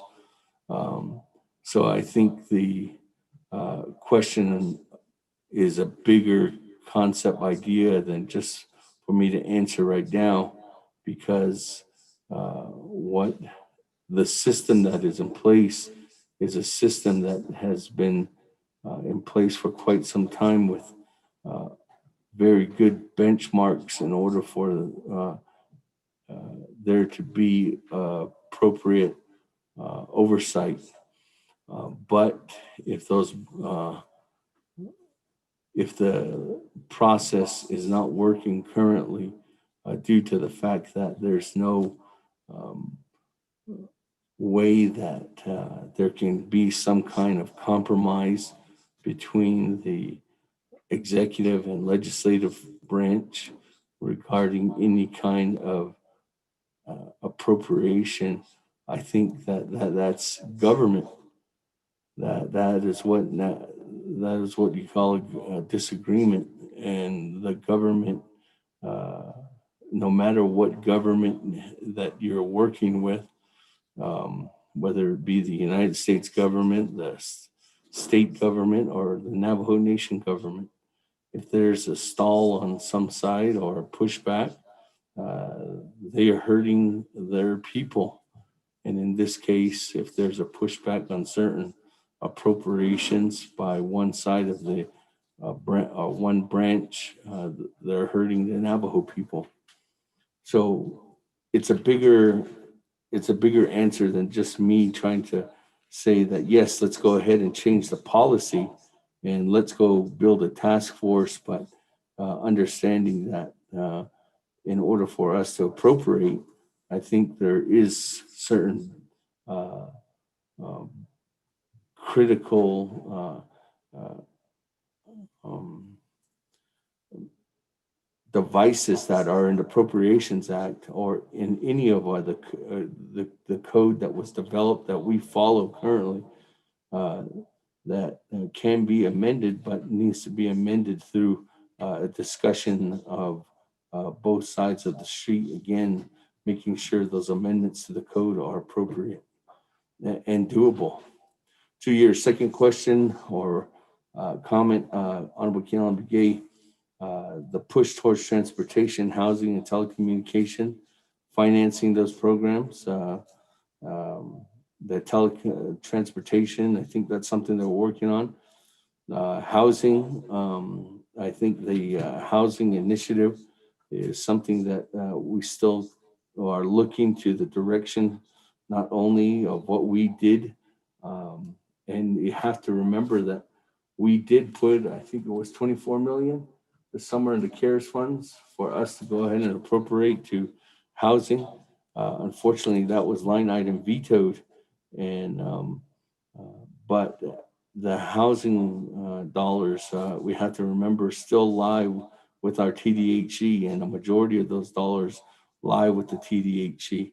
And I think that Navajo Housing Authority is somebody that needs to answer to those questions too as well.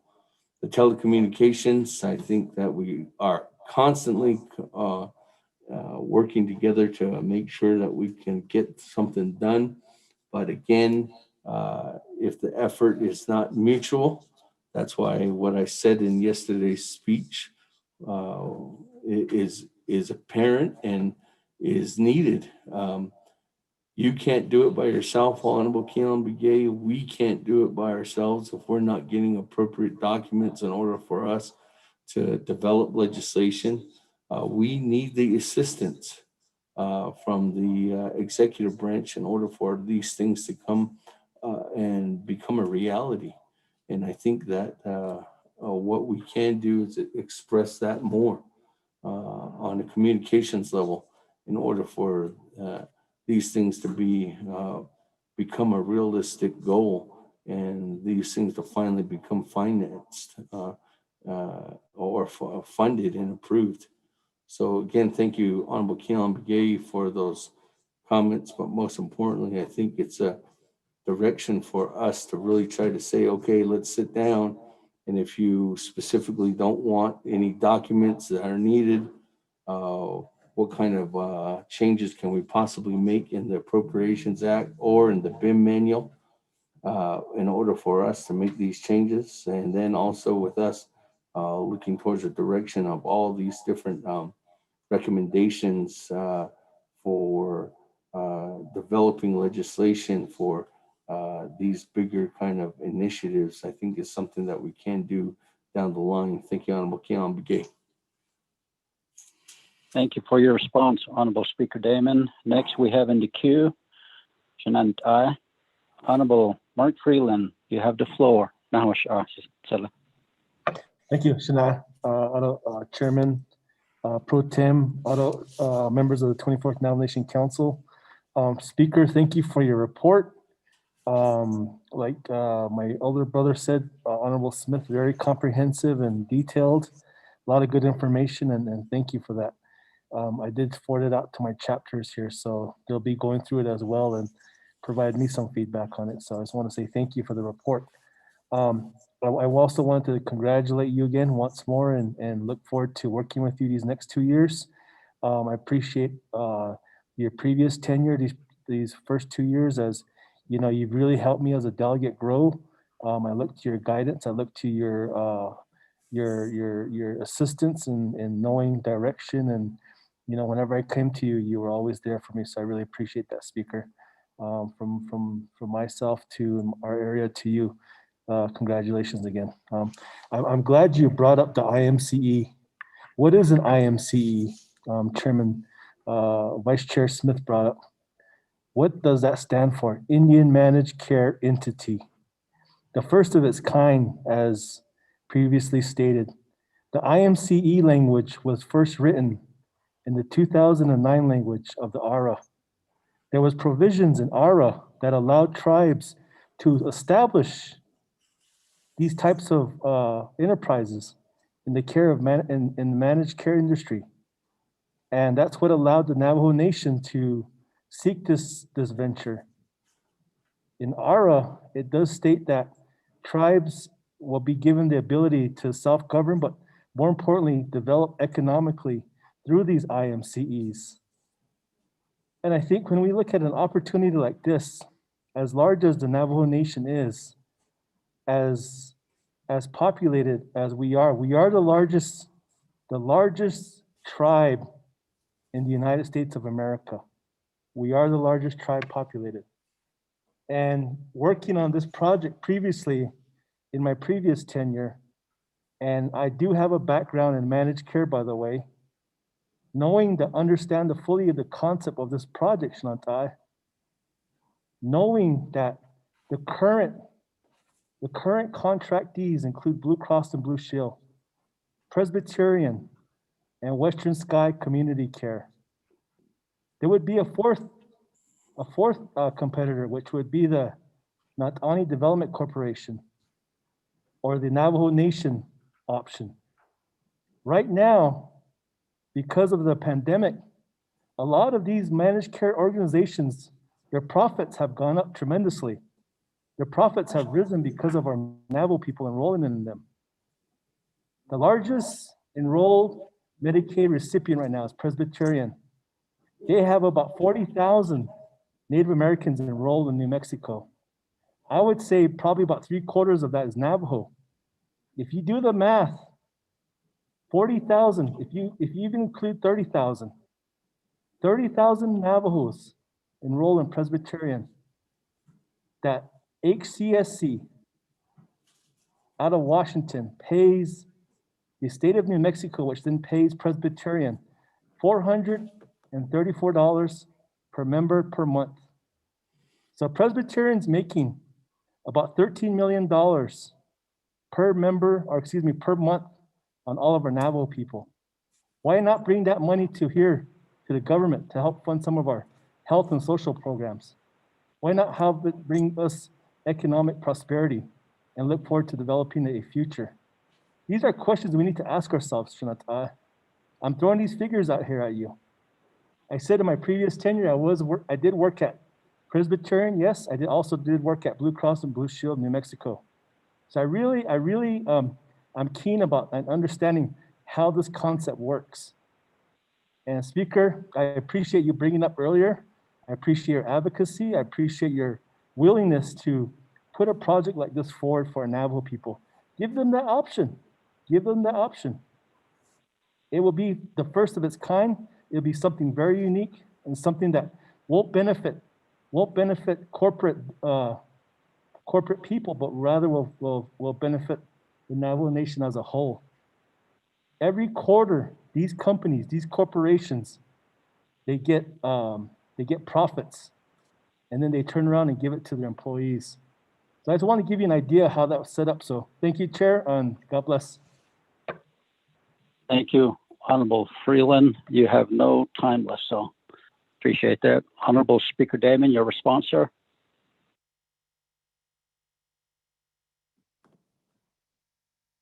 Thank you, Chair, our Chairman, our Pro Tem Chair, our Pro Tem Speaker, Nez, and thank you, Honorable Freeland.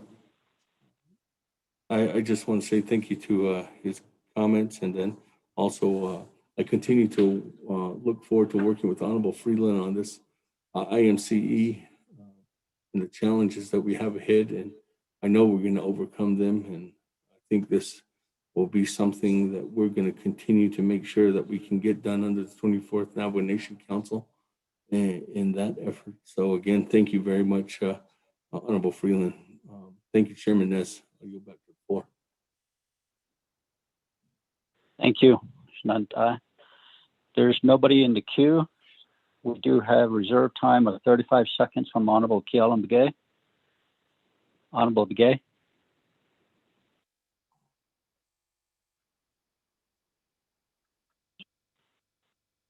Honorable Kealan Begay. Sala. You have 35 seconds. Speaker Pro Tem Senior, please put me in the queue. Okay. Eugene Sochu. Honorable Begay. Okay, Honorable Begay with his 35 seconds. Honorable Chairman Jamie Minio, you have the floor, sir.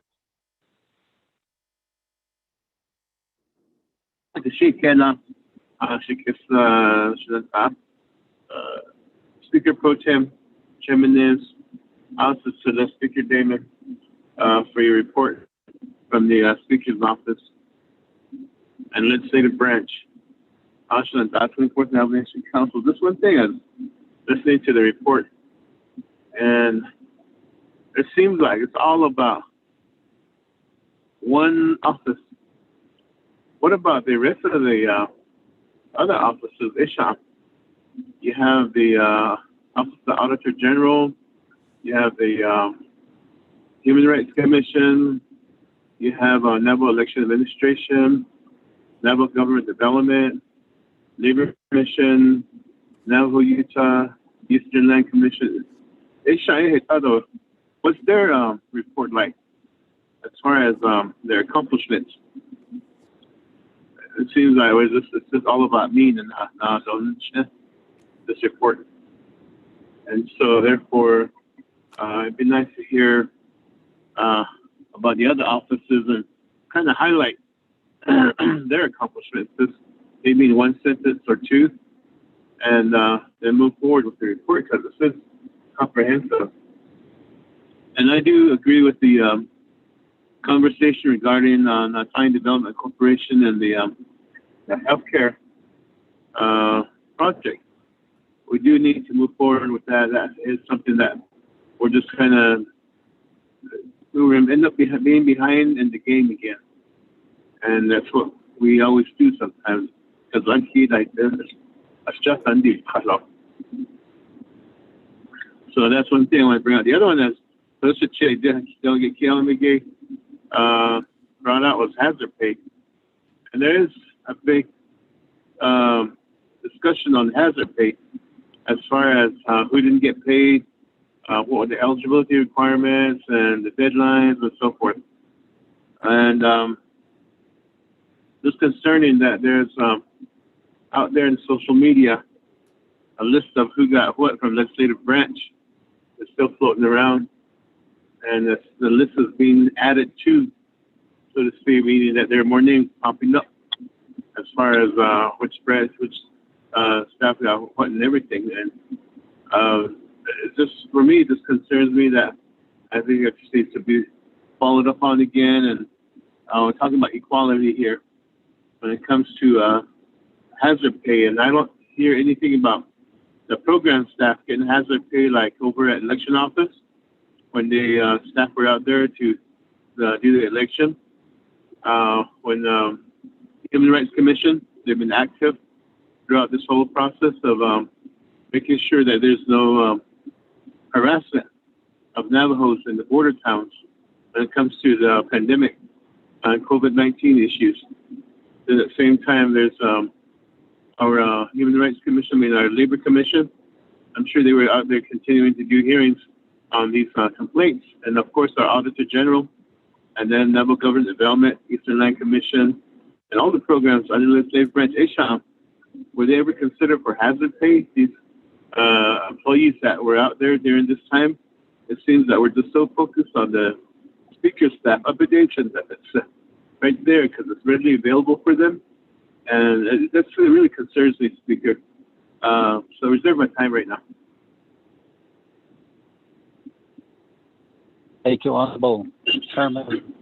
You have 1 minute and 10 seconds reserve time. Next on here, let me have Speaker Damon, your response, and I'll go to Honorable Eugene So after your response. Honorable Speaker Damon, your response, sir.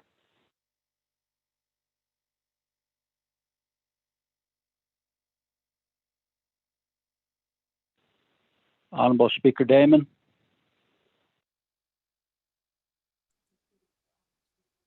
Okay, thank you, Chairman.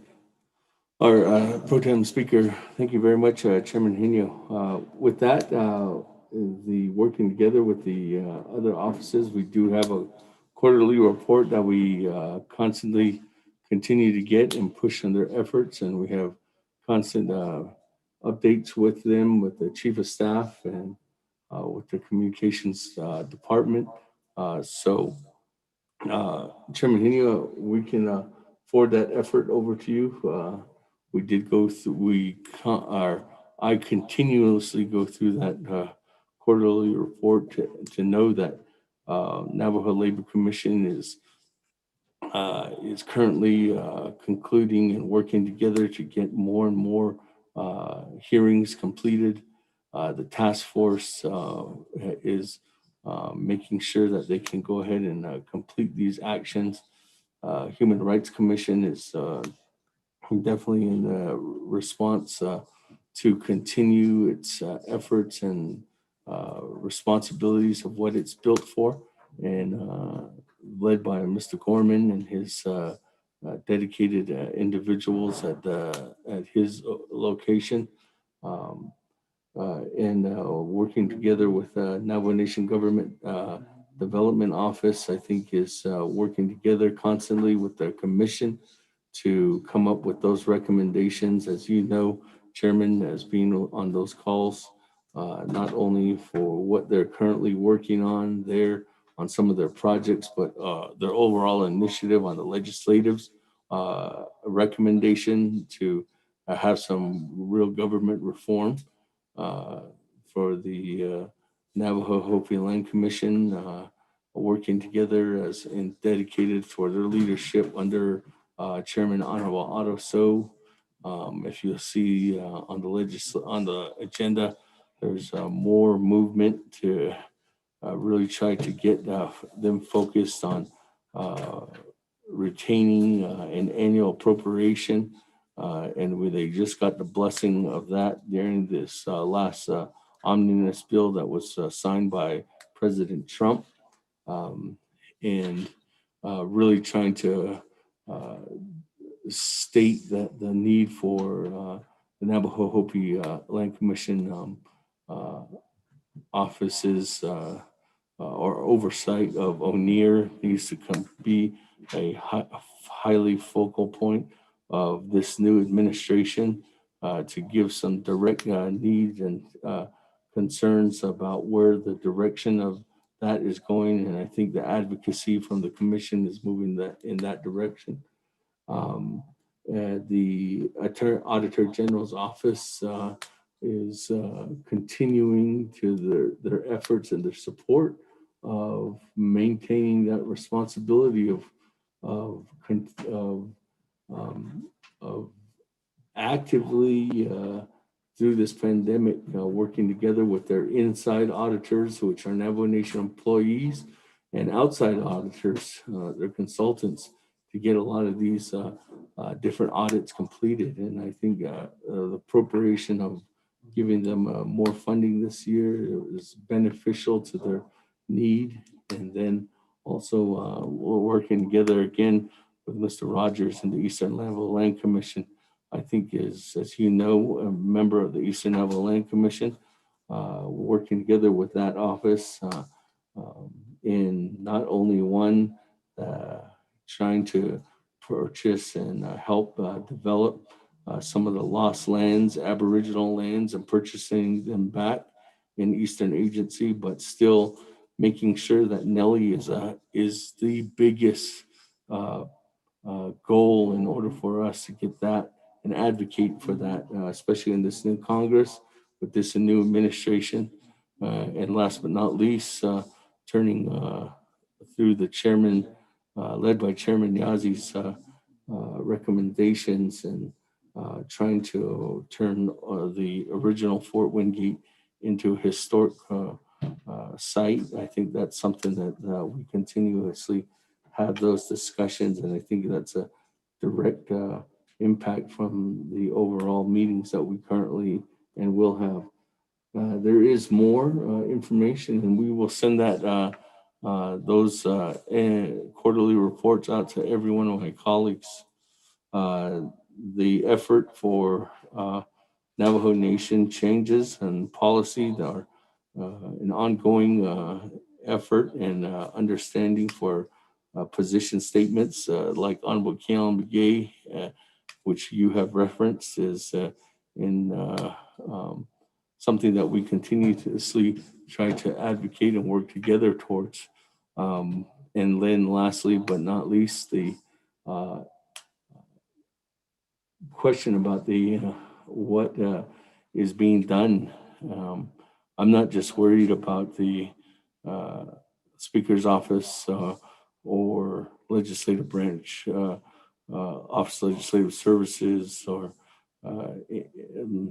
any other specific department of the legislative branch. I think more importantly, what you see there on social media is inaccurate documents. And I have said that before, and I'll say it again. Those are inaccurate documents. We have been working together with the Controller's Office, and we've been working together with the Department of Personnel since day one to adequately, effortlessly put the staff, which the Chief of Staff directly oversees within the Speaker's office, to get adequate hazard pay or special duty pay. Mind you that there might not be other documents out there, or there might not be other understandings of what was being given or what has not been given to certain employees within the legislative branch under different departments or programs. You're asking me as the branch chief if those departments or programs got adequate hazard pay or special duty pay to their individual staff members. We can develop that report and let you and give that as a follow-up, Chairman Hinu.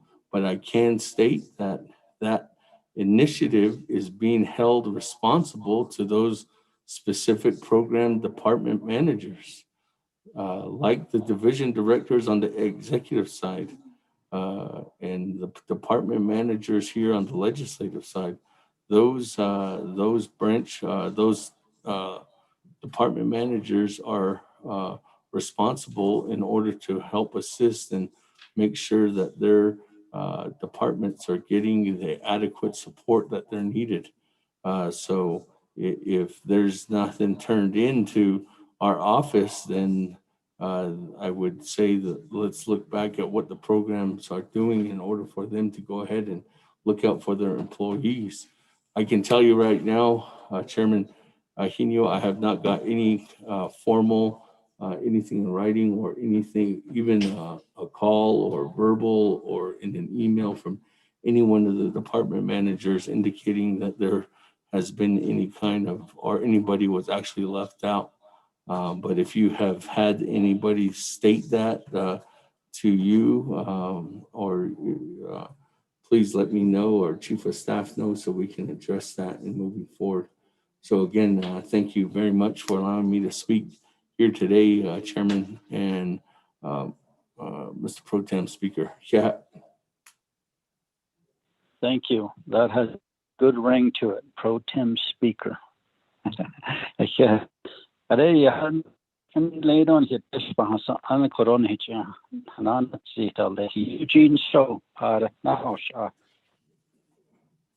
oh, hey, hey. Speaker should say. See, you're gonna have me on non stuck on some crystal. Quiz can't say, and we got hot,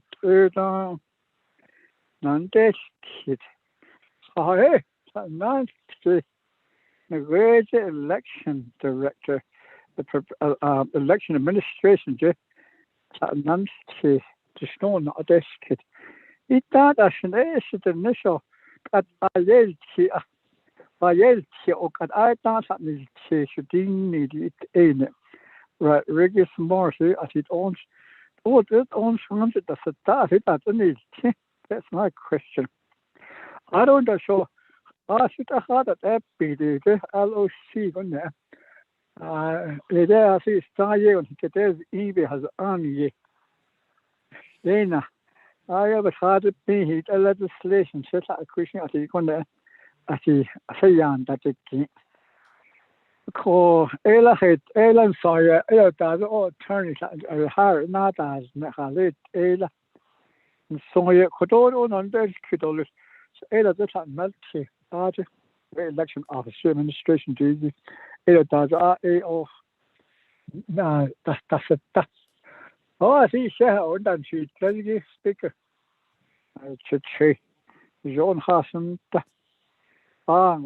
Deserve my time.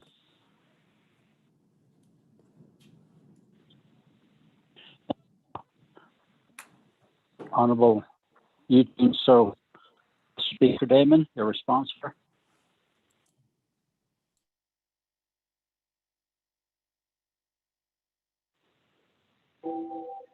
Honorable Speaker Damon, your response.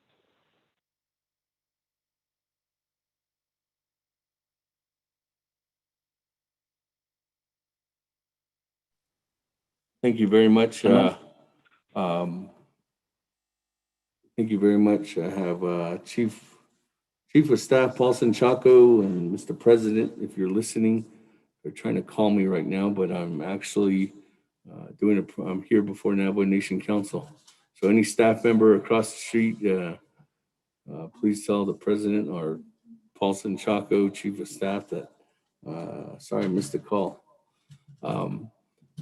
The question, Honorable Eugene So, coming back about the update from Mr. Rodriguez Morris, who, by the way, I just want to say thank you to Mr. Morris for his excellent leadership in executing the election, this past election, and helping assist in the inauguration, first ever virtual inauguration. And what he's done with being an interim director at the executive office, I think is something that's pretty unique. And I really want to thank him for his efforts and what he's doing. As you know, Mr. Rodriguez Morris was at an intern director there too as well, at the Ethics and Rules Office. And going forward, Mr. Rodriguez will continue his work, working together with not only the election office, but with the Speaker's office too as well, and all of the legislative branch. I know his time will be coming to an end there at the election office regarding when the new director does come in, but let me give over to Mr. Pro Tem Speaker. Let me give some time over to Ms. Chief of Staff, Ms. Sherilyn Yazzie, so she can explain a little more on not only that vacancy, but the other 2 vacancies for the committee or for the Navajo Nation Council members to specifically know what's going on with those vacancies. And then I'll go back, and if Ms. Barbroff's on the line, if you would allow me, Mr. Pro Tem Speaker, to have Ms. Barbroff speak on the second question regarding her vision or goals in an effort to hire or fill the vacancies, and probably give an update on how many attorneys that she does have in her office now. Ms. Yazzie, Mr. Pro Tem Speaker, is that okay if I give Ms. Chief of Staff some time? Go ahead, Ms. Yazzie, you have the floor. Good afternoon, Shanant Interim Speaker Shiaj Ricknez, Adonana, 24th Navajo Nation Council. Here Naiden Kid Shanant Mr. Eugene. So Naiden Kid with regards to the 3 key vacant positions. Ani Behin Zigi, the elections director position. Based on the continued review of our office in assessing all the vacancies, we have 3 vacancies, one with the elections director, which was advertised and was posted on January 26, 2021. And that position closes on February 16, 2021 at 5 p.m. And Mr. Rodriguez Morris, Ekwanan Katasata, and the second position, is the OLS director. Ani advertised at Delia.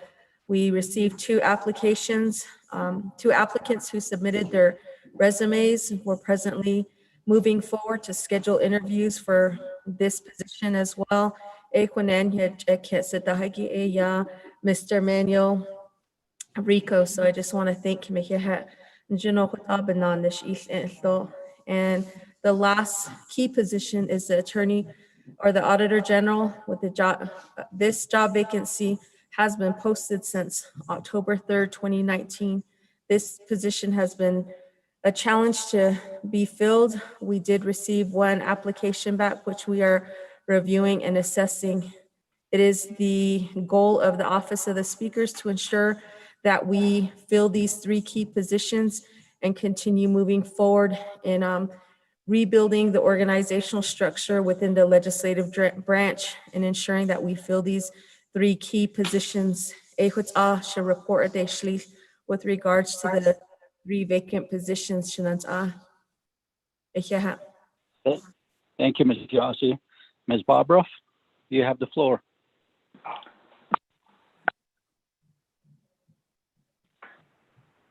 Thank you, Speaker Pro Tem. This is Ms. Barbroff. Thank you, Delegate So, for the question. So the question is about staffing at the Office of Legislative Counsel. Right now, we have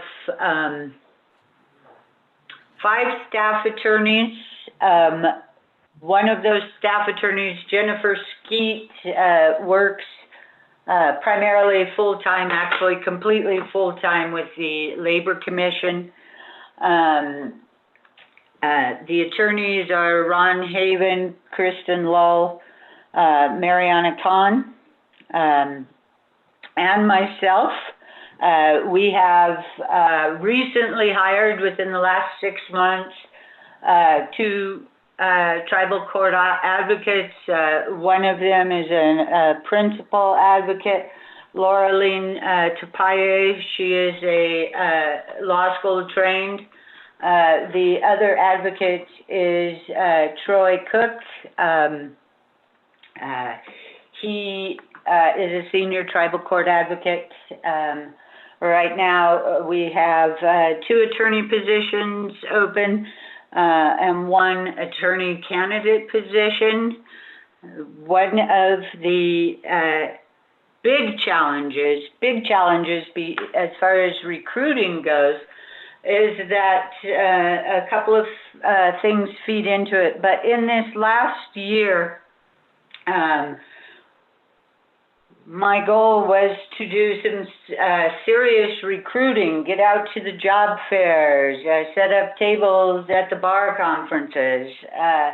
That, of course, fell apart because of the pandemic when all things were canceled. I actually, in my mind, I've been preparing a comprehensive report about the Office of Legislative Counsel that I would like to present to the NABI committee, my oversight, sometime in the next month. There's numerous issues here, but one of the pieces of that report was seeing if I could get some assistance from some delegates as far as recruiting efforts go. I think that could be particularly helpful. One of the things that I'm just going to point out is that's not particularly helpful is when the council gets upset with legislative council and relays that upsetness during meetings, that discourages others who are considering a position. I think that one thing that I think it was brought up here by the speaker, perhaps, and it's really important for the operations of our office. And I was seriously contemplating seeing if I couldn't reclassify some position or such to get a paralegal. I do not have in this office, there is not a paralegal, there is not a legal secretary. So the attorneys essentially do all of that work. One of the things that severely slows us down is the constant tracking down of documents. It is a rare occasion when a legislation request is dropped and all of the documents are included, all of the necessary documents. So a large percentage of Office of Legislative Counsel time is trying to collect those documents.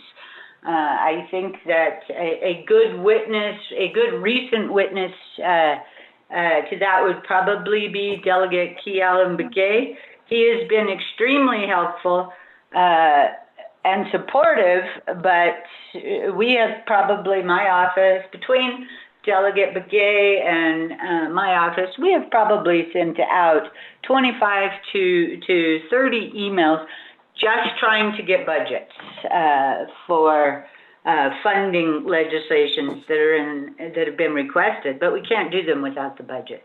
So I'm going to stop now, and I would note that I am very much think it would be very beneficial to both my office and also to the delegates if I did a full-scale presentation at NABI on the Office of Legislative Counsel. And we can certainly, I know there are concerns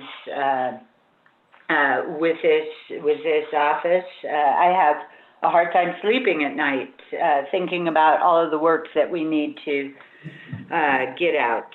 But for now, I will stop and thank you very much for your attention. Thank you, Ms. Bobroff. Honorable Speaker Damon.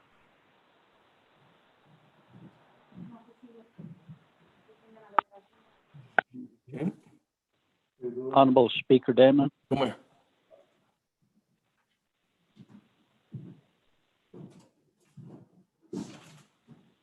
Are you good with that, sir?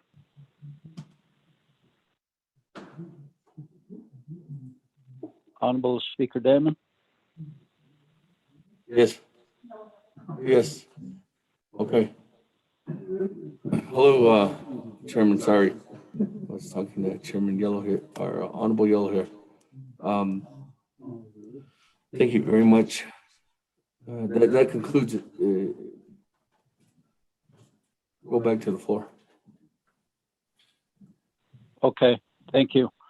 Next in the queue, Yaha Nihibesh Bahasan, Tonanes Disto, Honorable Aroso Nanana.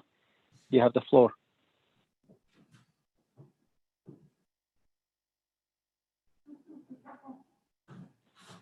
Honorable Aroso. You guys hear me? Oh, the Hanzi. Ako siya since the chairman is pro temp. Kado since Che Mr. Honorable Seth David. Kado kina dini kina kagunan. Iyado kado so kailan natin ade na ade hatishin nada da ne dole honi zinon sen inte kote go ya be na go ya aje the legislative changes that needs to happen. I believe it's something that we really need to get our division directors to really communicate with the legislative branch where changes need to happen. And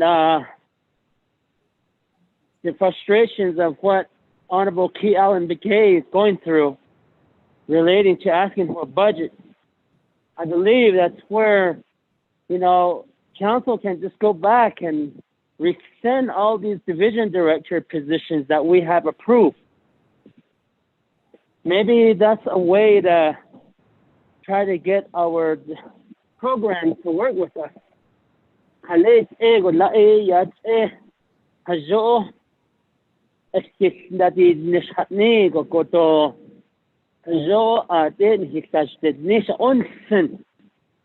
Ako ara zishite ya aban sis case la then sinde ne honorable Key Allen McKay ka ayan sa case. Inte aje da win risko hade na behas ani oyota the shaho adne ko ko but aje ne ilta. That usually happen. What happens? Rota oba isite alcohol even na koko. I think we have to go back to the drawing table and how do we hold our managers for our programs responsible, whether it's the executive branch or the legislative branch or the judicial branch. How do we hold them responsible? The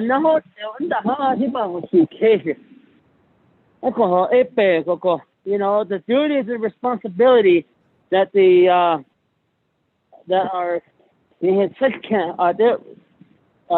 Rodriguez Morris, Michigan, he is still the intern, and I feel that with his leadership, election office, I understand that he's, from my point of view, and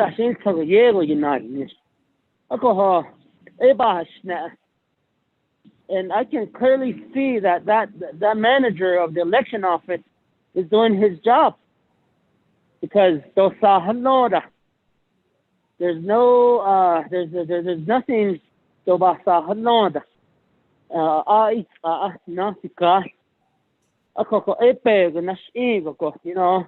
we need to make sure that our managers are all responsible. And I commend Mr. Rodriguez Morris,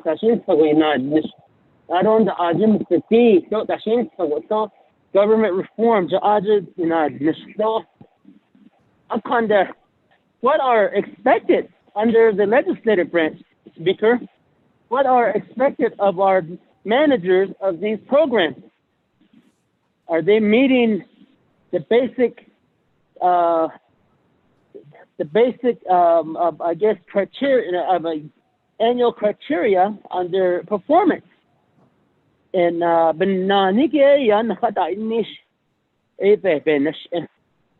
Those are the areas that I see, Speaker.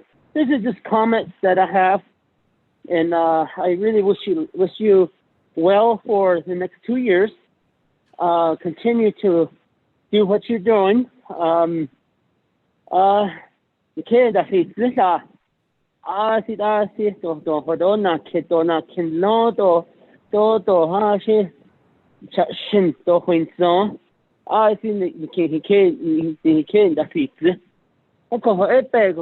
don't not initiate, not initiate. Honorable Shaw, time expired, sir. Thank you very much, Honorable Aruso. Honorable Speaker Damon, your response?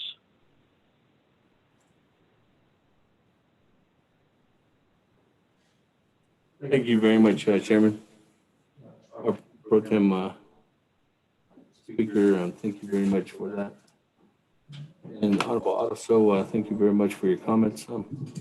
I think he indicated those are more of a comments, but we will continue to work together to make sure and address these concerns and work together on these efforts. And that's the reason why one of the tasks was that we were asked at one of the NAPKIA committee meetings, the colleagues asked the Speaker's office to develop some kind of mechanism to for delegates to go ahead and look into those direct needs or actually direct answers regarding individuals who received certain kind of pay, or whether it's hazard pay or whoever got bonuses.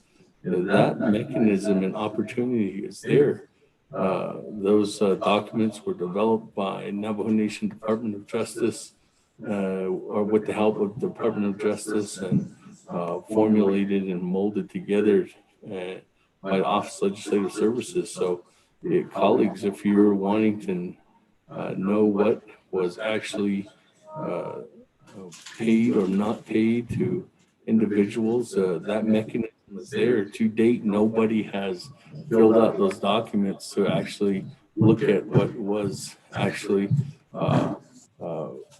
paid out to individuals. So again, that's there. You just have to work together with Office Legislative Council to get those information. So again, thank you, everyone. Thank you for allowing me some time and a great getting to know more information from every one of my colleagues, so that we know what we need to do in order for us to continue to work and advocate towards more direct action for not only the people, but for your commitment to continue that effort for our people together. So again, thank you very much, Chairman. Thank you very much, Pro Tem Speaker. Yeah.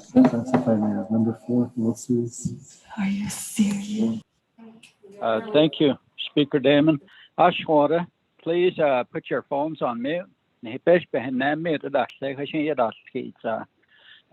Speaker Damon, did you want to conclude, or are you done, sir? No, I'm done. Okay, thank you.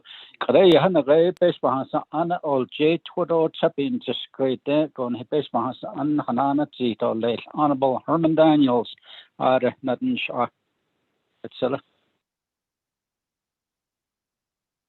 Thank you, Mr. Pro Temp Speaker. My brother, Shinat 24th Navajo Nation Council,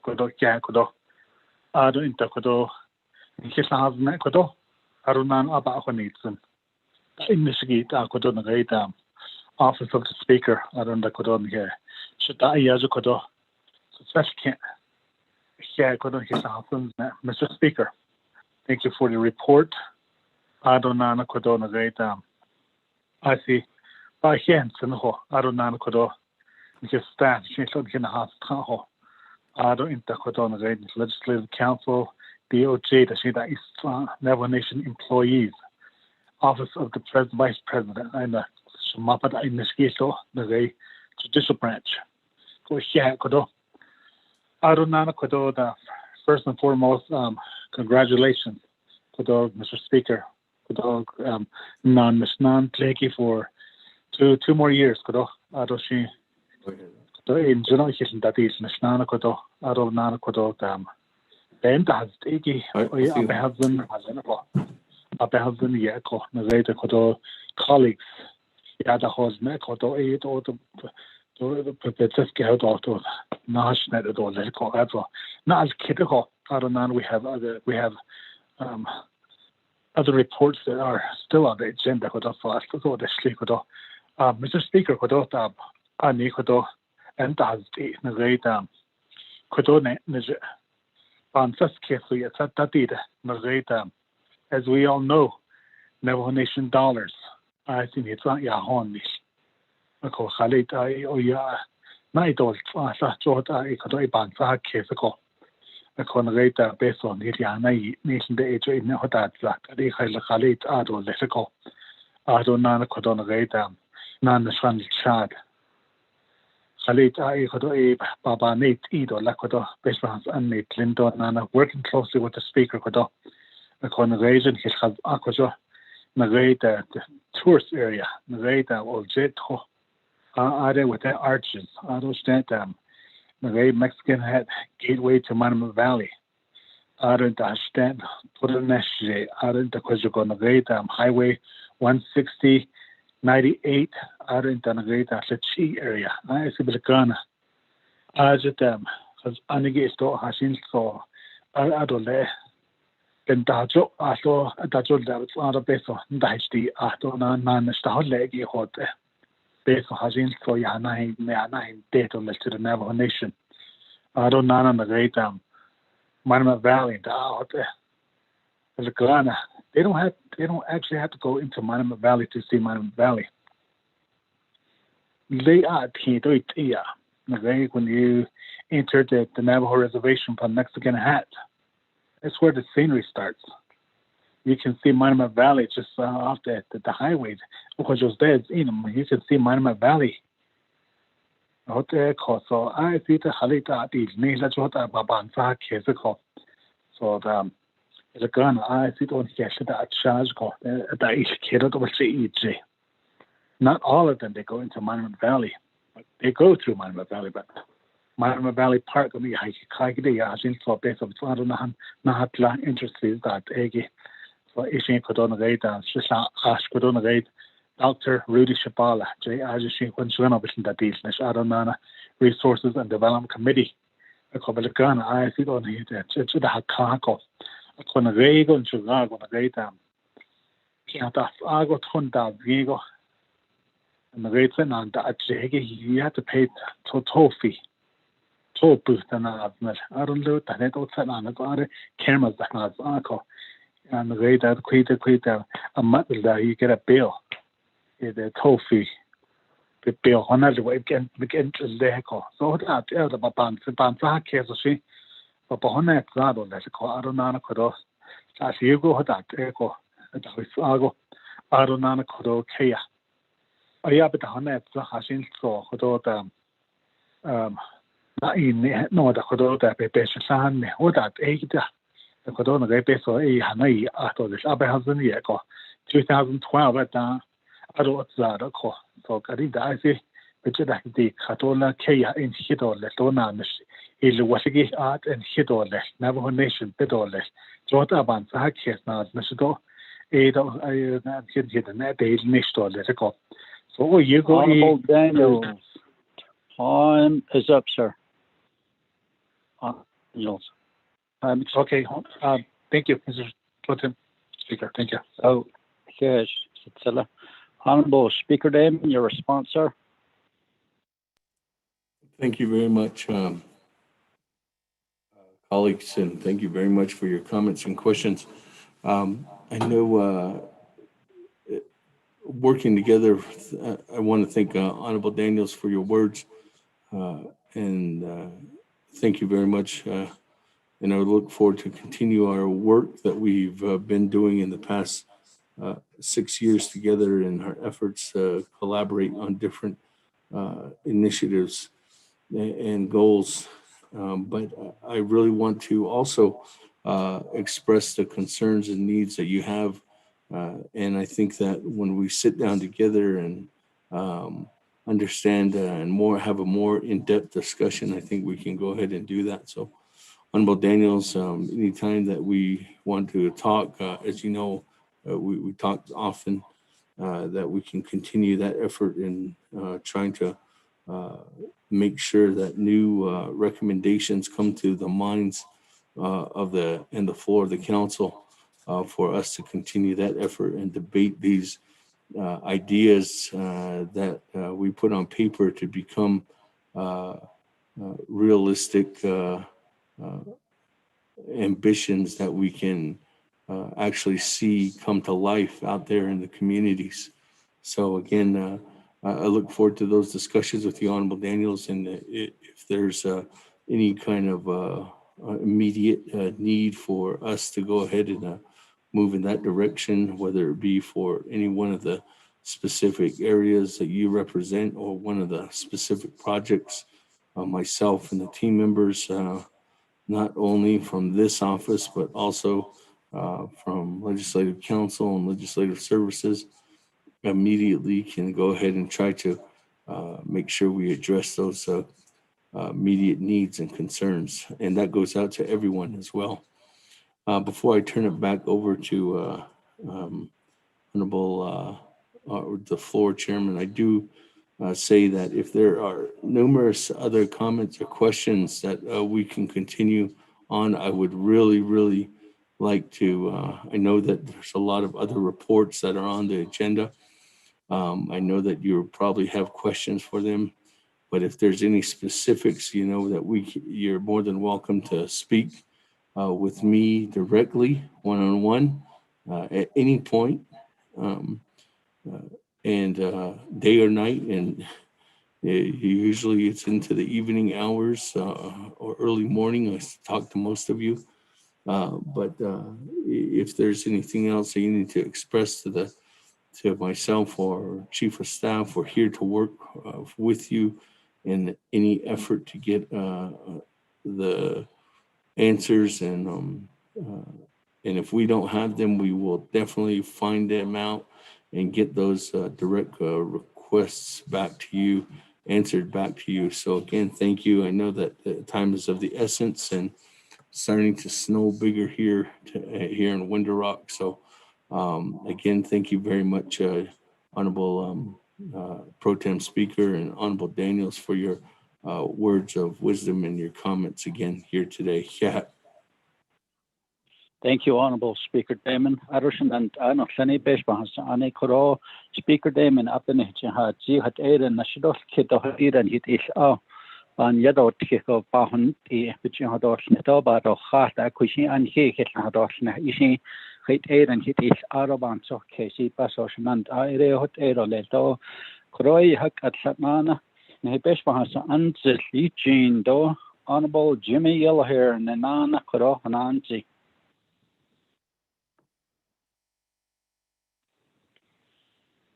Honorable Jimmy Yellowhair, Nahol Gij. Yeah, thank you. Thank you very much, Pro Tem here, Lasa. Thank you very much. I just want to say congratulations to the Speaker Damon.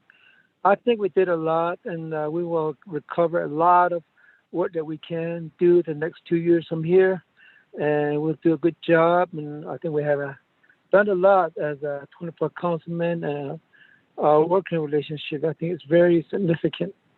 Here in Sandoba, here Speaker, you're doing a good job for us as a Speaker. Now we're doing well, and we respect the council. Here, here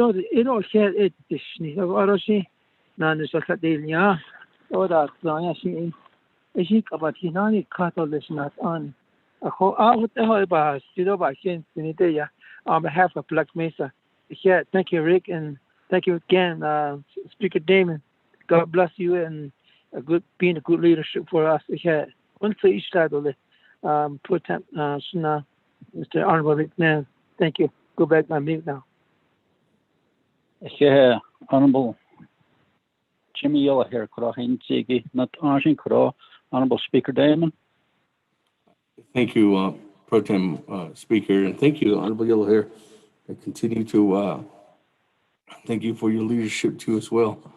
And I look forward to continue working with you and looking forward to continue try to find new ways we can help the community members there in your area as well. So again, thank you very much for allowing me to speak today, colleagues. And thank you very much, Chairman, for taking the helm and becoming the Pro Tem Speaker at this time. And again, colleagues, if there's any comments, questions, or additional information that you're needing or we need to find out, we are here to work in any kind of collective manner in order for us to go ahead and get these answers to the people and make sure that we can go ahead and move forward. So again, thank you very much, Chairman, and thank you very much, colleagues of the 24th Navajo Nation Council. Thank you, Honorable Speaker Damon. There's nobody in the queue, but we do have reserve time. As Kate attend the response on Kodota reserve time. Honorable Kialam Gay, do you want to waive your time or would you like to use your 35 seconds? Pro Tem Speaker, I'll waive the rest of my time. Thank you. Go ahead, Sila. Honorable Jamie Henyo, you have 1 minute, 10 seconds. Do you wish to waive your time or do you want to use it?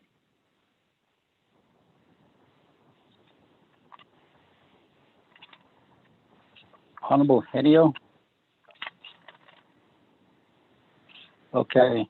Honorable Eugene, you have 3 minutes. Honorable Eugene So, you have 3 minutes, 25 seconds. Wave Shandle, Hanan Zihish Nanda.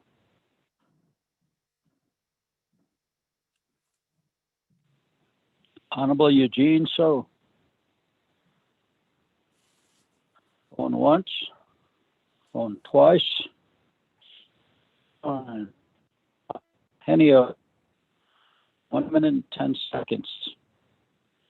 On once, twice, 3 times. I reserve my time, Eugenio. You reserve your time? Honorable Henio? Yes, for now. Okay, let me go back to Eugene So then. Honorable Eugene So, Hanan Nanda.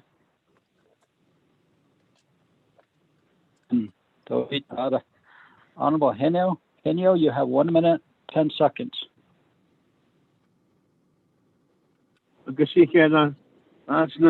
Speaker Pro Tem, Chairman Nez,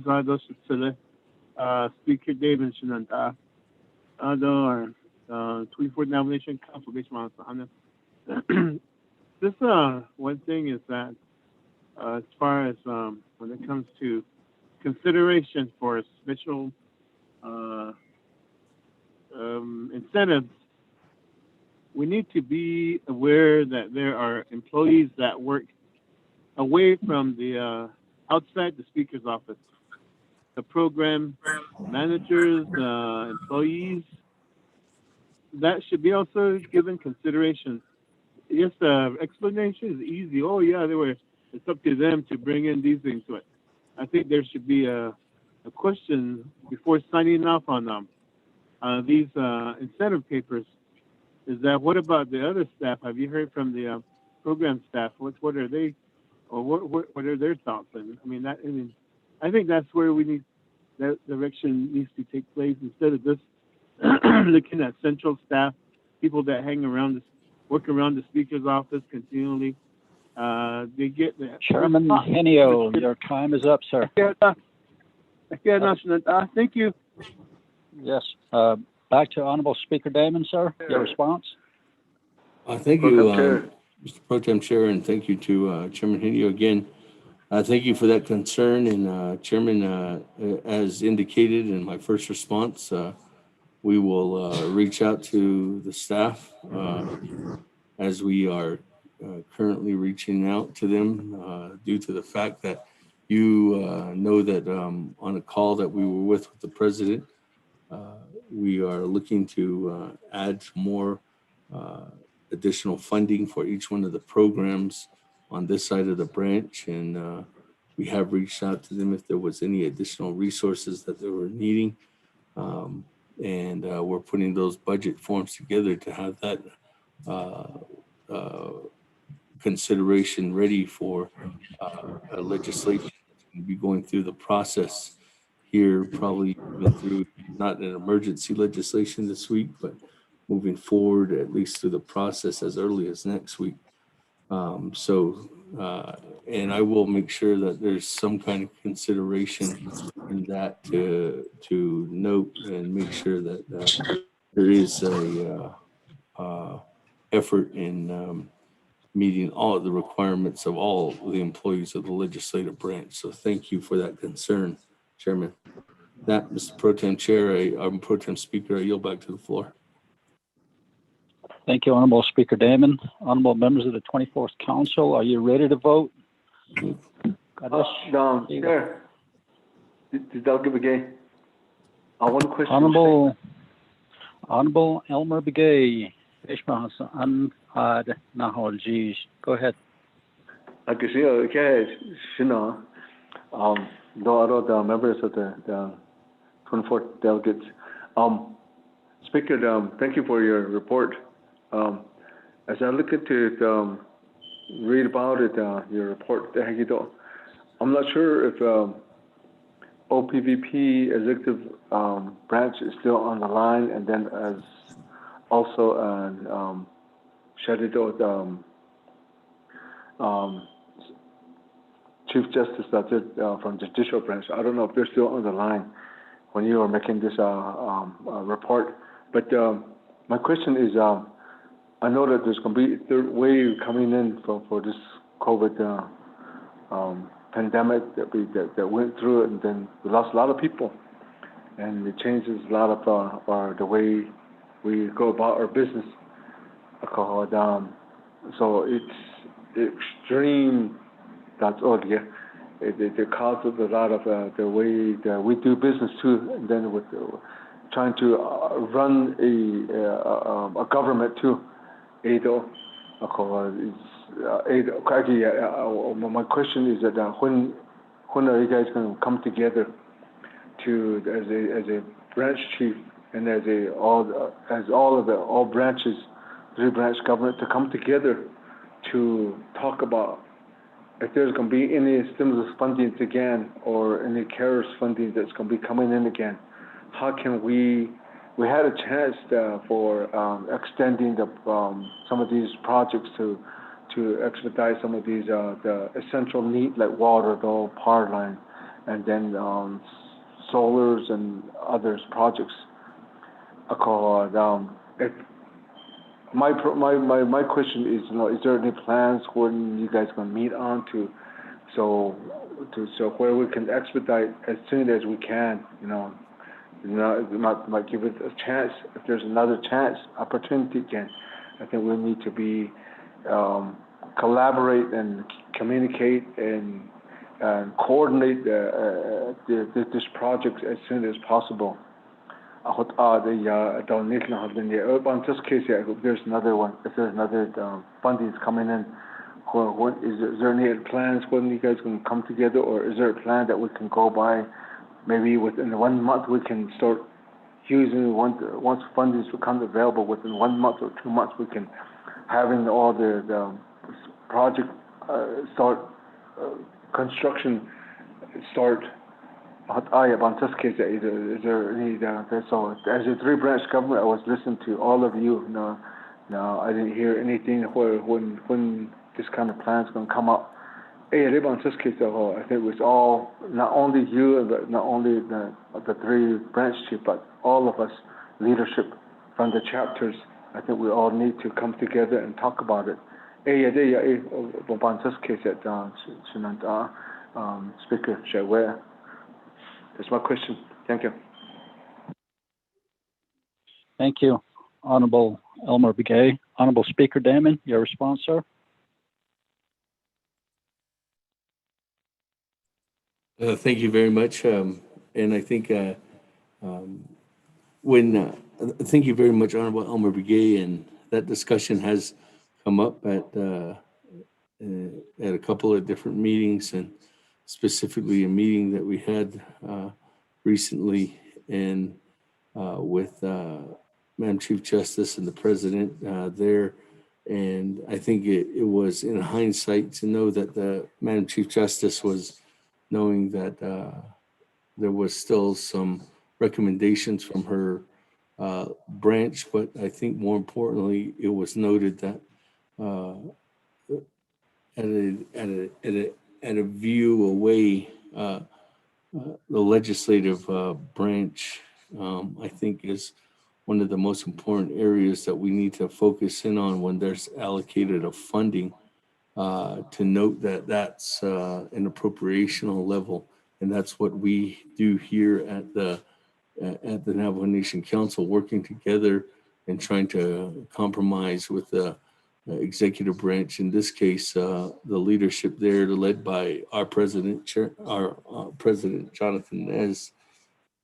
And I think at this point right now, working together more and trying to come up with new recommendations with the President, and going down that path at this time, I can honestly say that we don't have a specific plan in place, but I think that the technicality aspects of what we've done in the last, when we received the first CARES funds back in May, and actually started appropriating them through the summer, that we've seen that this was the first time actually that there was a huge bulk amount of funding that was given to the nation without any specific direction for appropriation, that was pigeonholed to certain different programs.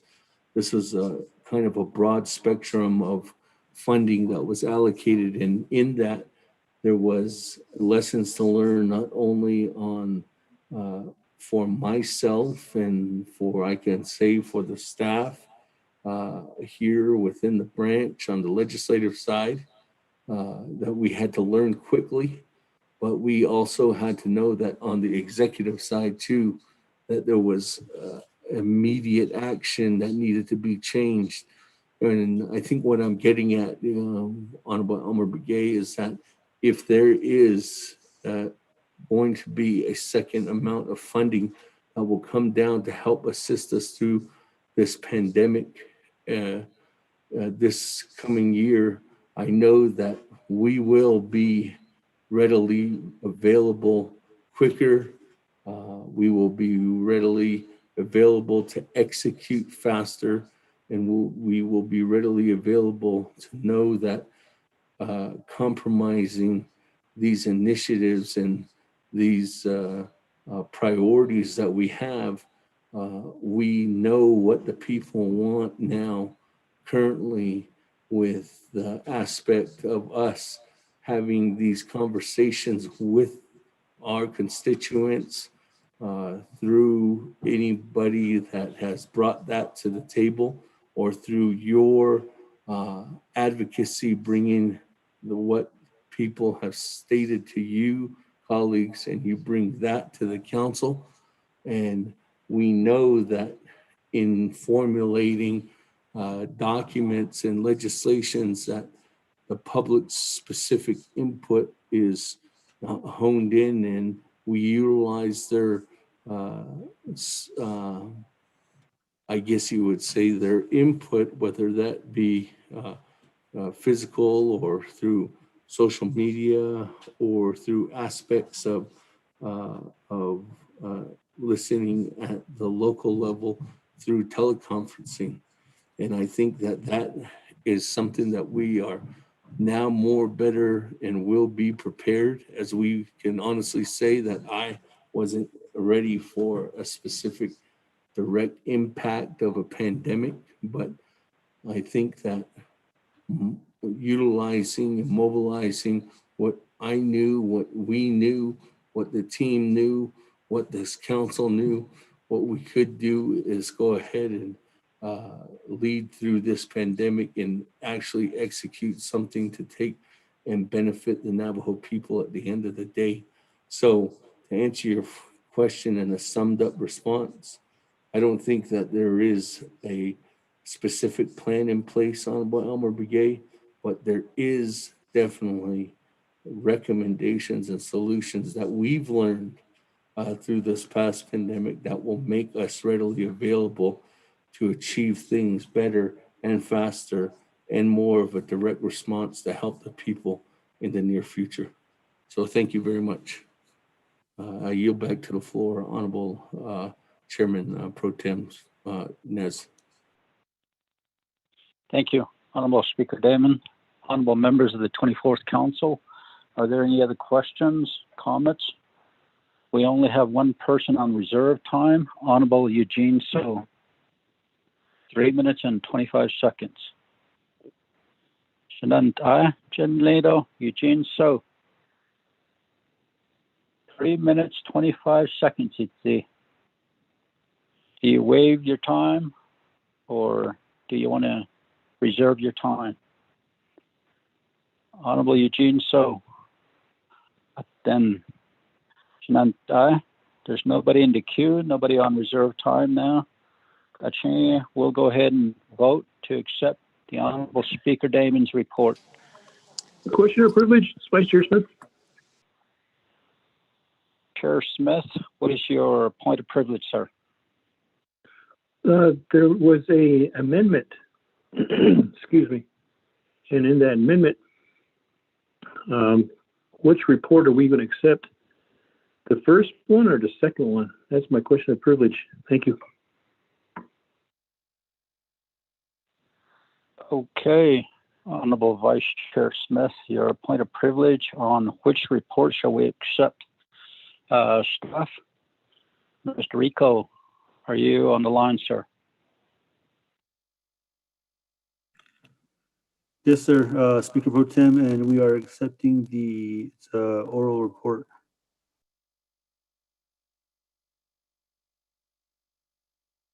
Okay, Honorable Vice Chair Smith, your point of privilege has been answered. We will be accepting the oral report, sir. Question of privilege again, Pro Tem Shay. Yes, go ahead, Honorable Vice Chair Smith. What is your point of privilege? Yes, I understand the oral report. He was reading off the first report that was given to us. The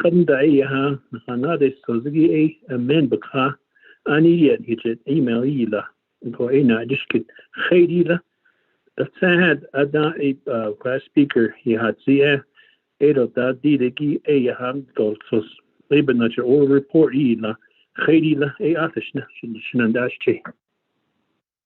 Thank you, Honorable Vice Chair Smith, for your point of privilege.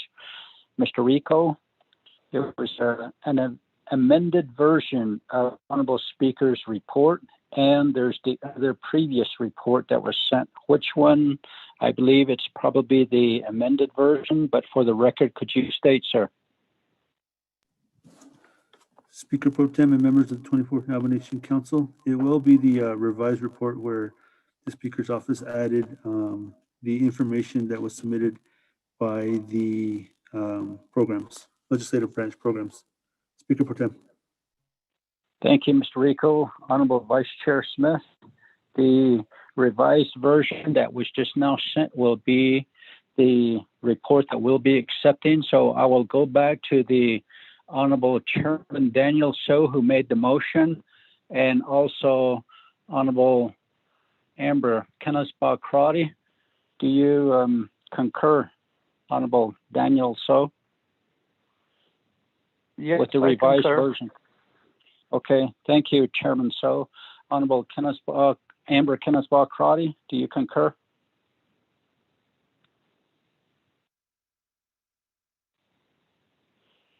Honorable Crotty.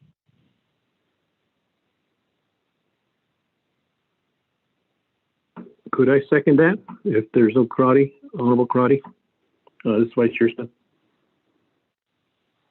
Let me call her again. Honorable Amber Kennesbaugh Crotty. Are you there? Please respond. Going once. Hi, this is Delegate Crotty. Okay. Thank you, Honorable Amber Kennesbaugh Crotty. There was a point of privilege by Honorable Raymond Smith as to which report we're accepting, the previous report or the new revised version of Honorable Speaker's report. So I went to Honorable Chairman Daniel So if he would concur to, since he motioned to have the revised version, you second the motion. So do you concur with the revised version? Thank you, Pro Tem Speaker Nez. Yes, I do confirm with the second. Thank you. Thank you very much. The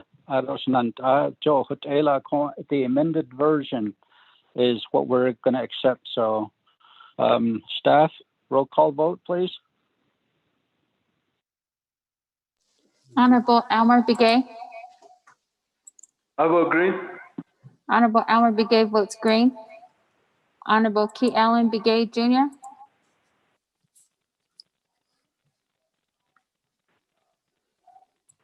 Honorable Paul Begay. Delegate Paul Begay votes green. Honorable Paul Begay votes green. Honorable Nathaniel Brown. Delegate Brown votes green. Honorable Nathaniel Brown votes green. Honorable Eugenia Charles Newton.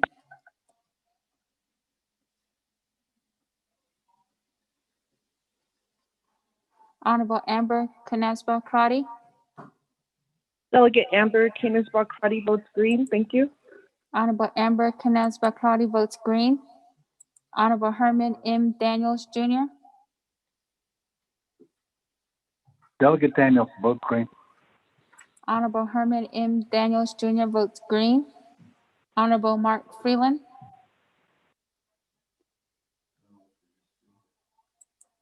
Honorable Pernell Halona. Freeland votes green. Honorable Mark Freeland votes Charles green. Newton votes green. Halona votes green. Honorable Eugenia Charles Newton votes green. Honorable Pernell Halona votes green. Honorable Jamie Henyo.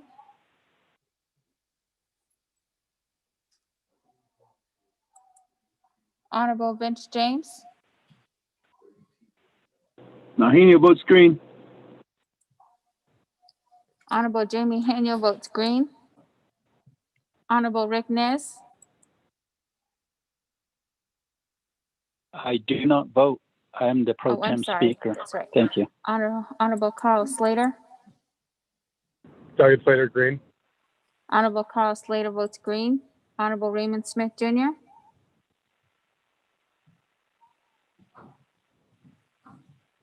I vote green. Honorable Raymond Smith Jr. votes green. Honorable Wilson Stewart Jr. Green. Honorable Wilson Stewart Jr. votes green. Honorable Otto So. I vote green. Honorable Otto So votes green. Honorable Charlene So. I vote green. Honorable Charlene So votes green. Honorable Daniel So. I vote green. Honorable Daniel So votes green. Honorable Eugene So.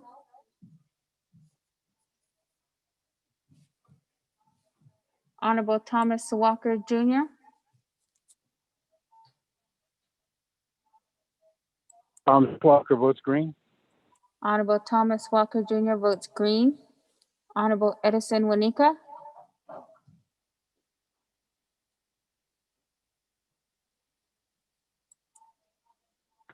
Honorable Edmund Yazzie. Green. Honorable Edmund Yazzie votes green. Honorable Jimmy Yellowhair. Delegate Yellowhair votes green. Thank you. Honorable Jimmy Yellowhair votes green. Honorable Key Allen Begay Jr. Delegate Calvin Gay Jr. votes green. Thank you. Honorable Key Allen Begay Jr. votes green. Honorable Seth Damon. Green. Honorable Speaker Seth Damon votes green. Honorable Vince James.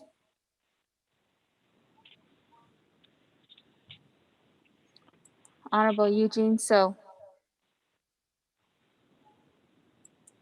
Honorable Edison Wanika. Pro Tem Speaker, with a vote of 20 in favor, 0 nays, and Pro Tem Chair not voting. Thank you very much. With a vote of 20 in favor, 0 opposed, Pro Tem Speaker not voting, motion carries. We'll accept the report from Honorable Speaker Seth Damon. Thank you very much. Honorable Speaker Damon, I will hand over the virtual gavel back to you, sir. Thank you. Speaker, this is Wanika. I vote green. Thank you. Honorable Edison Wanika votes green. The vote is 21 in favor, 0 opposed. Pro Tem Chair not voting. Motion carries to accept Speaker's report. Thank you for that. Staff have that recorded. I'll hand the gavel now back over to Honorable Speaker Damon, sir. Speaker? Speaker Damon? Yes, sorry, I was talking on mute there. Thank you very much, Chairman Nez, for facilitating the meeting, the council session here, and thank you very much. And with that, thank you, colleagues, for accepting the report, and we will continue to work on addressing those concerns too as well.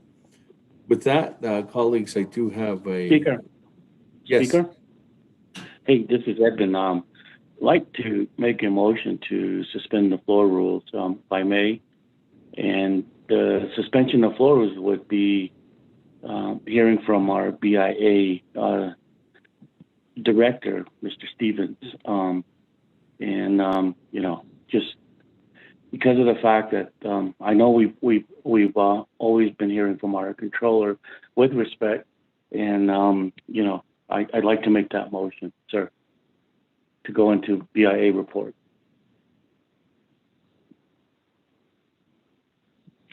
No.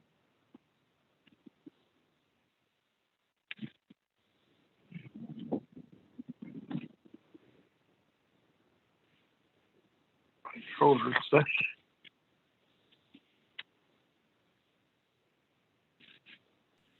Thank you very much. With that, colleagues, there's a motion. Chairman Edmund Yazzie motioning to suspend the floor rules to go to hear the oral report from the Bureau of Indian Affairs at this time.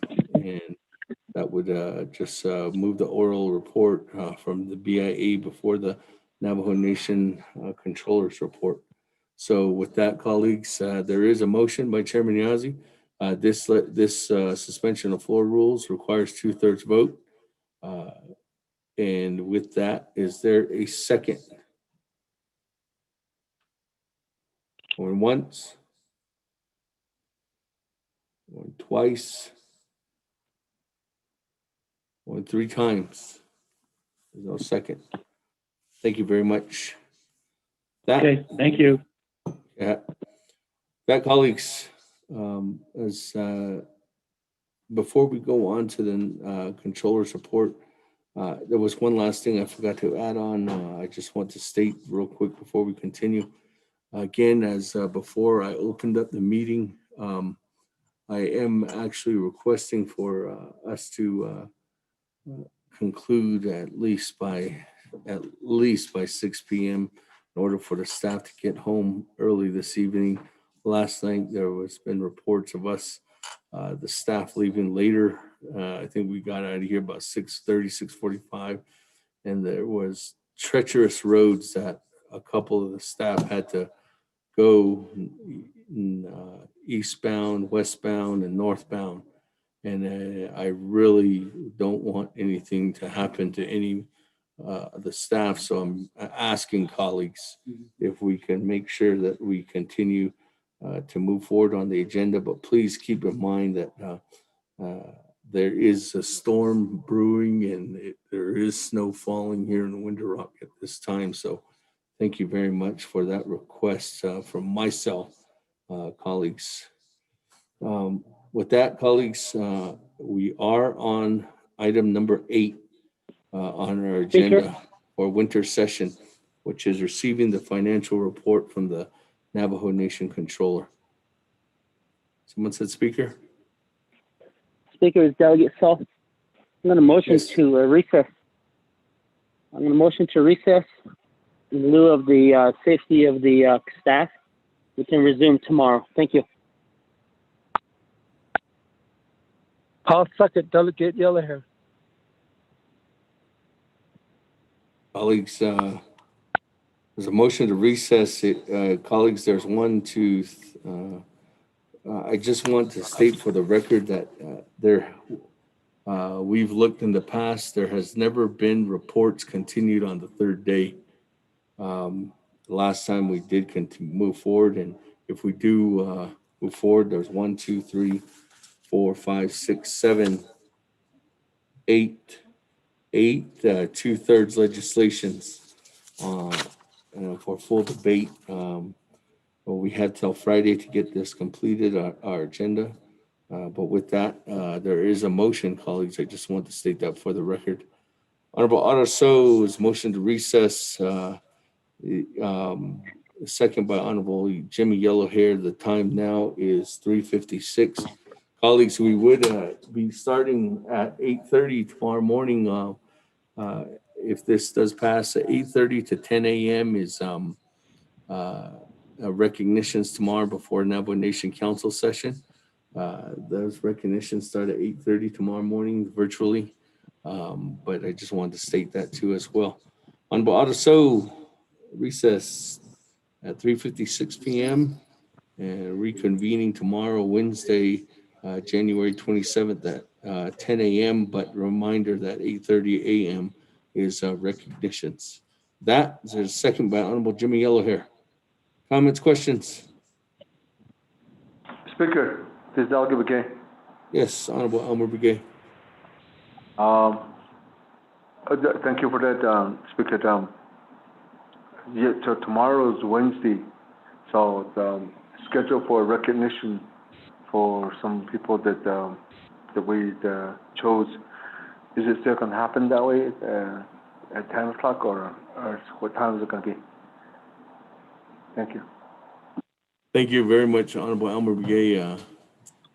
As indicated, the recognitions will be from starting at 8:30 to 10 a.m. And we will start the Navajo Nation Council session at 10 a.m. tomorrow morning. So recognitions will start at 8:30, Honorable Elmer Begay. That, colleagues, any other comments, questions? Speaker, this is Vice Chair Smith. Vice Chair Smith, go ahead. Floor is yours. Thank you. On to recess. I've got a lot of questions from the constituents that I represent on behalf of the hardship. And if we recess and we go into session tomorrow, these questions will not be provided. And the hardship is something that the folks have been waiting for, and there's been a lot of debate and a lot of talk about it. The CARES money has been put to hardship, and just by reading what was put in the media, there's duplication of checks, and that's what they're saying. What is going on? How come these checks are being duplicated, and how come they're being sent here and sent there, Speaker? So I'm not in favor of the recess. There's folks out there, especially the elders, 65 plus. They were supposed to be getting their checks in advance, or not advance, but they were supposed to be priority. And that's not happening. And now we're at January 26th, and these were supposed to be cut out sometime in December, and then they were told the first part of this January. Oh, Nasi just speaker. So I know that the folks will be not happy if we go into recess. I don't know how to say that to the folks if they ask, well, didn't you ask those questions?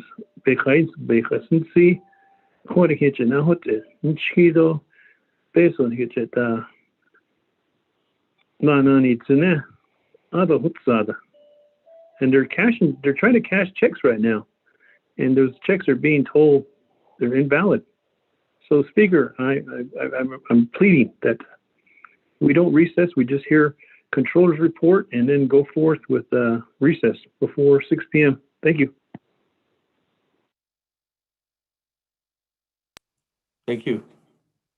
Thank you for those comments. On recessing, Chairman Nez motions. Thank you. Thank you, Honorable Speaker Damon. And Chairman Hino, I can put you in the queue. But now? Okay. Thank go ahead, you, Chairman. Honorable Speaker. Yes. Thank you, Honorable Sorry. Speaker Damon. Others none. I didn't second Honorable Yazi's request to suspend the floor rules because I wanted to hear, just as my constituents want to hear from the controller concerning what Honorable Vice Chair Smith just stated.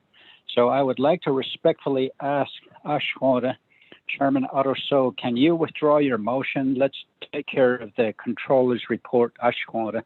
Aro Jimmy Yellow here and Ashwada. Almost not so the motion gi Ashwada. 6 o'clock, just be That's just all I wanted to say. So my request, Speaker. Thank you. Thank you very much, Chairman Nez. Now moving on down, Honorable Daniels on the recess motion. Thank you, Mr. Speaker. Good afternoon. Late noon. Kodot and late motion to recess. I support the recess. We have staff over there in Winter Rock. I don't know, 5 o'clock, 5:30, not that's when it gets dark. So even that's Papa Hani, so ya at all let's go. We hear what the take with an hard passing what the Sassin died thought.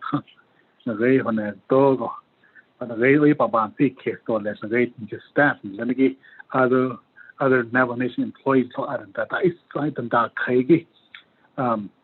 EOE by passion neck or whether I don't know you about me the hello stock on about senator but so Kevin Nalakeda see because of this or the unique count or the Ganon Alkio Yashon Kodo.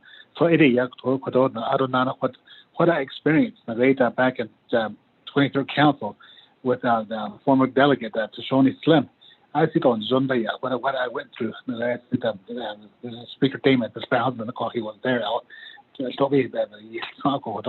it is Papa against started with cage and hard just on a rig on a hard target at the head of the tail when the hard target phone in the hard target. So every Bahani $10. I don't know what control she could some and the next way is under she could have a she be the bad has the could and nice sort of lessons. Twitter funny than Benedict late and hard 20 months on it has an rail has net a yeast or so either Benda that or Kisben that I yeast or let it go. As you thought has the so to I did a Yadakodo. So it is Yakodo on Saba has did on Mr. Speaker. Thank you. Mr. Speaker, you do so back on the phone. Thank you. Thank you very much, Honorable Daniels. Thank you. Welcome back, Honorable Eugene So. That move on down. On the motion to recess, Chairman Hino, the floor is yours. I hear that's it. Speaker Damon, Chinanta, Ada Koda Suche, Delegate Odoso, Ashana, Delegate Jamila Herani, at the request of Chairman Nez, if we could just move forward real quickly. I'd like to hear from the controller, and if we can keep our comments, our questions specifically to the subject. now we can get through this report. And we spent a lot of time on the Department Judicial Branch. And so let's just have these specific questions answered, because there is a concern regarding these relief checks. And most vendors are saying, no, we're not cashing them no more because, like Chair Smith stated, there are duplicates out there. I don't know what went wrong, what's going on, but we'd like to hear, the people would like to know. That way, when they make a trip into town, they don't come back empty-handed because they're spending their money on gas and food to take this check to a check cashing place. Next thing you know, they're being told no, and they have to make their way back without no cash in hand. So, this is to the Speaker Damon, and we can withdraw the motion and let's move forward quickly. Otherwise, we're just going to end up spending time and time again on this debating the motion to recess. Otherwise, let's just vote and either vote red or green. Okay,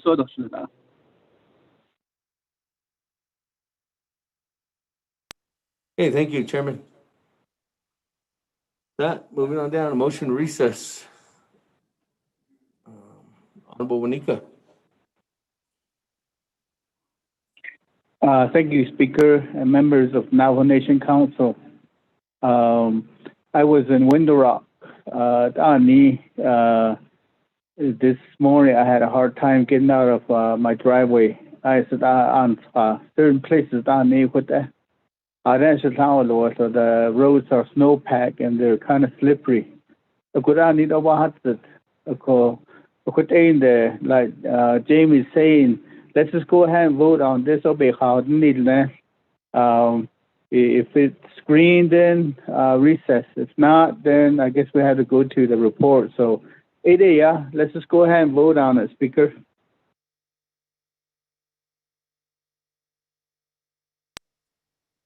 Speaker Eugene.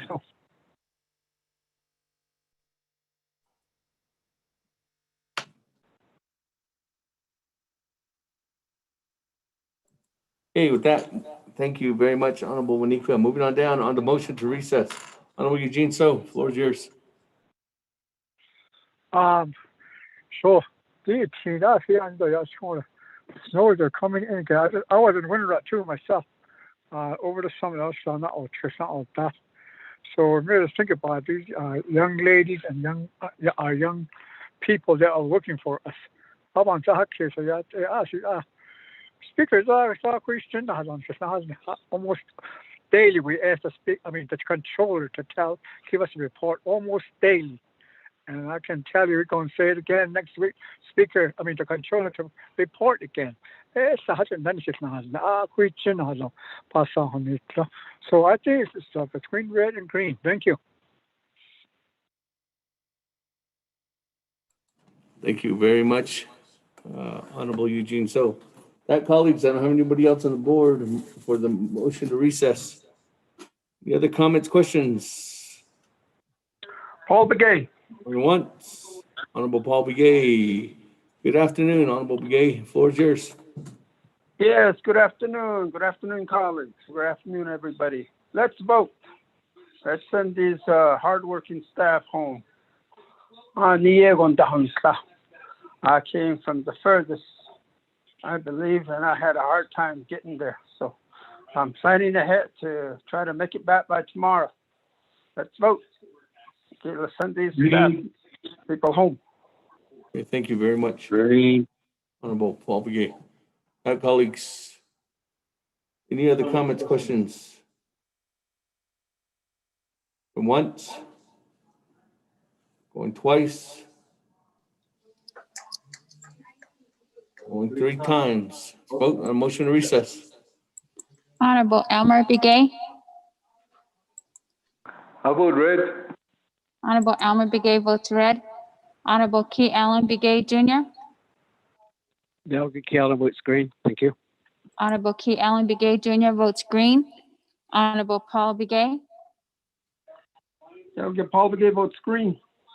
Honorable Paul Begay votes green. Honorable Nathaniel Brown. Delegate Brown votes green. Yeah. Honorable Nathaniel Brown votes green. Honorable Eugenia Charles Newton. Charles Newton votes green. Honorable Eugenia Charles Newton votes green. Honorable Amber Canesba Crotty. Delegate Amber Canesba Crotty votes green. Thank you. Honorable Amber Canesba Crotty votes green. Honorable Herman M. Daniels Jr. Delegate Daniels votes green. Honorable Herman M. Daniels Jr. votes green. Honorable Mark Freeland. Green. Honorable Mark Freeland votes green. Honorable Pernell Halona. Halona votes green. Honorable Pernell Halona votes green. Honorable Jamie Hino. Ahina votes red. Honorable Jamie Hino votes red. Honorable Vince James. Delegate James votes green. Honorable Vince James votes green. Honorable Rick Nez. Delegate Rick Nez votes red. Honorable Rick Nez votes red. Honorable Carl Slater. I vote green. Honorable Carl Slater votes green. Honorable Raymond Smith Jr. Red. Honorable Raymond Smith Jr. votes red. Honorable Wilson Stewart Jr. Green. Honorable Wilson Stewart Jr. votes green. Honorable Otto So. I vote green. Honorable Otto So votes green. Honorable Charlene So. I vote green. Honorable Charlene So votes green. Honorable Daniel So. I vote red. Honorable Daniel So votes red. Honorable Eugene So. I vote green. Thank you. Honorable Eugene So votes green. Honorable Thomas Walker Jr. Thomas Walker votes green. Honorable Thomas Walker Jr. votes green. Honorable Edison Wanika. Green. Honorable Edison Wanika votes green. Honorable Edmund Yazzie. Green. Honorable Edmund Yazzie votes green. Honorable Jimmy Yellowhair. Delegate Yellowhair votes green. Honorable Jimmy Yellowhair votes green. Speaker, with a vote of 18 in favor and 5 opposed. Speaker not voting. Thank you very much, colleagues. With that, 18 in favor, 5 opposed. Speaker not voting, motion carries. We are officially adjourned at, or actually officially recessed. Recessed, colleagues. Thank you very much. With that, again, just as an announcement, tomorrow at 8:30, from 8:30 to 10 will be recognitions. I do believe majority, if not all of them, are virtual recognitions, but we will be hosting them starting at 8:30 tomorrow morning. And then at 10 a.m., colleagues, we'll go ahead and start back into, come out of recess and back into session. So have a good evening, everyone. Thank you very much. We're going to. Oh, we're going to. Oh, Thank you, Speaker. Thanks, Speaker. We're going to. Good night.